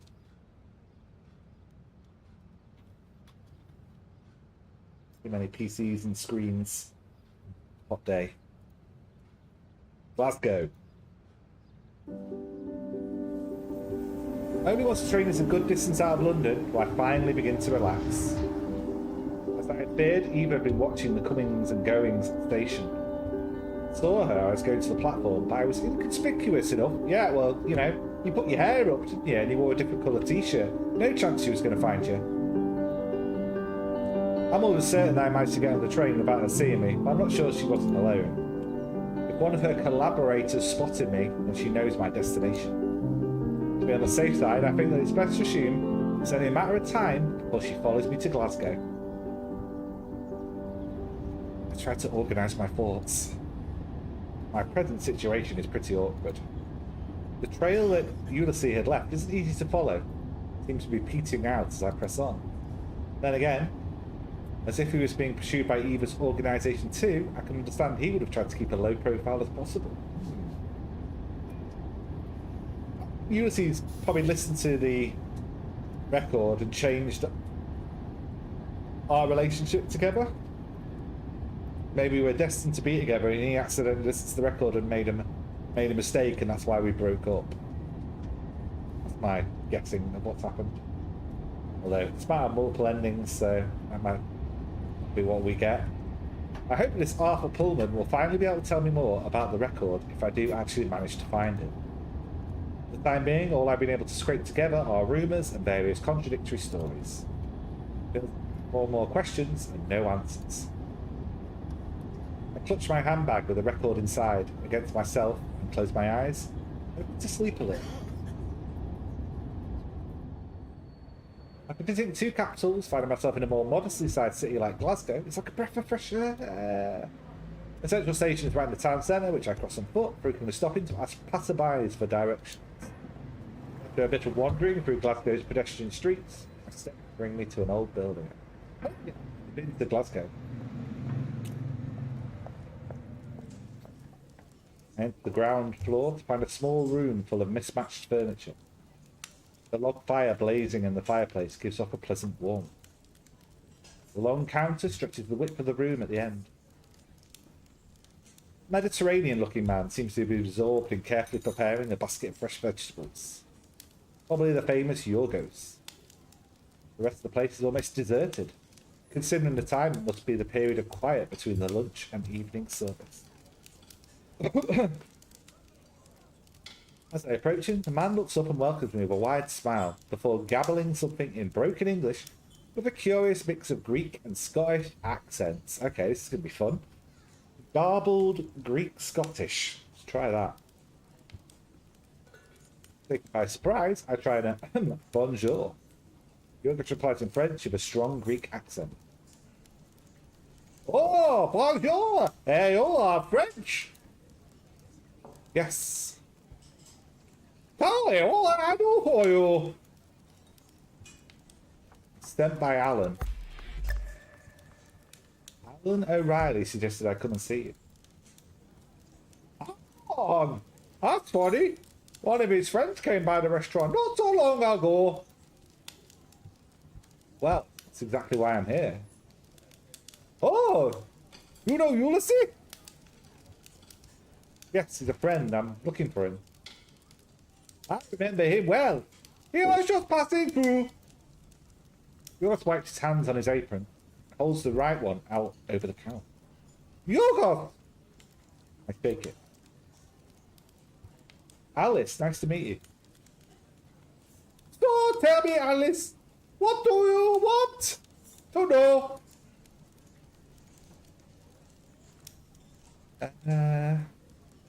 He went. What was he doing here? What was he doing here? As I said, he was passing through. He asked me where he could lodge cheap. Did he by any chance mention Arthur Pullman? Steady clacking of the knife on the chopping board stopped for a moment as Yorgos tries to recall the details. Yes! A radio presenter, is that right? That's it. Did he tell you where he thought he'd find him? No, I'm sorry. You think he might possibly work for a local radio station? Oh, you know, we mostly get the national radio stations here. No, it's not. It's not. Not that guy. It's not Nelson Mandela. Aren't there any independent radio stations in Glasgow? Not as I know, but I'm no expert. There's the student radio, Sub-City. They broadcast from the campus, but only at certain times. They do a great mix in the evenings. We play it often here in the restaurant. No commercials, just a reminder of the name of the station from time to time. If you go there, maybe they can tell you more. All I can tell you is that your Ulysses said nothing to me about that. What exactly did he say? That he was passing through Glasgow, like I told you. He was looking for somewhere cheap to stay. When I asked him what he is doing in Scotland, he tells me, researching a rare record. And when I questioned him, he clammed up. He just talked about meeting an old radio presenter from the BBC, I think. Arthur Pullman? Yeah, try this. Without warning, Yorgos pulls out a plate in front of me. There's a beautiful served mix of vegetables. Seeing the question in my face, he adds, I'm not going to let a friend of Alan leave without trying my cooking. Thanks. I try a mouthful and I must admit it's delicious. I share my enthusiasm. Really? It's not on the menu yet. I've been trying for weeks to find a good counterbalance for the bitterness of the horseradish. Yorgos leaves me to enjoy my food, which gives me a little time for reflection. I like to reflect. I do a lot of reflecting. On the one hand, I'm at the start of a lead with a student radio station. On the other, Yorgos stressed that Ulysses was just passing through Glasgow. To confirm the name of Arthur Pullman, not any further forward on where the man lives. Can't imagine a former BBC presenter broadcasting on a student radio station. Fortunately, I can't really think what else to do except to cling to the hope that someone there will know where to find this Arthur Pullman. Again, Google. There's ways to find people. Ways to contact former BBC presenters. To get in touch with... I think of a former BBC presenter that's not dead or been in a sex scandal. I would get in touch with Gary Lineker. I could tweet him. Get in touch with him, right? He's probably got Twitter. Arthur Pullman will have a Twitter. Sure. Some sort of contact details.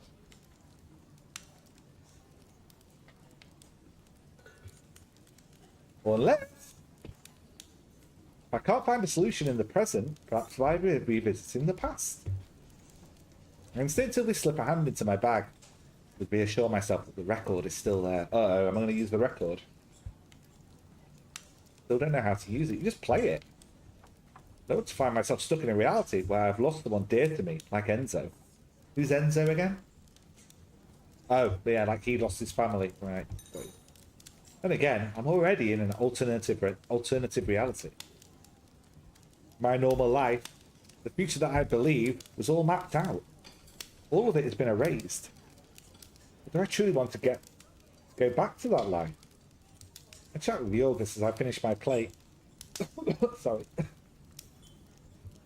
Tells me that he met Alan in Paris when he was a student. He'd been a waiter in the restaurant where Yorgos worked. Yorgos makes me a coffee, and it's time to say goodbye. I'm completely out of the question that I pay anything. Thank him warmly for his hospitality. Then I tried to decide between asking for directions to the university or asking where I could find a record player to listen to the record. Oh, I am not playing the... No. Campus radio station.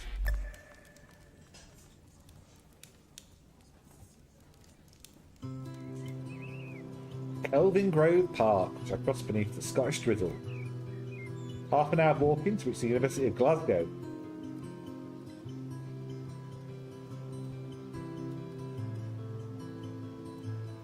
Finally arrive at Sun City Radio. Roof, which is laden with antenna, seems to confirm that I'm in the right place. Go climb the 2 floors before I find myself in the antechamber, separating the corridor from the studio. The illuminated on-air sign is switched off, so I knock on the door. When there's no answer, I try the door handle, which turns. The studio is empty except for a student. It can't be more than 20 years old. He wears a threadbare Pink Floyd Division Bell Epoch t-shirt, a pair of bulky headphones hanging around his neck. He stops taking notes, sat at the large table, which must be used for the broadcast, and greets me. "Ah, hello, I'm DJ Saturn. I'm preparing my mix for the evening." We shake hands and I sit down opposite. "Oh, what can I do for you, Alice? Are you a teaching assistant? Could you be interested to get involved in the campus radio? I better warn you, I don't do French. I'm in astrophysics." Do you know Arthur Pullman?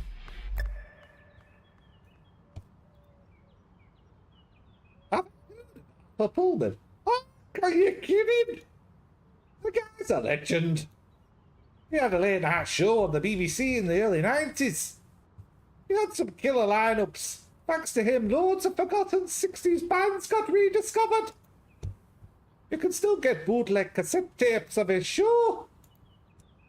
Then there were the live recordings.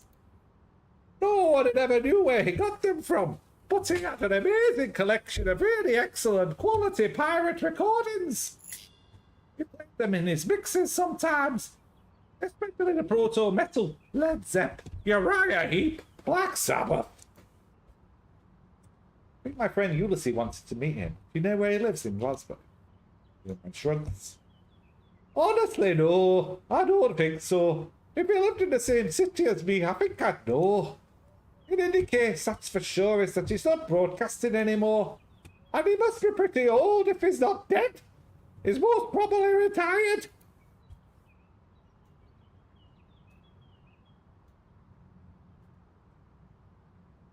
I'm gonna have to put a record on to do this.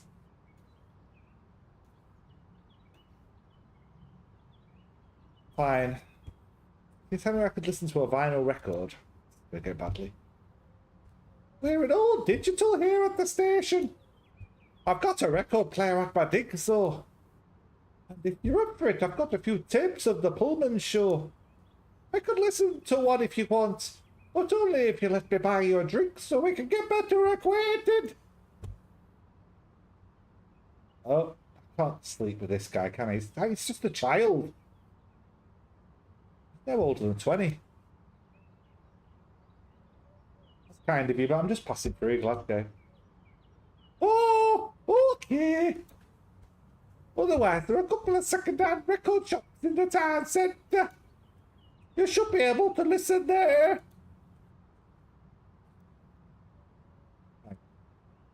I leave the studio in the building and begin walking back to the town centre, hoping to reach the record store before it closes. About an hour later, I enter the room in a little hotel near the station. I'm booked for the night. I was able to buy a little travel record player in the record store that the student had suggested. I sit at the end of the bed, headphones over my ears, switch the player to 45 revolutions per minute. My hand trebles with apprehension. I place the needle in the groove. What point in the past will the record send me to? Will I find the answer to my questions? And most of all, what will my new reality be when I return to the present? The music swallows me whole before I have the chance to change my mind.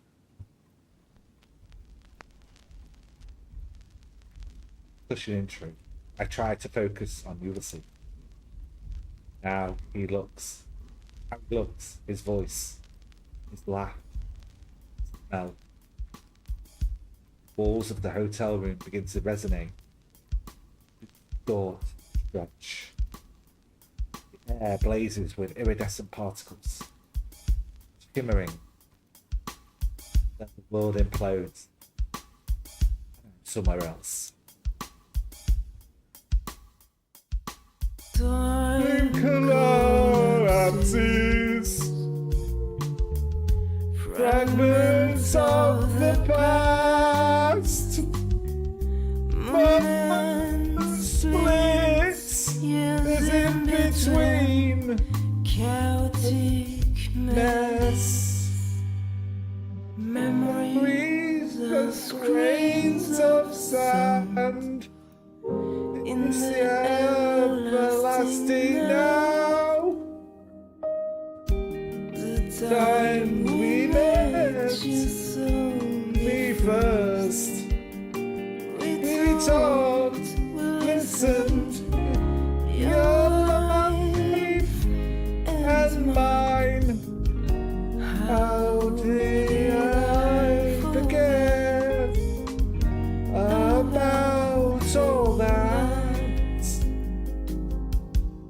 It splits time folds. Further back. I go farther back. I'm a child Not too far back. sitting at the piano. Fingers, bass, over and over. The rhythm knocks me back. Time falls on itself again. I focus on the atom heart, the nucleus of what we were, of what we are. Golden light through the window, evening sun, Sunday afternoon. You there on the couch, me at the piano. I look at you, I smile. When you smile back, the flow of time stabilizing into this then, and this then is now. Ulysses closes his book and looks at me concerned. Are you okay? You stopped playing all of a sudden. I got the feeling you were somewhere else. Teenage Ninja Beatles. No, not great. I have a sudden attack of panic, inexplicable and uncontrollable. I guess reliving these moments has upset me more than I expected. I know that my time here, in this moment, is precious. Ulysses stands up. I'm going to get a glass of water. I'll be right back. Don't move, I'll get it for you. While Ulysses goes to the kitchen, I have time to look into the mirror above the mantelpiece. I've got long hair. I cut it a month or two before we split up. She tells me there were probably sometime in the summer before our breakup. I was still happy back then. Then, in September, the start of the new school year, we began to be more distant. Was he already thinking of leaving back then? Ulysses gave me the glass of water. I drink. Down on the coffee table facing me, his hand on my thigh. Esther? I nod. Put the glass down on the piano. My time is short, I have to get to the point. This will probably sound strange, but you know where I could find Arthur Pullman? Arthur Pullman? The radio presenter who played old records in the 90s. Yeah. Funny. There's actually a short article about it in Let's in Rocks last week. He snatches up the magazine on the coffee table, rifles quickly through it, and holds it out to me at the right page. The heading says, Jimmy Page's Loch Ness house is sold. Apparently, he bought Boleskine House. Boleskine? I don't understand why you can't Google this stuff rather than dangerously going back in time to find out where a popular BBC presenter lives. The house in Scotland that Page, the Led Zeppelin guitarist, bought in the 70s. It appears in some parts of their film concert. The song remains the same. I've got to say, I'm not totally surprised. Pullman's always been a Led Zepp fan. He played a lot of their live footage on his shows.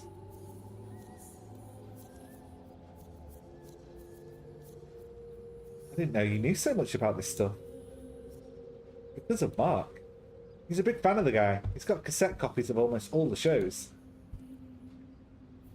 If you ask me, some of his mix choices aren't fantastic. Frankly, playing Ultimate Spinach straight after the Garden of Earthly Lights from the United States of America, it's tasteless.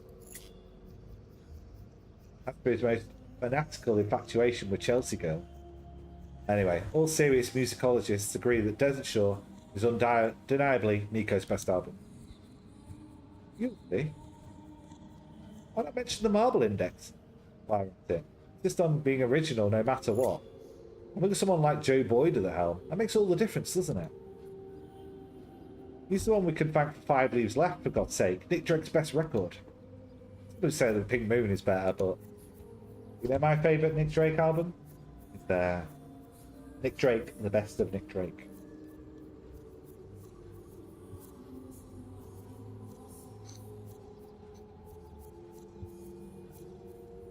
Ulysses is off. I know from experience he could go on like this for hours. Afraid I don't have hours. I grab his arm and look him in the eye. Ulysses.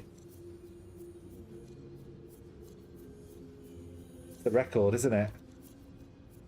Yes. Talking about the same thing? Yes, I listened to the record. You come from a future where you need to find Arthur Pullman, right? To tell him too much that may have been an unpredictable impact on my reality. Ulysses seems surprisingly relieved. He takes me in his arms and we hold each other for a while. Then he emerges from our embrace and adds cheerfully. That means that it didn't work. What? What didn't work? The walls of the apartment around us begin to dislocate. I don't need to explain to him. I can see in his face that he understands what's happening. Alice, please. Try to remember that we don't need to break up anymore. I don't have to leave you. But it didn't work. You don't need to. What do you mean, Ulysses? It's too late. Once again, I'm carried away by the flow of time to the rhythm of the song. Perhaps we should change the timeline. I don't know, Ken. I don't know what's going on, really. She's changing the timeline, though.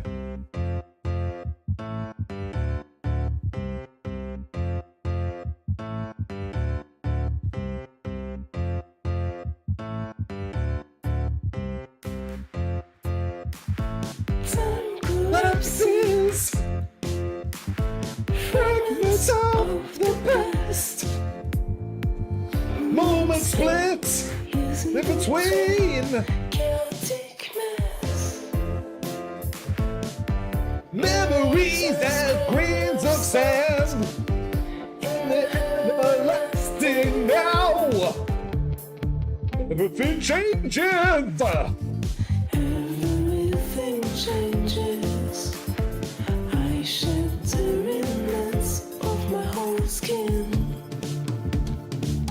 Till the flow of time stabilizes new presence.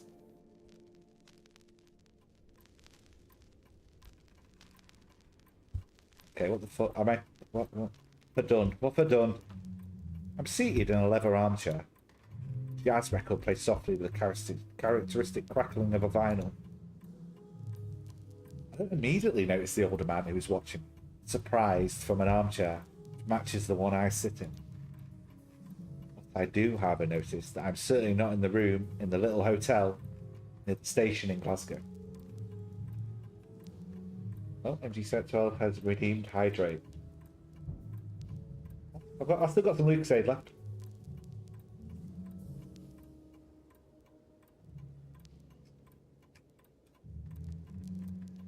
Or Glasgow Water, as I call it. No, that's not Lucasade, is it? What do the Scottish people drink a lot of? Or that they love? The Scottish pop? Iron Brew. Scotland's water. I look down. I'm wearing a short dress and thick red berry tights. Oh my god, what is this new timeline we're in? My nails are painted bubblegum pink. My hair is shorter, probably around my shoulders. I think I can glimpse a strand of bright pink out of the corner. Oh my god, I've turned emo. The man facing me closed his throat to get my attention.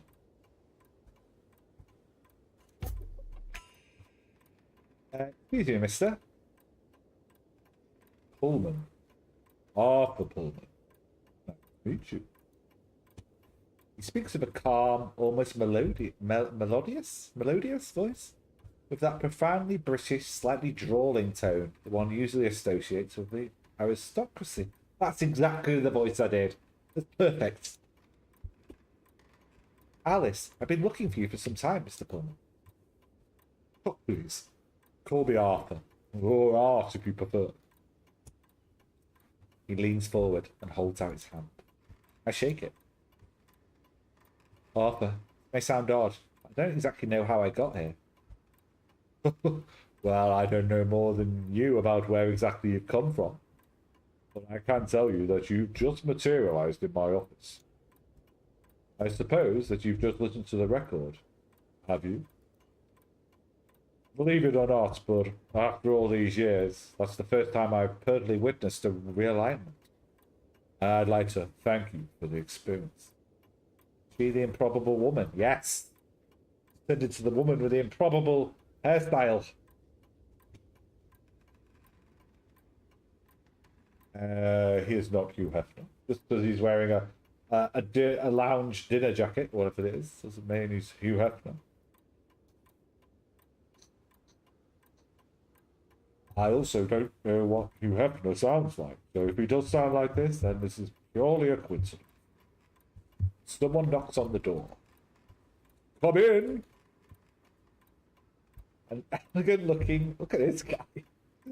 An elegant-looking, middle-aged man pushes open the door and places a tray with a steaming teapot and 2 mugs on a side table. Doesn't seem surprised to find me here. Thought you might like a cup of tea. He walks over to Arthur and plants a quick kiss on his lips. Right, I'll leave you to talk. Thank you, David. David leaves the room. As you see, for my partner, your presence here is perfectly normal. Arthur pauses for a moment, thinking. Now, I suppose that after all the efforts you must have gone through to find me, no doubt have a lot of questions. Fire away!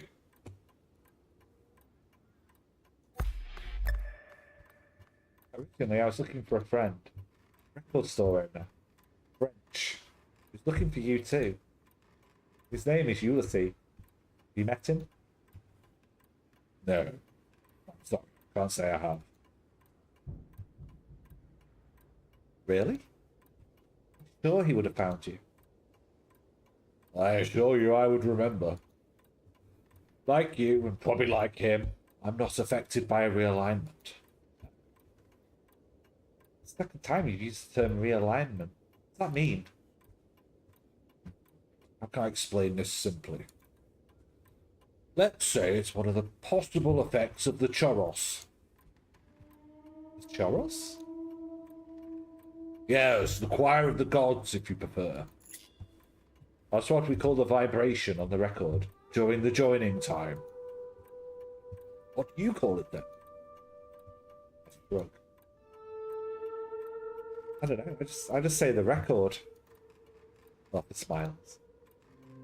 Yes, that probably makes more sense. Each time that someone listens to the record, reality changes to adapt to the modifications that person has made to their past. Our memory, our recollections, the sum of what we are, as it were, remains intact. This is what they meant, but French is a good name.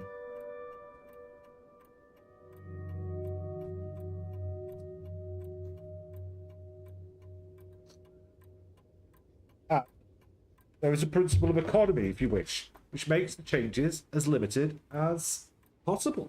Like a sec.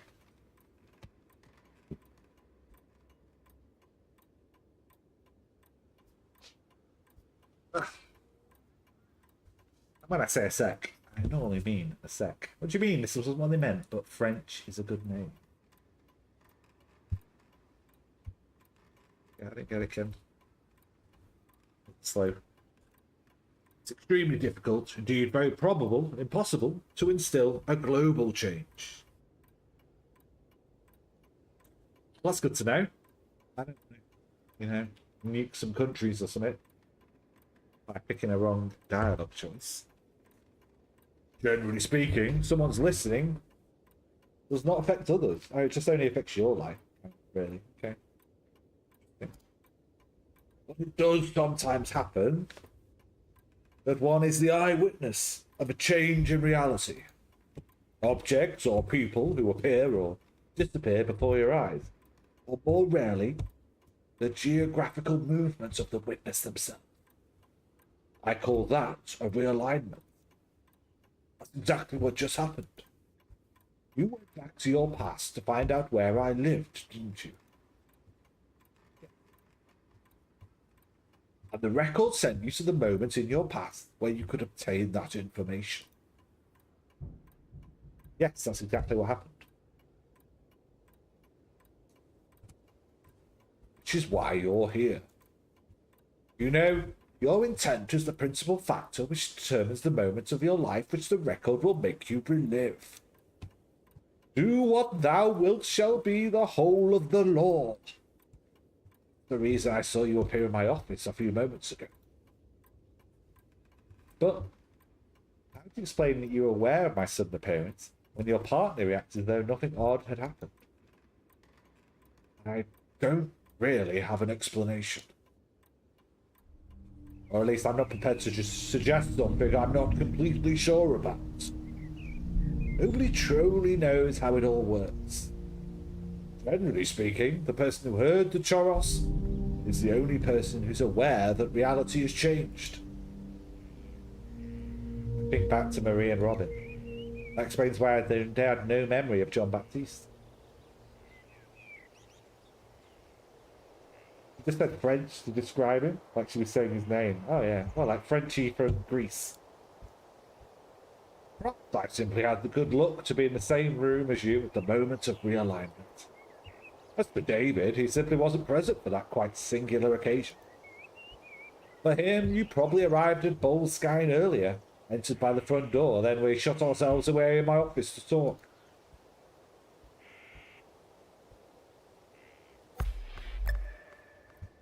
You seem to know how the record works. Can you tell me more? No, which is a big word. But yes, if you consider that I'm one of a handful of people in the world who have heard the choros, I suppose that gives me some authority on the question. What do you want to know? Is it possible to undo the effects of the record? No, that's impossible, I'm sorry. Once you've heard the choros, you can't go back. Even if, by some miracle, you managed to come back to a reality very close to your original reality, you wouldn't be the same. You would remember what you'd lived listening to the record and living inside other versions of yourself. Unless, theoretically, if someone else went back to the past and stopped you from listening to the record. No, that wouldn't work, though. You would no longer be conscious of the existence of the choros, but as you've heard it in the original reality, you would inevitably be different from who you would be if your past had not been modified. Oh. So even the record available to me could never completely return to my original reality. No, I'm sorry. But you said even with the record available. You do realize that you don't have the record available to you anymore, don't you? Oh, shit.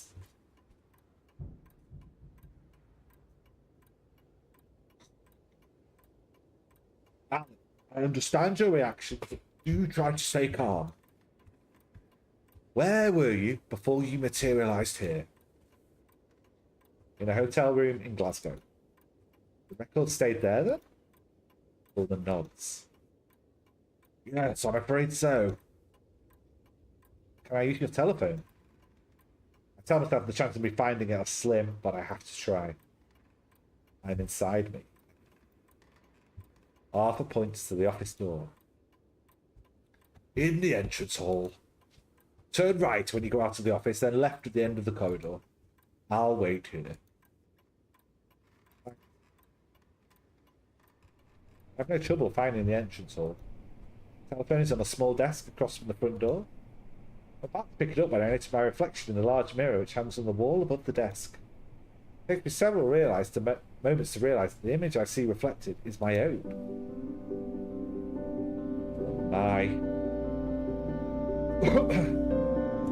As I'd suspected, my new appearance is poles apart from the one I had before listening to the record.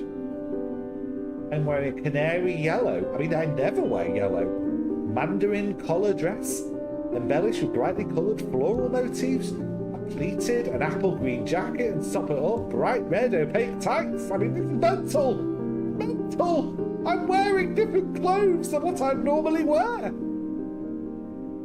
The record is truly magical. New hairstyle? Great bangs. I look like a popsicle.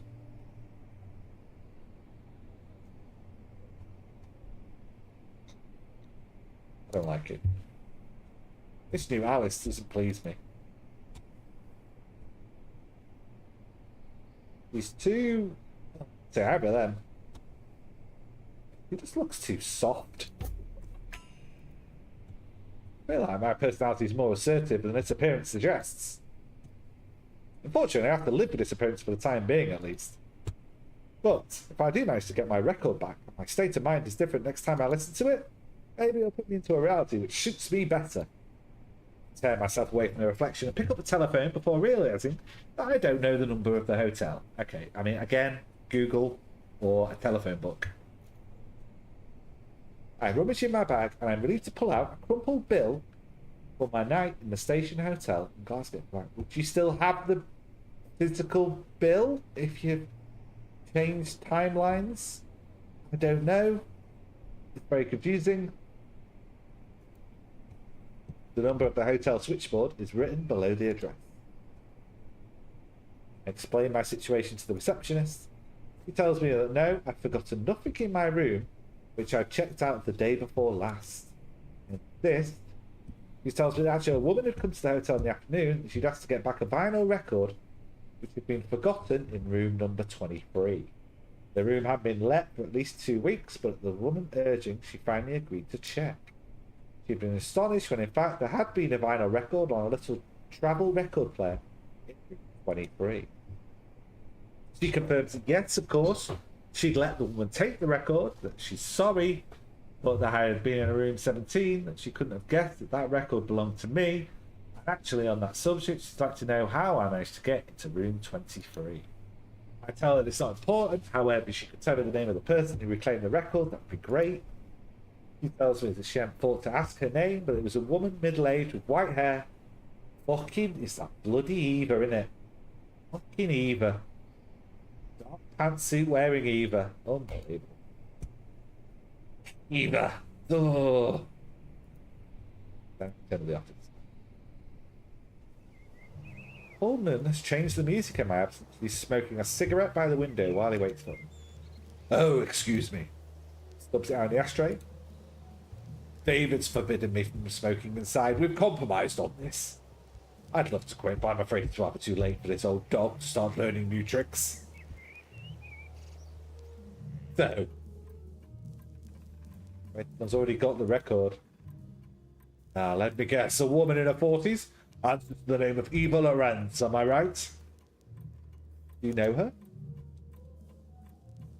Oh yes, I've known her since since she was a child. I've seen her in more than 10 years. Have you known her for so long? I was a member of the commune where she was born in Germany. I was, let us say, quite close to her father, Ernst Lorenz. Anyway, I preferred that she hadn't got her hands on the record. To be perfectly honest, I suspected that I'd hear from her again, sooner or later. Yes?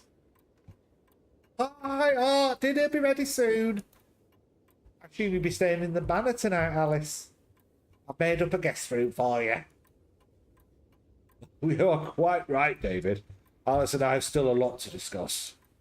We'll pick this up after dinner. Thank you very much. Oh, you're very welcome. We love having people to stay at the manor.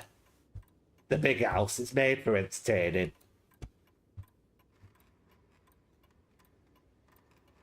Simple but delicious meal.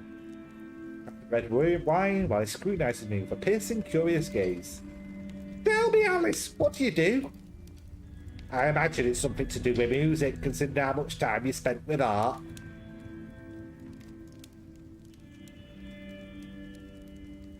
Not a banker, no. Maybe not. Working in music. On the other hand, because honestly, until I worked in a bank.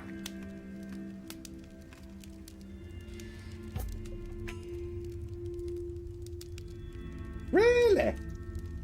I was sure you must be one way or another in the music business. Let's just say I'm going through a career change. Arthur cuts us off. Davy, surely you're not going to interrogate our guest, are you? No, sorry, I didn't mean to pry. I hope I haven't made you feel awkward. Try to point the discussion in a less prickly direction. How did you get to know Arthur? My dad was Latino, my mum American, and I grew up in Queens. I met Art in a club in the East Village. He was a local correspondent for the BBC. It took him a few years to persuade me to move to London with him, but I'm happy to say I don't regret it a bit.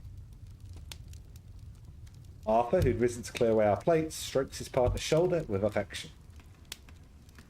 Cheese or straight to dessert? David gives me a winning smile.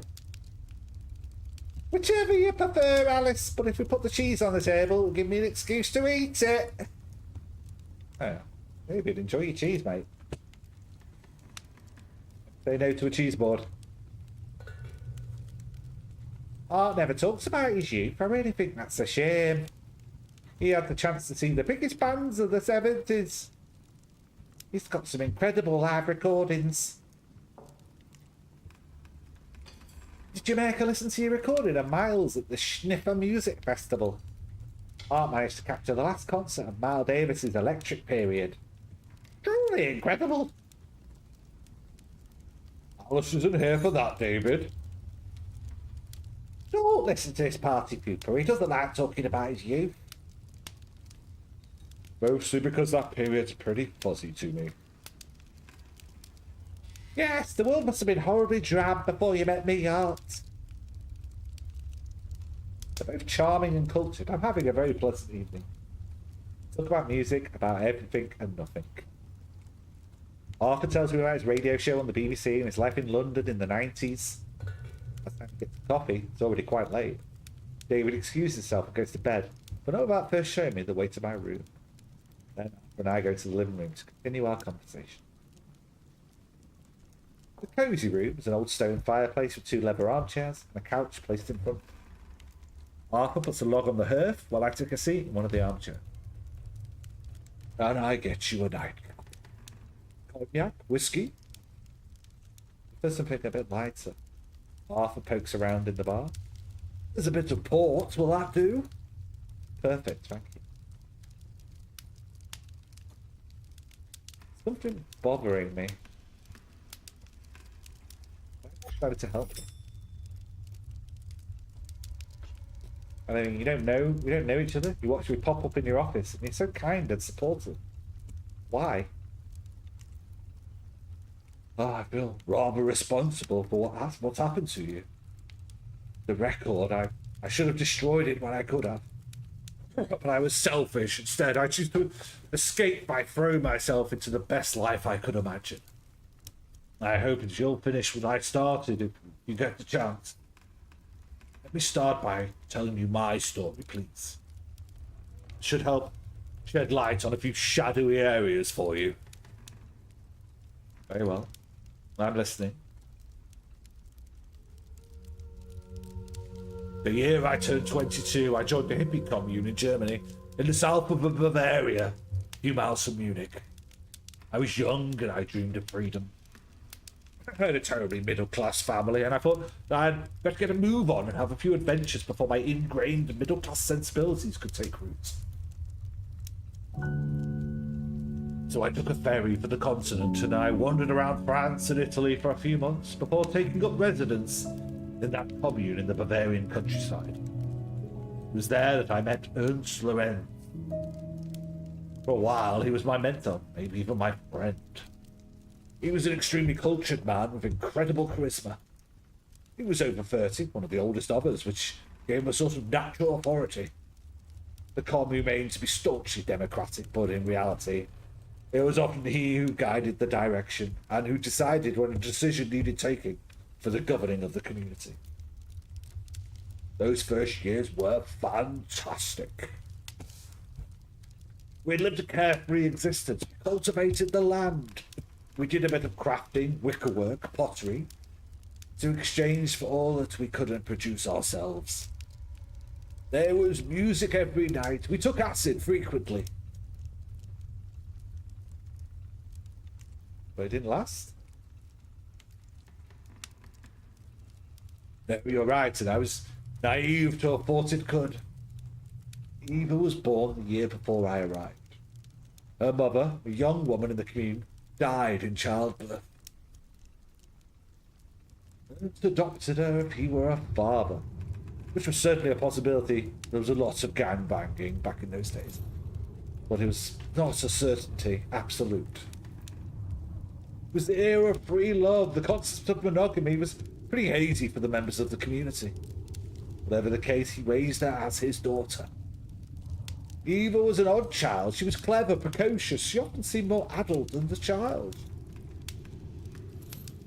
I found out years later that Ernst had made her listen to the record several times during her childhood so that she could be liberated as soon as possible from the yoke of reality.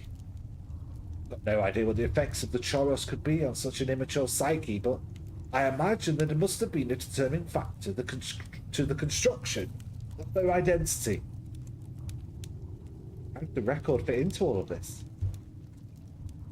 It was always there right from the commune's beginning. Belonged to Ernst originally. Never wanted to reveal where it came from. I think his father had discovered it some way or another. Had it engraved on acetate. It was from a very wealthy family. He created the commune after he inherited the land which belonged to his family. I didn't learn that until later either. Things started to change in the second half of the 70s. Little by little, Ernst's position became more radical. It was insidious. The commune began to change gradually into a quasi-religious splinter group. The enchanted interlude of the hippie era was ending, and not just in our community. There had always been arrivals and departures in the commune. Then there came a time when, without us noticing, the tide changed. The departures became more frequent than the arrivals.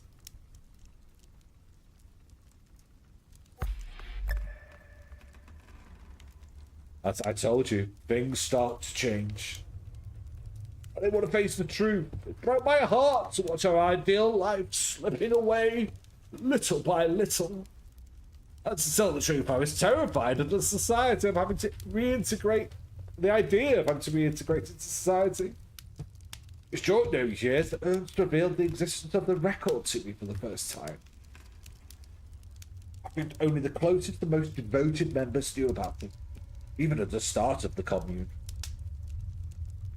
I heard the chorus for the first time in 1981. It was an incredible experience, as it was for all the initiates. I relived the times in the first years of the commune, moments of simple happiness in bygone days. For a very long time, I had no idea that the chorus allowed you to change the past. Ernst needed me to manage the day-to-day organisation of the commune, and that suited me to a T. By 1985, there were only a handful of yearly residents left. There was Ernst, his daughter Eva, 3 other followers, and myself. We moved into Great Lorenz's family mansion. I've become the de facto personal secretary of Ernst Lorenz.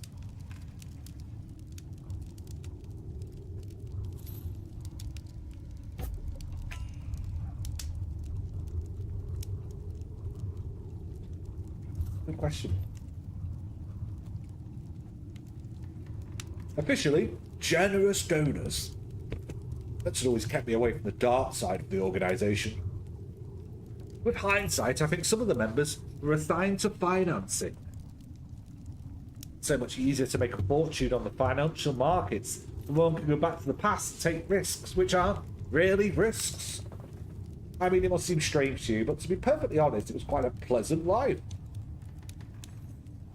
It took me some time to mourn the loss of those hippie ideals, but once I got into the new routine, well, I don't really regret those years. In that case, what made you leave? Combination of various factors. Sometime, that word, the Bundesnachrichtendienst, the RFA's International Intelligence Service, had been watching us. Like the sword of Damocles, the menace of their strike on our network hung over us. Ernst had sunk into a kind of permanent paranoia. It was only worsening with time. With hindsight, I'm sure it was a warning sign of his illness. With the fall of the Soviet Union, we took advantage of the chaos generated by the reunification to emigrate to the other side of the Iron Curtain, to Prague. I think it was these twangs are very annoying. I think it was Eva who whispered that idea in her father's ear. I imagine she'd realised that with all the upheaval, she'd have the opportunity to carve herself out a more important and decisive role in the organisation. It's exactly what happened. So the organisation relocated again and presented itself as a kind of a cult allegiance club, vaguely Masonic, at least from the exterior. The Aeon Kairos Lodge. What does that mean? As you may have guessed, the name wasn't chosen by chance. The concepts are rather complicated to explain.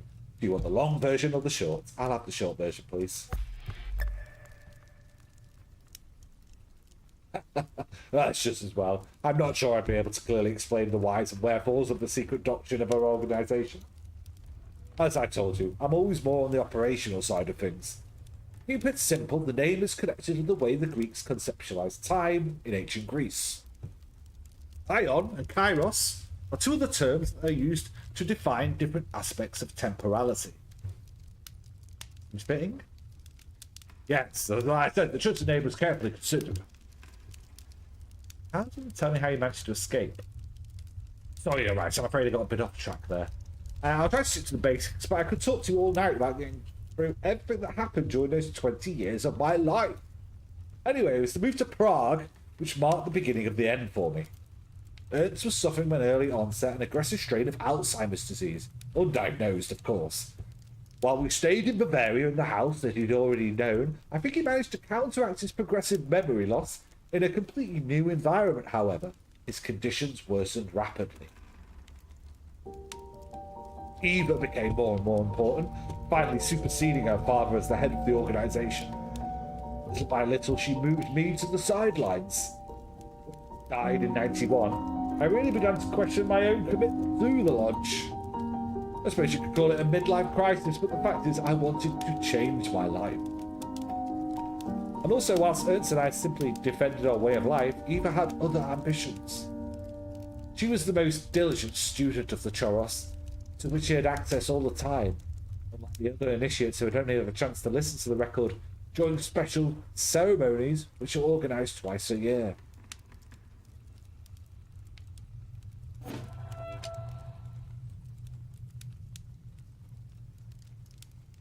I wasn't completely in their confidence even during Ernst's time, but it became worse when Eva took the reins of the lodge. What I'm sure of is that yes, she had plans and ambitions, and that the record was necessary for her to realise them. However, I don't believe that even the most initiated knew the full scope of the plans she was fomenting. You're familiar with the saying, divide and conquer. That's exactly how Ernst and Eva functioned. But without Ernst's reason and wisdom to curb her, I was afraid that Eva would drive us to lose everything. It had already been a long time since I felt I belonged to the organisation, but after Ernst's death there was nothing more to keep me there. So I used the ceremony of Choros in the spring of 91 to change my past. And without knowing it, I managed to break the rules and to move the record out of Prague. You told me that the record couldn't be moved geographically while being listened to. There's a loophole to that rule. Let me explain. Having spent most of my adult life in the commune, then in the Lorenz home, the Choros systematically sent me back, give or take a few years, to the same place. I had very little manoeuvring room to change anything in my past. This time was no different. What was different, however, was that I was desperate. I realised that I couldn't escape by changing the moment the Choros had sent me to, so I listened to a record again in the past. This time the record took me to London before my departure for the commune, which gave me the opportunity to decide not to go. And when you came back to the present, you're a radio presenter on the BBC? Exactly. Not only did I find myself sitting on a treasure trove of live recordings of all the great bands of the 70s, but also I was in a relationship with the charming, funny, cultured man who you met earlier. On the one hand, this time, the change the Choros had wrought on my life was radical, and my new life had almost nothing in common with my original reality. But on the other, I was free, and I never regretted my decision. What happened after? I suppose that Eva must have tried to find you. Oh, yes. It was hardly difficult to find Arthur Pullman, radio presenter on the Great British Airwaves. He came to see me in London maybe 1 month after my departure. At that time, I had no idea that the record had disappeared. When she realised that I didn't have it, she just left me alone. She had nothing more to gain. Exactly. And well, I've known her since she was born. I tell myself that somewhere deep down, maybe she still has a tiny little bit of affection for me. Either way, despite all our failings and shortcomings, the Lodge remains the successor of the hippie ideal. And those are the values that Eva was raised with. I'm fairly certain she would always choose the non-violent option if she could. Anyway, there it is. You know what came after. Something I don't understand. What happened to the record? I think it materialised in the place where I listened to it again in the past, while I heard Choros. So in the location of the commune in Bavaria. They wanted to sell the property when we moved to Prague. The money from the sale allowed them to finance a large residence in the Mala Strana district near Charles Bridge. Then whoever bought the Lorenz family house, they found the record. Probably, but it's more complicated than that. The property was transformed into a hotel after the sale. The type of place you rent out for weddings, you know? A needle in a haystack situation. Indeed. Besides, I never heard any more about the record except those legends hawked by the record collectors, the store owners, and other musicians which I have resisted adding to. Well, at least not until you materialised in my office earlier.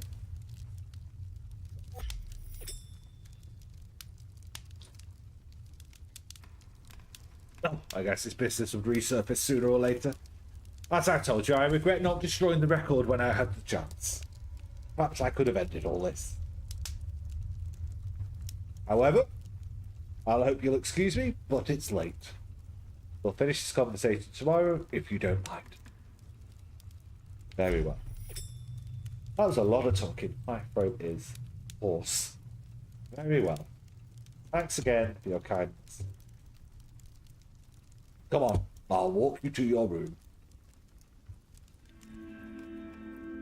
Big room, yeah. Bolted, brilliant. Yeah, okay. Eclectic clothes, get dressed. I'm covered in tattoos. Look at me. Woo!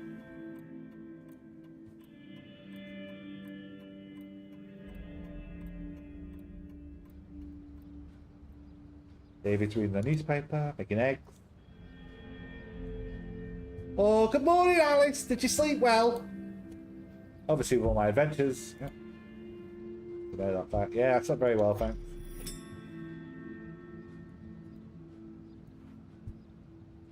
I'm delighted to hear it. There are quite a few stories about the haunting of Boleskine. Since I've lived here, I've always slept very well too. Well, in my opinion, I believe that ghosts, if they exist, attach themselves to people, not to places. Do you like English breakfasts? Do take a seat, please. Obey and sit down. Coffee? Yes, please. Eggs and beans in front of me. Eat in silence. Sipping his coffee. Finish my food. They never made Boleskine. So my only lead now is to find the record again.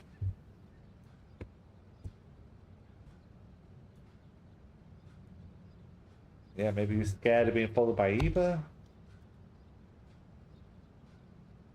Rid of the record as fast as possible. The other option is for him to trail off and stop in Glasgow. After all, I was unable to discover the address of Punisher home by returning to the past, even though it's loudly reported in newspaper articles that he bought this house. But yeah, surely it was very hard to find. Possibly he hadn't remembered that the sale of Boleskine had taken place. Yeah. They would return to Paris, seek out a new lead. And then he sent the record to me rather than let Eva get her hands on it.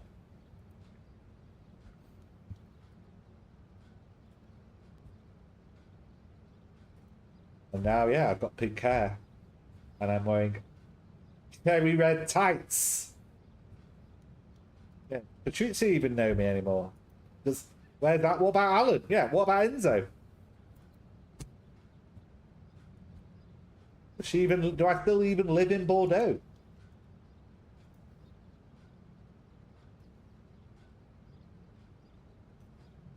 If you'd like to come with me, Alice, it would be a company for me, and it would give us a chance to finish our conversation. We have not finished our conversation yet.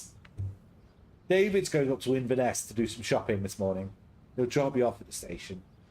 David loves B&M. B&M bargains. He's a little whore for the place. He goes in and he just buys out all their noodles. He loves it. They do great value snacks. Isn't that right, David? Yes, it is.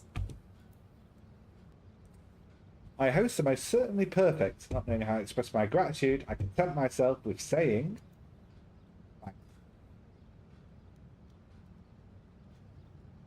Plate and mug in the sink. Grab a coat.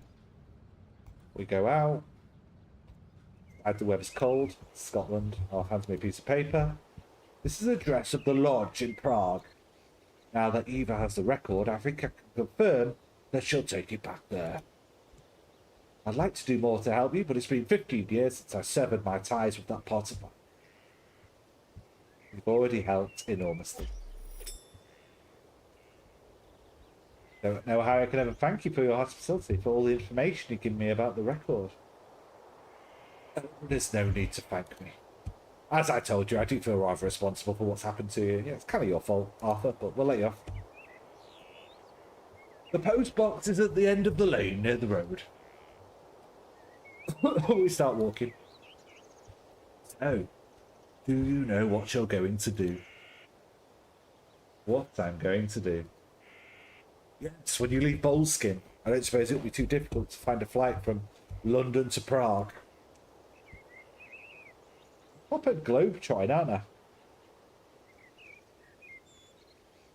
Yeah, after saying get the record back, I know, yeah, unless I want to live with this red pink hair and not really know who I am. Why should I really do it? I don't have much information about this new reality except for the few clues I've been able to glean from my belongings. I could go home to Bordeaux if I live in Bordeaux. Also stop in London, drop in on Alan. Alan's not going to remember me.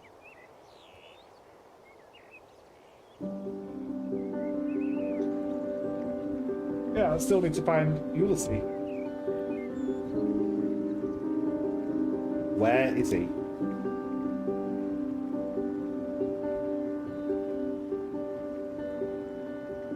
We don't need to break up anymore.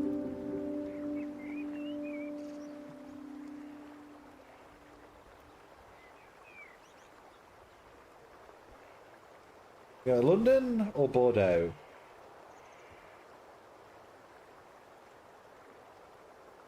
Stop in London, go back to Bordeaux. Can maybe go in London, then go to Bordeaux. Would be an option. Go bang Alan again. Going back to London. I'd like to know a bit more about this new reality. And I know someone in London who could perhaps fill me in. If they remember me. I hope you'll find the answers to your questions. Don't lose sight of the fact that, how should I put it, you're still you, deep down. I believe that the choices we make changes in our deepest essence. See what I mean? You're probably right. I don't believe changing the past is the solution to my problems. I prefer to look forward. In any case, thanks again for this address in Prague and for everything else.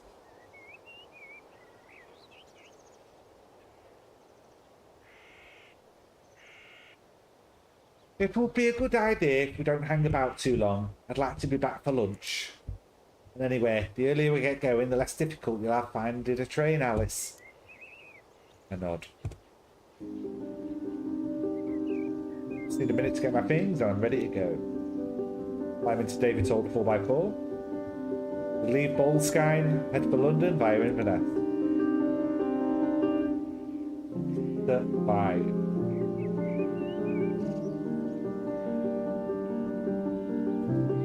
Pee break, and then looks like we're going to have another altercation with Eva at some point, probably back in Prague. Try and get this record. Bye. Good to see Alan. We'll be back in a minute.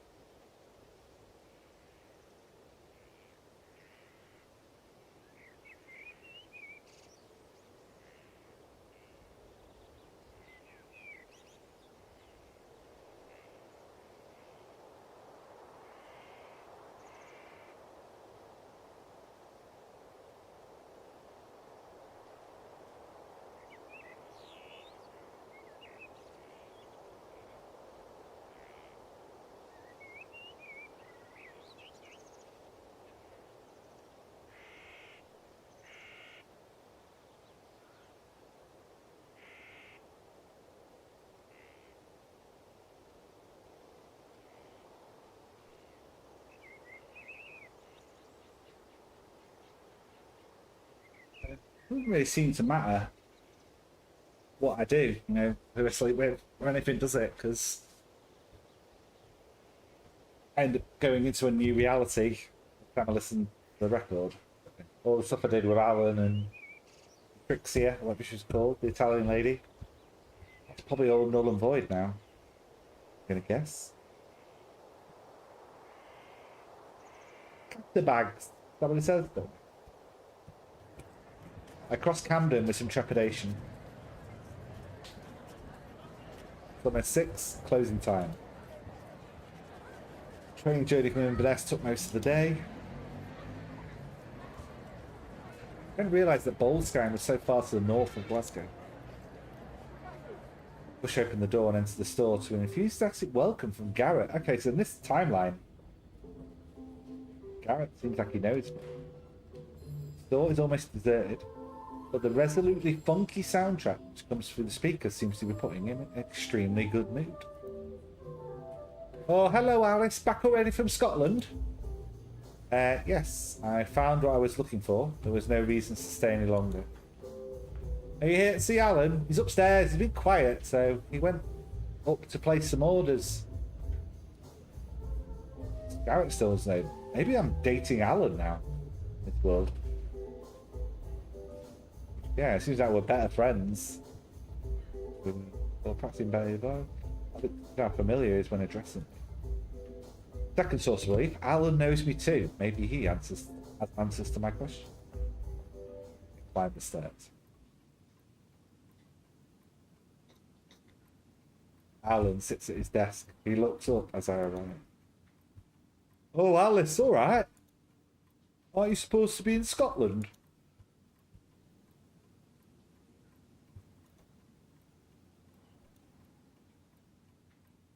Yes, but I came back early. So did you find your answers you were looking for about your record? Okay, so Alan knows about the record. Yes, I found out where it is. However, I'm afraid that I've completely lost Ulysses' trail. Alice? You sure everything's alright? Why are you asking? Because, how should I put this? Ulysses is dead. Ulysses is dead. He's dead? Oh. In one stroke, it's as if the world is collapsing around me. Alan looks distressed and turns away, allowing me the time to take in the information. If Ulysses is gone, then it's because of the record. Because of me. I've had the same fate that Enzo had. That's why I didn't want to use the record again.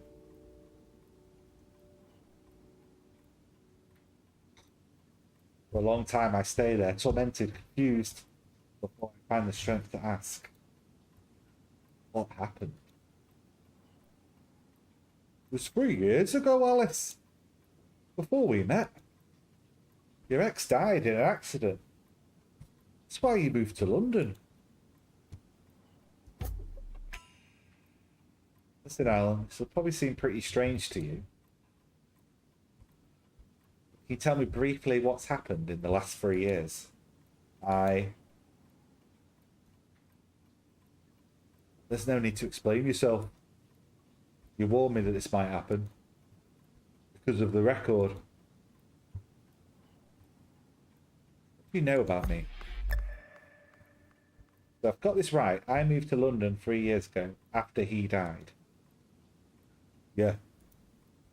I'd always guessed that it'd been a really traumatic time for you, but you only spoke to me about it last year. The story of the cursed record.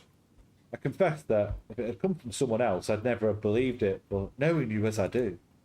Anyway, you made me promise that if one day you came to see me, and you asked me to tell you about your past, I wouldn't ask questions, and I wouldn't judge you. I think that moment has come. What's the last thing that you remember? I think back to the last moment. It was in the summer, about 3 years ago. I was with Ulysses, and we talked about the record. Do you remember what you decided at that moment? I tried to recall.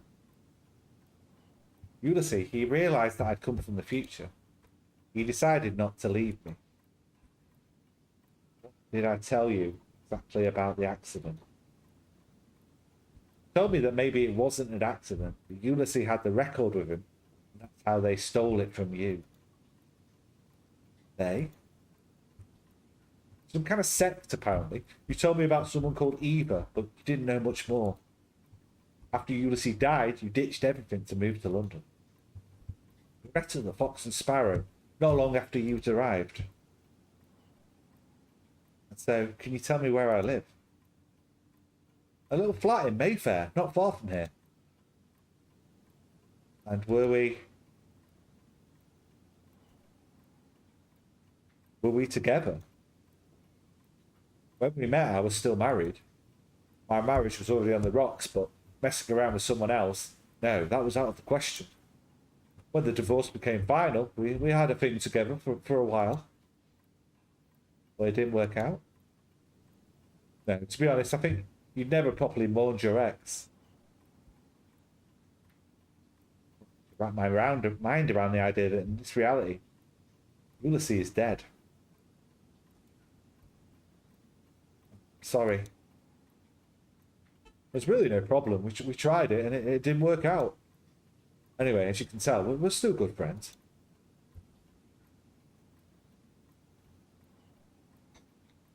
What do I do for work? We work in a clothes shop in Carnaby Street. Oh, okay. Alan frowns. Are you disappointed by the answer? Little. No, not all. Well, I've gone from a banker to working in a clothes shop. No, I'm fine. Surprised, that's all. I left for Scotland a few days ago, right? Yeah. You told me you had a lead to find your record and that you had to go up there. You were going to meet someone who you hoped had information for you. By the way, did you meet him? The great Arthur Pullman. Yes, he was lovely. As I told you, he disclosed to me that the record's in Prague. What are you going to do then? I realise that I don't have any choice. Ulysses is dead in this reality because of me. I know I can't accept that information. Not while I have the possibility to get him back. Okay, do you not remember our conversation with Enzo? Enzo said he kept trying to go use the record over and over again, try and get his wife back, but it didn't work. Heck on. Still playing it, yeah. My throat's killing. Been narrating solidly for 4 hours. I made a bad decision.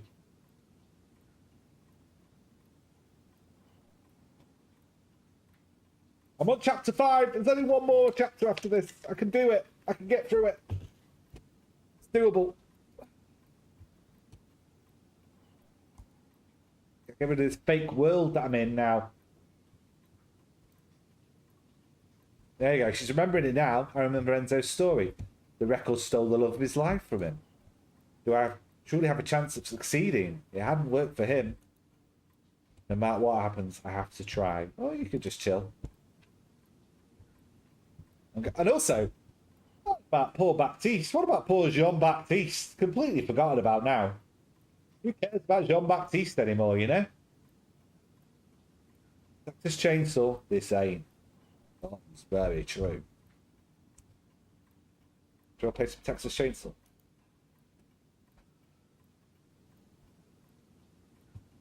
Alright. Alan glances at the wall clock.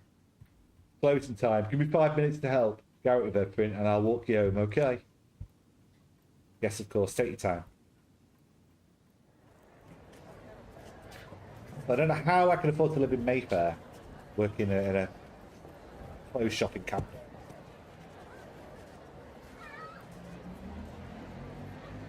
Is Mayfair like the most expensive one of expensive you reheated your curry up? I need dinner as well. I'll be getting dinner soon. Let's get this finished. I get this finished, I never have to play again. I don't have to feel bad about not completing it. Let's get through to the end, it's done. Hopefully it'll take me about an hour. I can eat.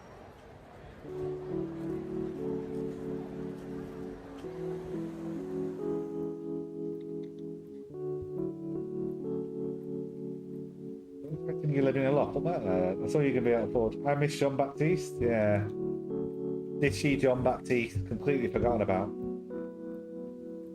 Now we're just stuck with Alan. We didn't even work out with Alan. And our one true love, Ulysses, is dead. Soulless house that I'm living in. Okay. Soulless house with a large poster of Bjork above the couch. Something ineffable reminds me of the apartment I shared with Jean Baptiste in Bordeaux. I think we should just never have played this record. We could have been still chilling with Jean Baptiste, with our high-powered banking job, our cool friends that sounded like Coronation Street extras, living the good life. Look where we are now. Shithole in London, with only Bjork as their friend on the wall. I chased that thought from my mind and opened the refrigerator, hoping not to find it completely empty. After a frugal meal and a long, hot shower, I roll myself into a blanket on the sofa bed, which I can't even be bothered to unfold, and let weariness sleep me away.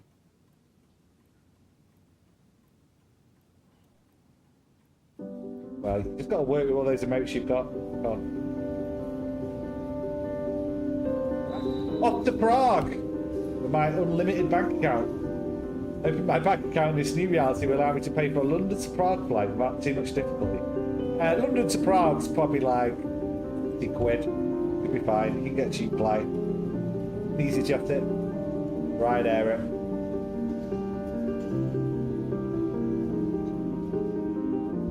It'll just be horrendous flight times. Leave at 1 AM to get there. With a stop off in somewhere random for 3 hours, and then get on another plane to get there.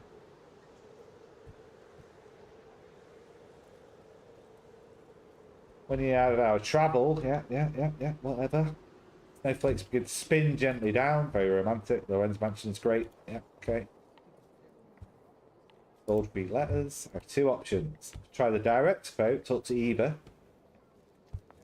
Or get in the building, hope to find the record and a record player before the occupants. Okay, well I'm not doing stealth because I can't stealth, so I will just go enter openly.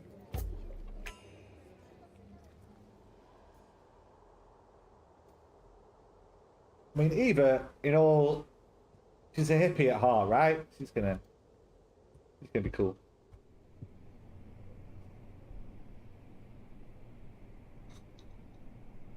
I've encountered a man.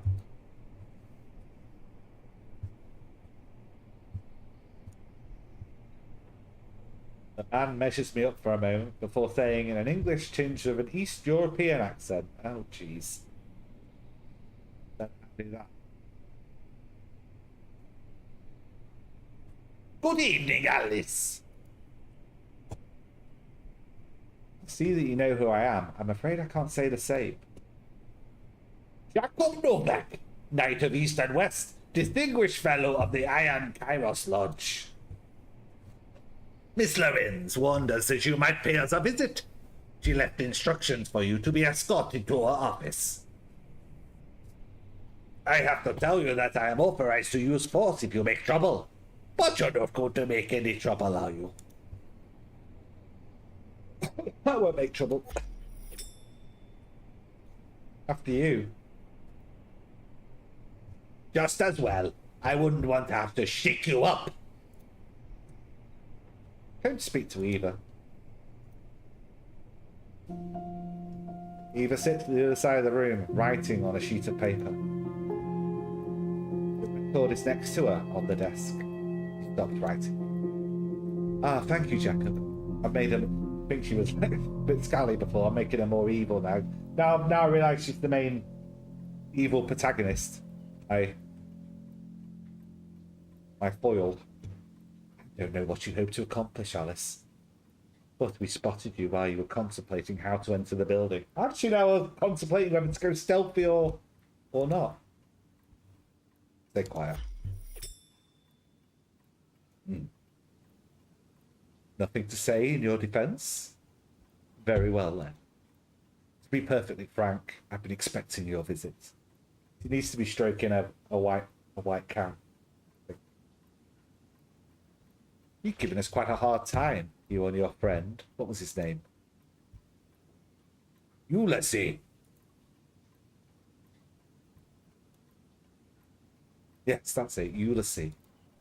Tell me, Alice, how did you find out that the headquarters of the lodge were in Prague? We generally managed to be inconspicuous, but it would seem that nothing stops you. Laughable.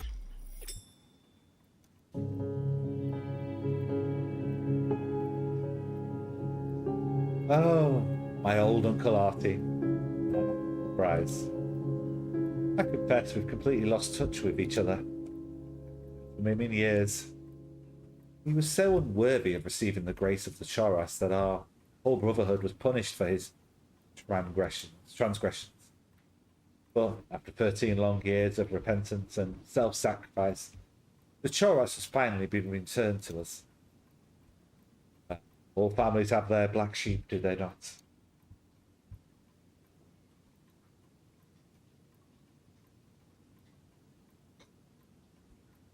Nevertheless, none of that concerns you, Alice.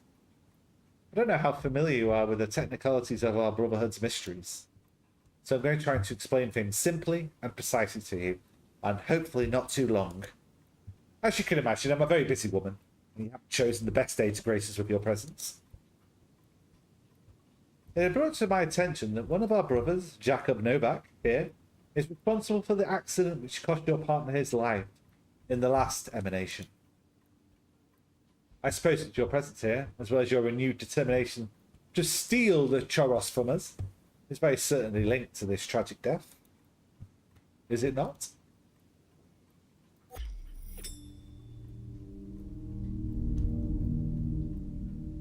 Very well. I can see right through you, Alice. You're as transparent as water. But after all, if you wish to stay silent, you'll stay with us both sometime, so I thank you. I have a proposition for you, Alice. You're a resourceful young woman. You managed to thwart our plans and escape us several times. You've already heard that Choros, which makes you de facto an honorary Grand Mistress in our organisation. Join us. We'd be honoured to count you as one of us. Wait. After all the enmity between us, after pursuing Ulysses for years, you're actually suggesting that I should join your organisation? To be honest, most of all, I'm thinking of your capacity for causing trouble. Of course, you accept you'll have access to the Choros, as much as the other members who have reached the rank of master within the lodge. And if I refuse? If you refuse, then I will ask Jacob to escort you to the door. I'm afraid we will just have to put up with your troublemaking capacities.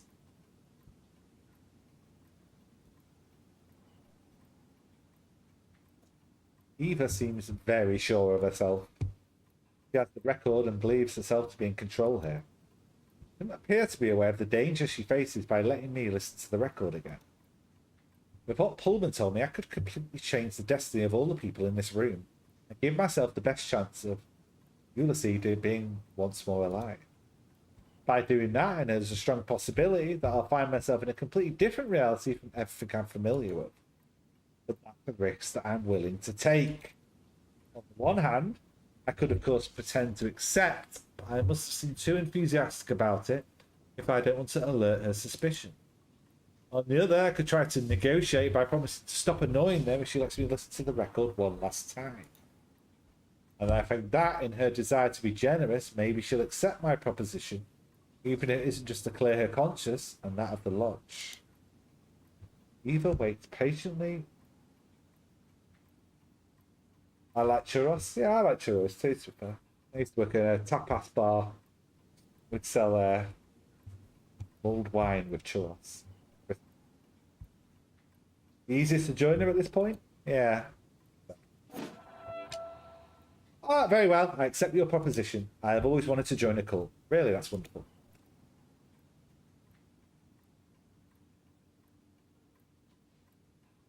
I don't agree with your values. I just want to have access to the record. Of course, I understand. All ask in return is that you are present for the annual council. I have every confidence that our members will be able to convince you of the interest of our brotherhood in the long term.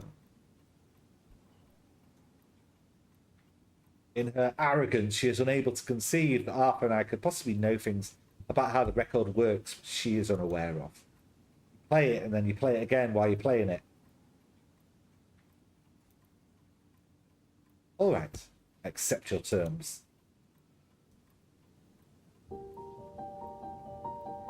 Deal. I'm so pleased we've been able to reach a mutual agreement. The Lodge has detested violence since it began, as perhaps you know.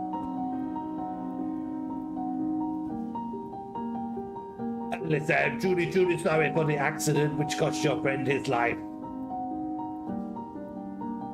I sincerely hope that the Choras places you in an examination which you can find him again. All the record's fault. It's not you who's responsible. It's the record. I made changes in the past. Changes which had unpredictable consequences. If anyone was responsible for his absence, then it's me.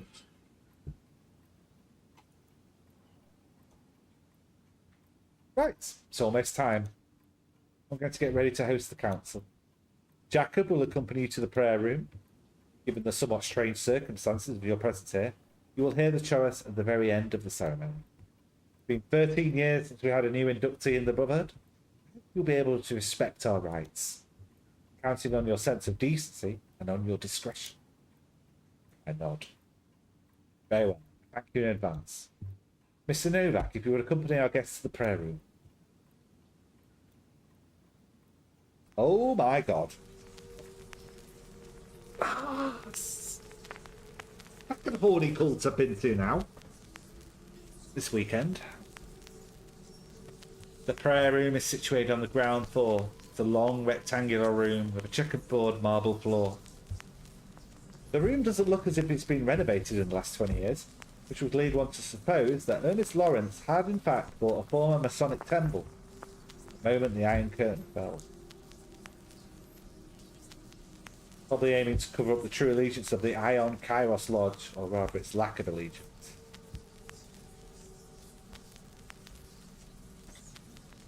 Two groups, central aisle 3. Look at makes her entrance. Looking sexy in a red hood. He walks with a measured step to the other side of the room, mounts the platform there, and addresses the assembly in a strong, clear voice. My very honoured brothers and sisters, thank you for coming so numerous, and for some so far. Such a short time. Don't bring it up, Con. Just leave it. Shh. I'll try and do a double in a weekend. I would not have convoked you to this exceptional council if I didn't have excellent news. Since the death of our sovereign protector, Ernst Lorenz, we have moved heaven and earth to find it. Today, it gives me great joy to tell you that the Choros has finally been returned to us. After our long crossing of the deserts, the Ion Kairos Lodge will finally be reborn. Yeah, very cool. All of you here, the most loyal, you who have kept faith in the Brotherhood, in the teachings of my father, in my government as the second sovereign protector. All of you will be rewarded when your time comes by the knowledge of the Choros. For the first ceremony in 13 years, we have two beneficiaries. Our brother Jacob, who joined the lodge a little over 10 years ago, and brother Alexander, who represents the new blood of our organisation. Both have been instrumental in the recuperation of the Choros, and the Grand Council have decided to reward them for their devotion to our cause. They will thus be the first to be liberated from the false world, and to rise above the chaos of the multiple emanations of the physical reality. Jacob stands up, approaches Eva, and goes to sit on the throne.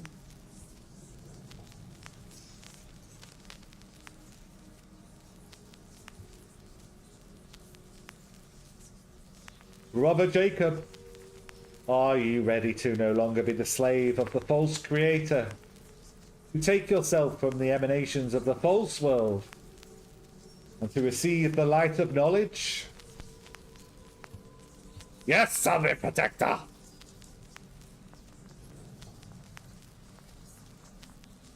The room fills with sparkling reflection. Then, when the needle of the turntable reaches the central groove, everything turns to normal. Jacob takes the headphones from his ears. There's something subtly different about it. Perhaps his stubble is a little less closely shaved. Or maybe his hair is slightly less peppered with grey. Maybe it's something in his posture.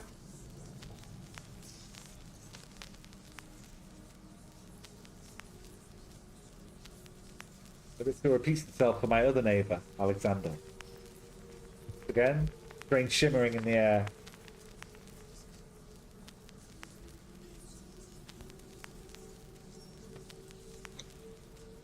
As is the custom, I will take my turn to hear the Choros.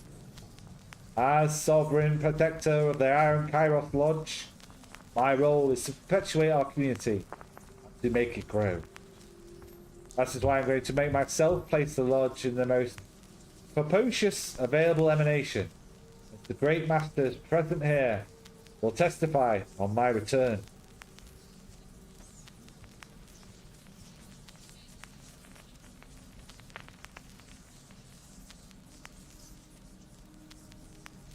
When the record ends, the assembly applaud and the room, which was half empty, is now full, suddenly holding a multitude of new caped initiates. For the first time, I am fully conscious of the danger the record represents, put in the wrong hands. If Eva is as ambitious as Arthur Pullman believes, the Iron Kairos Lodge would quickly concentrate so much wealth and influence that he would become uncontrollable. She's got hotter, she's got longer hair. She lays the headphones on the table, and I notice that her hair has grown, intensifying her air of great pagan priestess. Before closing this council, I would like one last person to hear the Choros. We have among us this evening the previous guardian of the record, who lost someone dear to her heart in a previous emanation. When she arrived at the lodge door earlier, I asked her to join our ranks. She accepted my proposition. In order to make her investiture official, the Board of Masters and myself, Sovereign Protector of the Iron Kairos Lodge, have decided that she also will hear the Choros this evening. Alice, if you would take your place. I sit on the throne, place the headphones over my ears, and then I start the record. Among Us. Guitar note pierces the air. Almost feedback. The eyes of the assembly are fixed on me. Sparkling reflections emerge. I see her one last time. She stares back, impassive. The light twists and knots. I turn my gaze inwards, searching for Ulysses.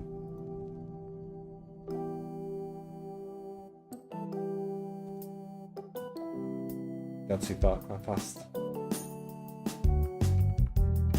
In spring We met before we came undone. I aim for the middle of the road, summer of our love. Sunset Over the room, tiles shimmering like mirages. The golden hour, the right time. the right time to put the record clean, The time to bring you back from the mists of oblivion. New emanation. I Put the headphones down. as you enter The room down to my moon. Alice? Ulysses comes into the room. It's the record I'm listening to, and I remember this moment. When I had noticed the first time I lived this moment, was the record that he had under his arm. 7-inch with a white sleeve. I thought you were going out this evening. He walks over to me, bends down to my hand, tight, plants a kiss on my lips. His hands tremble slightly. He seems shaken. Enjoy this moment. Now, get to the point. Ulysses, I don't have much time and I have a lot to tell you. He backs off and looks at me concerned. What do you mean? What is it, Alice? I point at the record which he has laid on the coffee table. Have you listened to it? Yes, I just bought it. It was about a batch of psychedelic, a big collector by the bay. The weirdest experience I've ever had. This has been a solid time, but the lyrics could do some work. What the, yeah, they're not the catchiest of sing-alongs.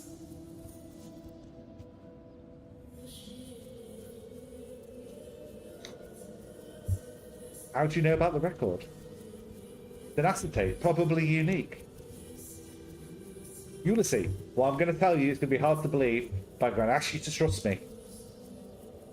Ulysses nods and replies without hesitation. Of course, Alice, tell me. To be completely frank. I've come from the future, Ulysses. This record allows you to change your past when you listen to it.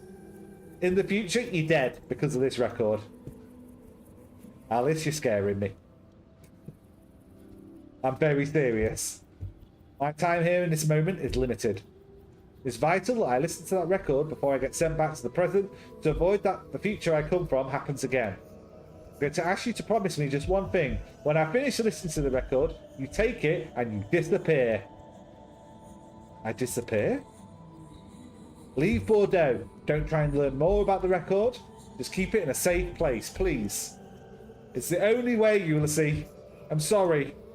With a little bit of luck, I'll still have the memory of the future after I listen to the record, in which case I'll tell you everything.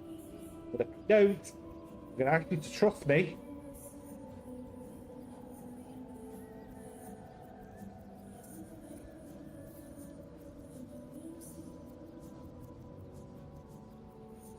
Find me in 4 years.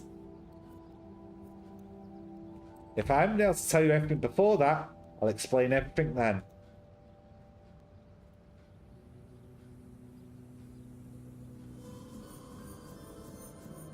Alice, wait, please.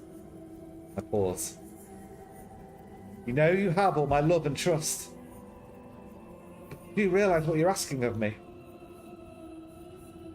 A sigh escapes me. Did I have to do this? Did I have to break up with him to keep him alive? Ulysses, I'd like to have the time to tell you more, to tell you everything.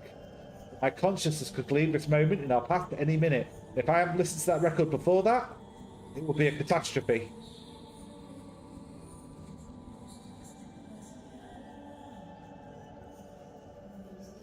I have no choice. I've got to listen to it.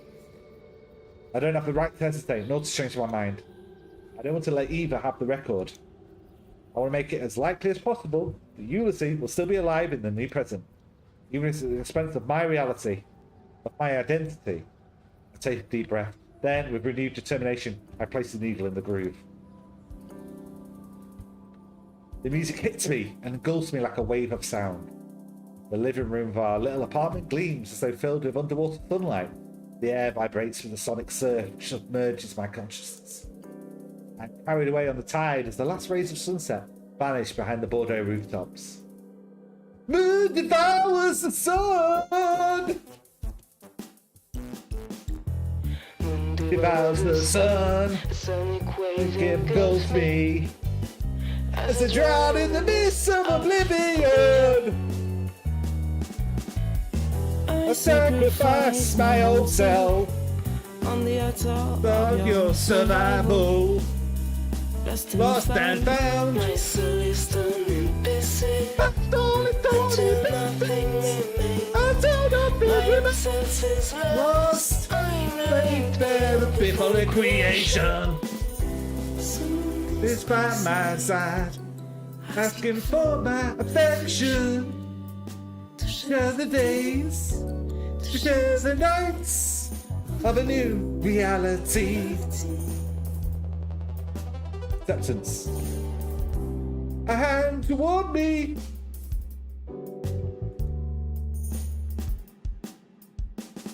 Your hand toward me from The shadow of you. I take it. Our senses melt. And our lives are intertwined.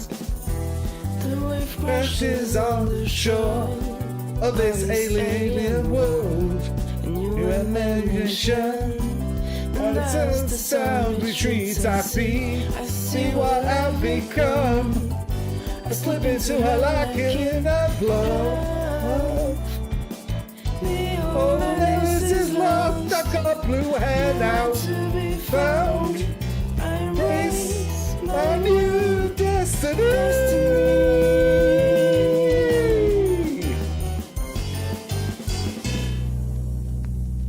Here I am. I'm working in a clothes shop again with coloured hair. Can I not get a better emanation? Folding the last of the clothes in the fitting room when the doorbell rings.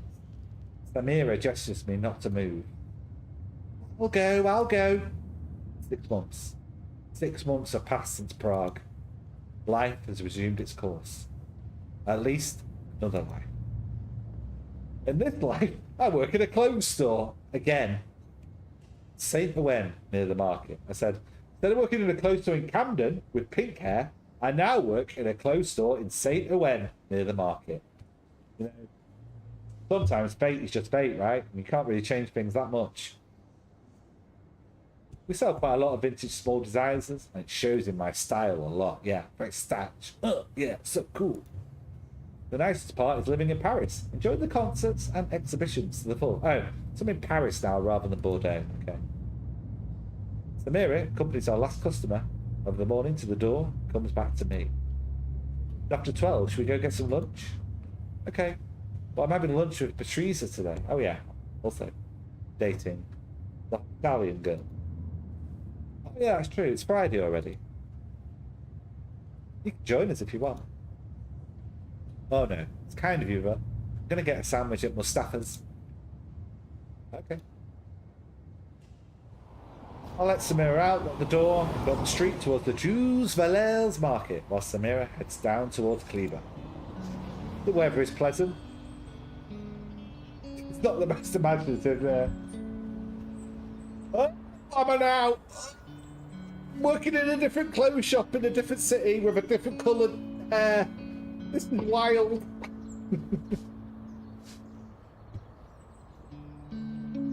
I loiter around a bit.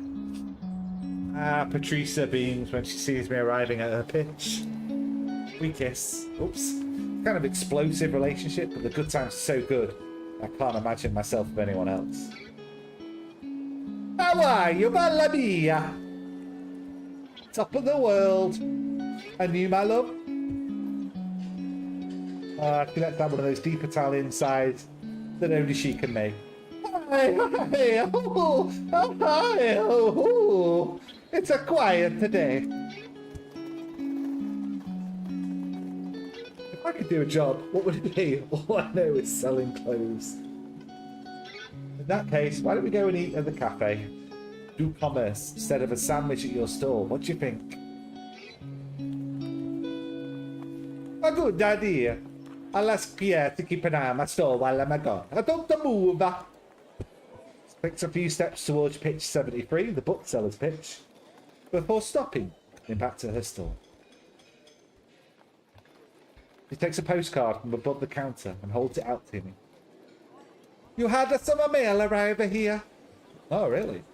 He shrugs. I look at the missive. It's a postcard sent from Greece.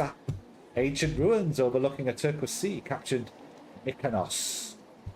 Turn it over and instantly recognise Ulysses' disjointed handwriting. Alice. We said we'd see each other in 4 years. Do you remember? I'm in Mykonos. Can you meet me there? Ulysses. Beneath the signature there's a telephone number. £5. After so long I'd given up on the record, on Ulysses, on all the rest. What was waiting for me there? when I saw him again, finally, through all these years? I've got no idea. But I know that I have to go, even if it's just to turn the page on my old life.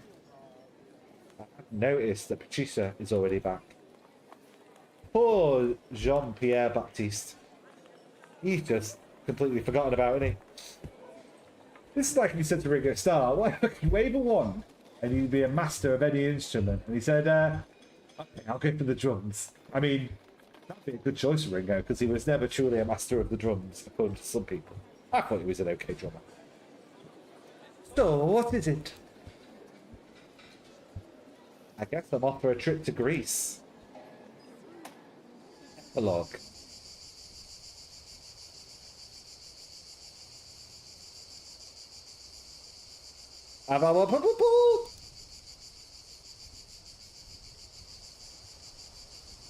The lane that climbs up towards the village is steep. Okay. They're not selling Mykonos very well here with this picture. Like a load of poo. With some rock formations in it. The bus dropped me at the bottom of the junction with the main road. The glaring light of the June sun cast the terrain of the island in stark relief. The last few hundred yards left me to traverse seem almost monumental in my eyes. I stopped for a while in the shade of an olive tree. The white plastered houses are sharply etched against the ultramarine of the Greek sky. The quiet is absolute, punctuated only by the cry of seagulls and the buzzing of insects. I start to climb again. The main street leads to a shady little square. On the northern side, a cafe with an awning. I go over. On the left, a group of old men sit around playing a table, playing cards, cigarettes hanging from their corner of their mouths. I didn't know you spoke Greek. Legal Greek I can do. I guess also.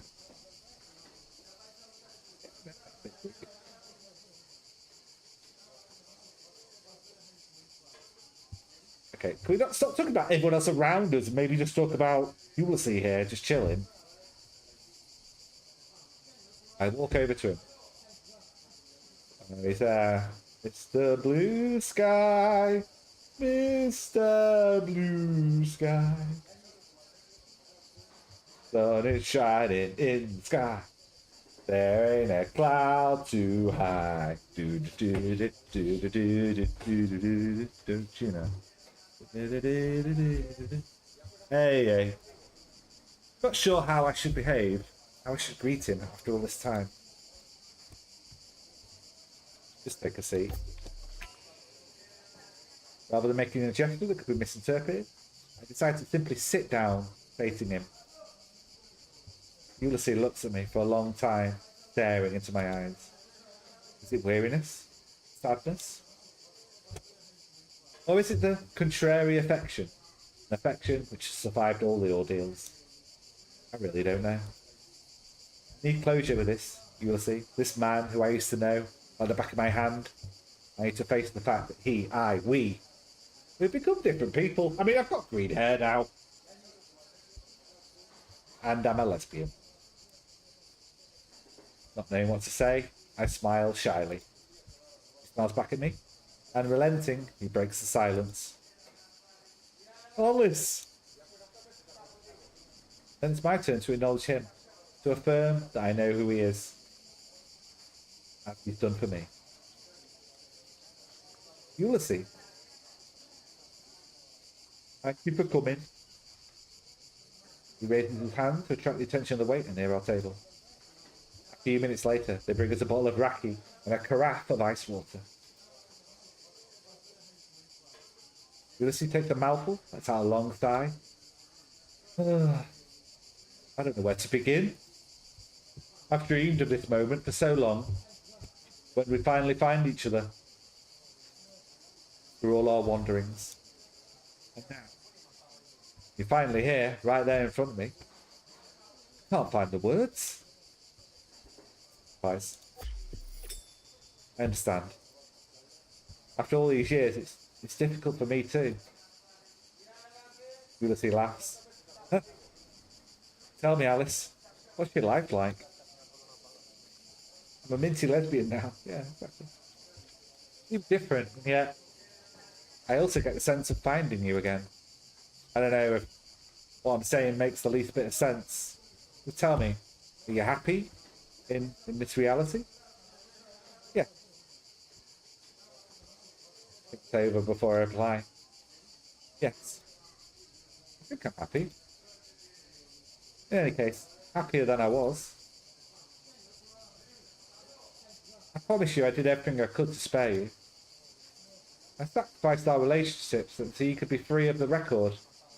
But in the end, it didn't work. What do you mean you sacrificed our relationship?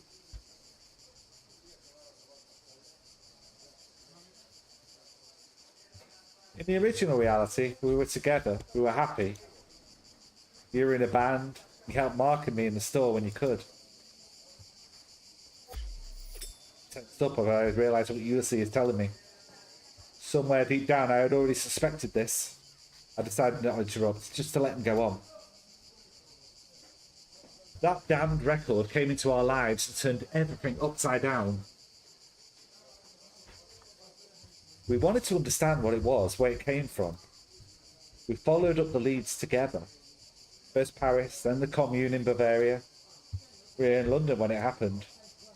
We were prepared to go to the ball scheme to meet Arthur Pullman. That's where the Ion Kairos Lodge caught up with us. I was scared. I wanted to protect you. I went back into the past and I changed reality.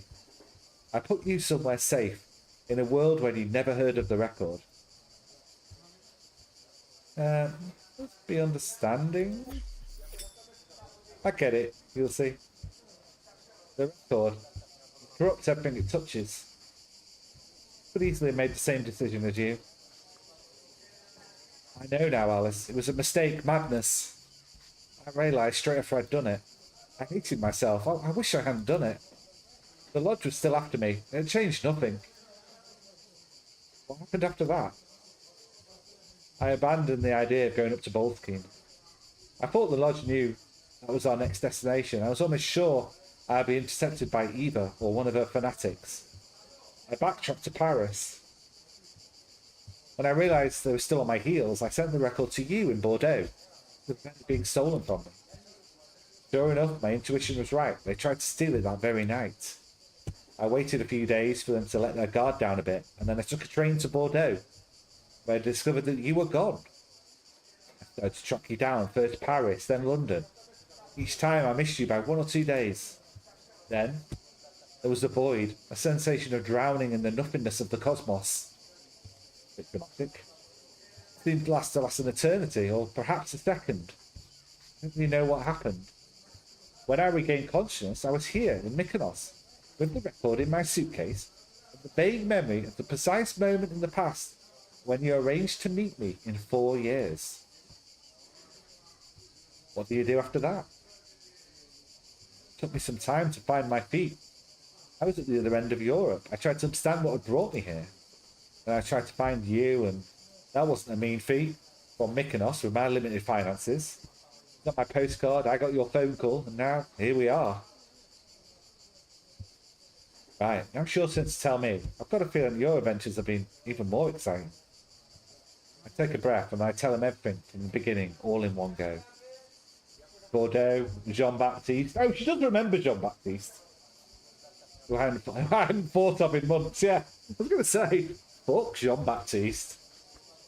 Marmy smooth git. The record, Paris, then London. Patrizia. Then Glasgow, listening to the record again. Arthur Pullman.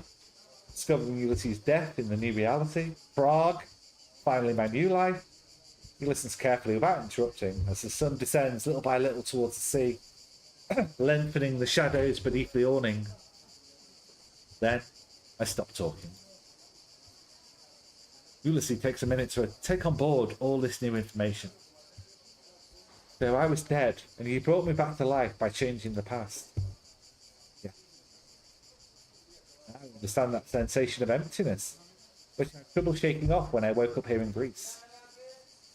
By the way, you haven't told me why you asked me to meet you here specifically. Wouldn't it have been simpler to meet in Athens or at least near an airport? Ulysses gave me a roguish smile. Something I wanted to show you. Come on. He stands up, picks up his hiker's backpack, which leans against the table leg, and slips it on. Then he takes a few coins from his pocket and drops them on the table to pay for our drinks. We cross the village in silence and go down the road towards the coast. Oh, that was the bit where I accidentally killed you for a while. Yeah, I mean, whoops. Alice does Paris. Part of the excavation site has been covered with tarpaulins. The part suggests the remains of an ancient temple, which would have been built here a few millennia ago. Apparently, the site was only recently discovered. The dig has been halted because of budget cuts, and it's quite a long way from the tourist zones. It would seem the authorities haven't taken the trouble to close the area off to the public. Come on! Ulysses beckons me to follow him. Go to the excavation zone and then retrace our steps on the other side as the sea sparkles below. From this point of view, we can see the frontispiece stones, which have been unearthed and which display some astonishing carvings.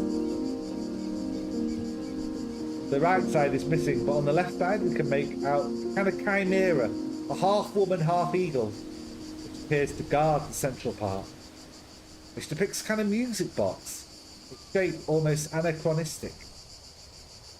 Did you know at the start in mythology, the sirens weren't fish women, but birds with the torso and face of a woman?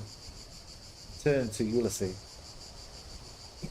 Which means that he smiles at me. Yes. When you told me to flee 4 years ago, it would seem that I decided to go in search of the origins of the record. Well, not the origin of our plastic disc, the true origins. And it brought me here, to the mysterious temple, which appears to pose a real puzzle to the archaeologists and historians who have studied its history according to the information that I have been able to gather. It's the place of worship of a very ancient Gnostic sect. And our record is the result of the rediscovery of an ancient knowledge which would have first been found here. Are you familiar with the discography of Magma? No. There's a French rock band who had their 15 minutes of fame at the beginning of the 70s. Kind of in the same movement as Soft Machine and the Canterbury scene, I guess. With a music that's both an arty and pretty crazy. Okay, what's that got to do with us? I'm getting to it. Christian Vandar, the drummer, the brains of the band, invented a language, Kobayan, which most of their lyrics are written in. The goal of this language is to express emotions in a profoundly musical form. For example, if you stub your toe on the corner of a table, you wouldn't say, "Ouch, I hurt myself," but instead you'd scream with pain. Okay, I see the idea, it's entertaining, but I still don't see what you're getting at. In this language, there's a particular term, Zool. Zool? Yes, Zool. What Vanda wanted to convey with the term is the idea of the perfect note at the perfect moment. A kind of musical ecstasy which allows us, human beings, to glimpse an instant of the divine. You're going to see he put his backpack at his feet and opens it.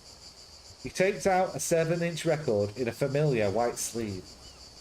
He looks at it for a minute, his expression unreadable, then he adds, "I believe that this record, this music of the spheres, is the culmination of this quest for the absolute." He holds the record out to me. I take it. "I kept it safe until I found you again, Alice. It's out of the question for me to play it again. This record stole my life, our life. Stole the woman I love from me.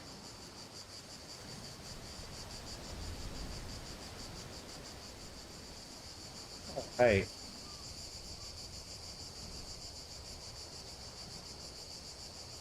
I know that you're not still her. The woman I love from the very depths of my heart, Alice.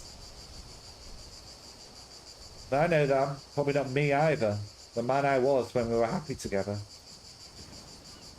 Ulysses puts his backpack down again and takes out a little travel record player. He puts it down next to his pack. Then he pulls out a pair of headphones which he places on the cover of the Tepaz. Seemed appropriate to me, but our story should finish in the place where the record story began. Ulysses turns towards the sea, towards the horizon. Do what you want, Alice. Put it in your hands. And he takes a step away towards the coast below. Take the record from its sleeve and hold it between my hands. Undecided.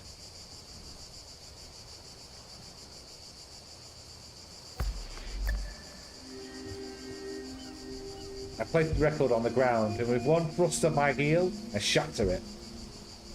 No divine justice strikes me down.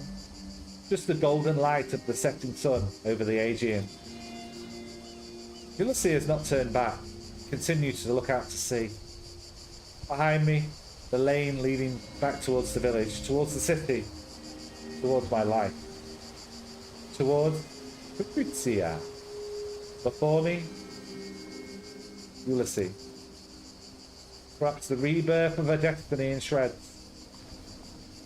Or at least the promise of something like it. Leave. I joined the lane towards the village without looking back, leaving them there. Where they've fallen, the remains of the record, my former life. I don't know if Ulysses has seen that I'm going, but he doesn't try to stop me. The first stars light up in the sky, my mind travels to the rhythm of a strange and intimate melody. I've been wandering.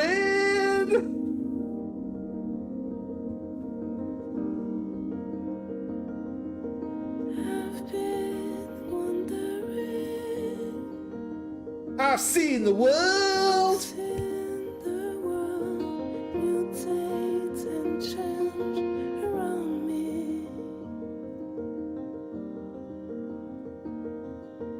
I have explored the permutation of realities in search of him, in search of me.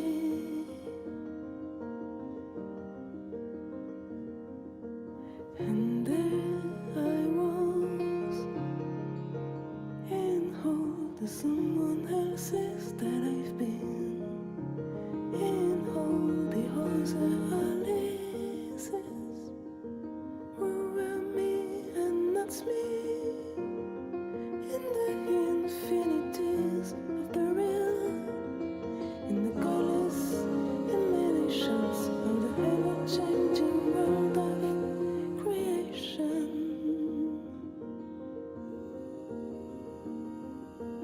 I skipped around different paths leading into different presents, different tracks on the playlist of my life.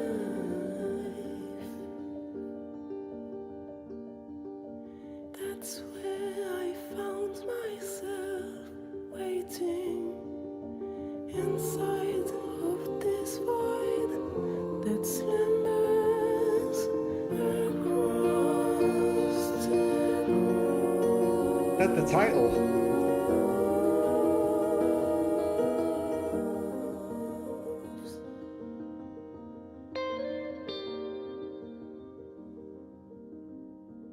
Achievement. I don't think there's any way of not becoming this lady. Totally, like, it pretty much makes you, maybe from the decisions you make, you become a different person from the choices you make before this point. Maybe it's me that's got no imagination. That's why I kept becoming blue-haired or pink-haired girls who end up working in clothes shops. It's not my fault.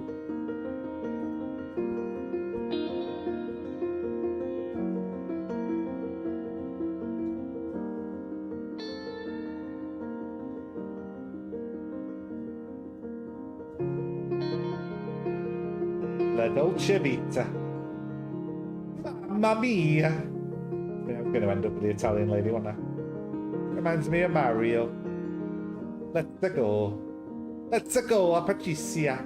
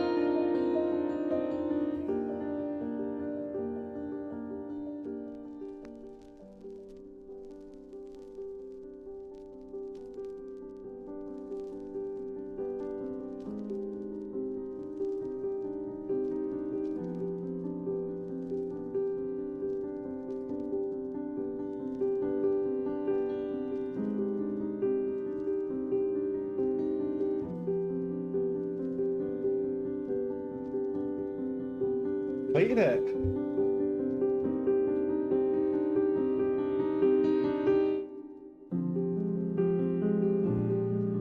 What did Ulysses learn? Ulysses learn from the whole story of the record.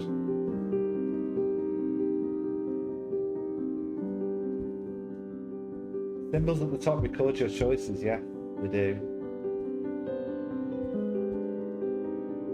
Tell you which path you're taking. Does explain it in the tutorial. An interactive graphic novel, showing the adventure, you'll have to make choices that would define how your story progresses.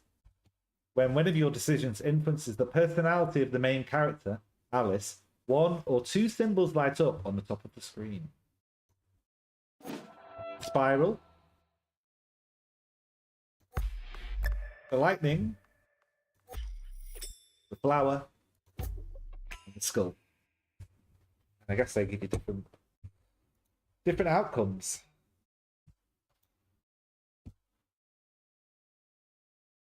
It's impossible to lose. Choose wisely. There you go. At the end of the day, it's all about the Zool. The whole thing was the Zool. The Zool is the answer to everything. Do we know what the Zool is? What is the real Zool? What is the meaning and the power of the Zool? Maybe we'll never know.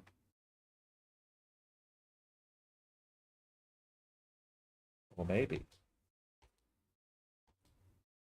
The Zool was always with us.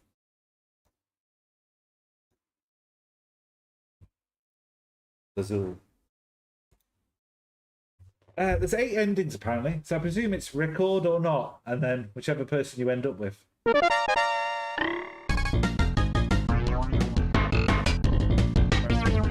Okay, makes sense.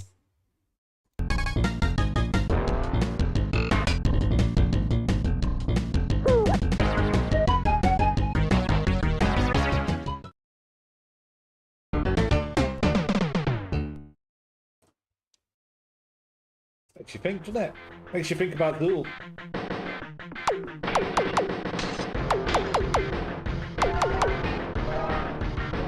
I know that's what I've learned from today. And it all comes back to Zool.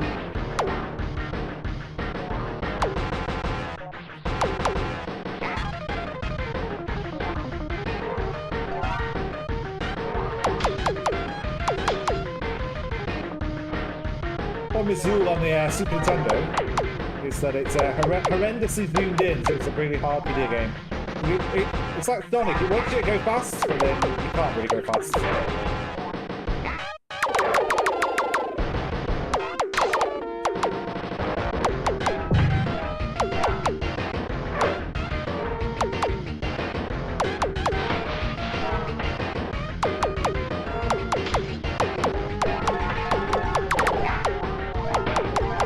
also need there is no Art Dallas, only Zool. Exactly. I don't know why you'd want to kill Zool. Or break Zool. But yeah, first YouTube stream done. Might be my last YouTube stream. Depends how much more nudity I start streaming on Twitch. I mean, the urge to go back to play rock, paper, scissors is going to be too strong. I don't know if I'm going to be able to stop myself from doing it. You know, I might last a couple of months. Maybe a couple of months of not playing rock, paper, scissors, but I'm kidding myself if I'm not going to slip back to my old ways. You know, once the heat dies down, it's going to happen. And then maybe we'll be back on YouTube again.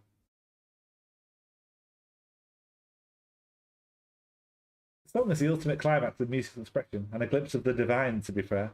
Oh, this song.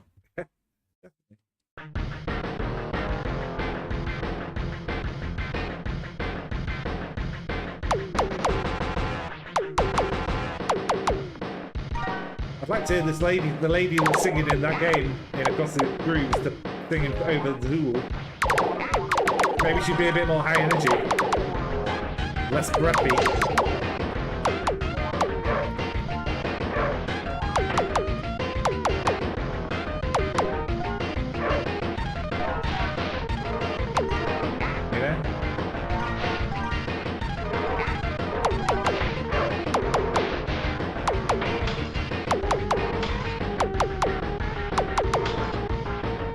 Freebies!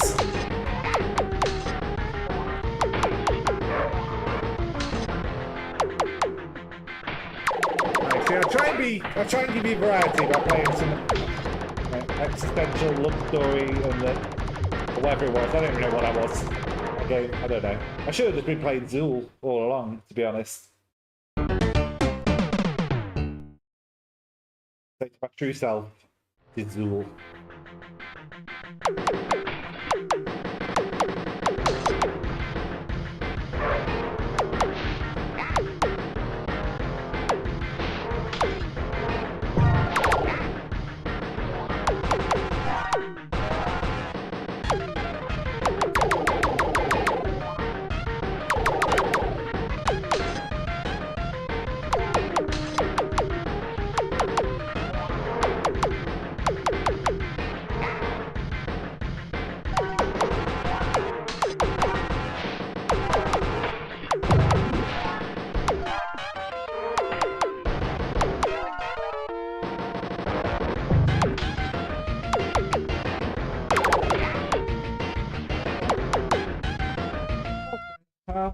We'll be back next Saturday.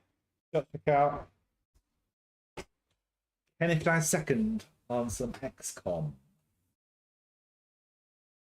2 later on the that rival channel. Boost.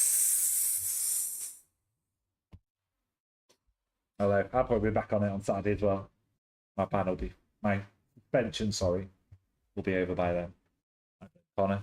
Clearly Connor's fault. Not mine. Not my fault. See you all in a bit. I'm gonna go get some food. I don't know if you want to play some Remnant 2 in a bit, Ken. Maybe do a short little hour or two later. I don't know if the lads want to play more Baldur's Gate. I don't know. We'll see. Anyway, see you all in a bit. Bye.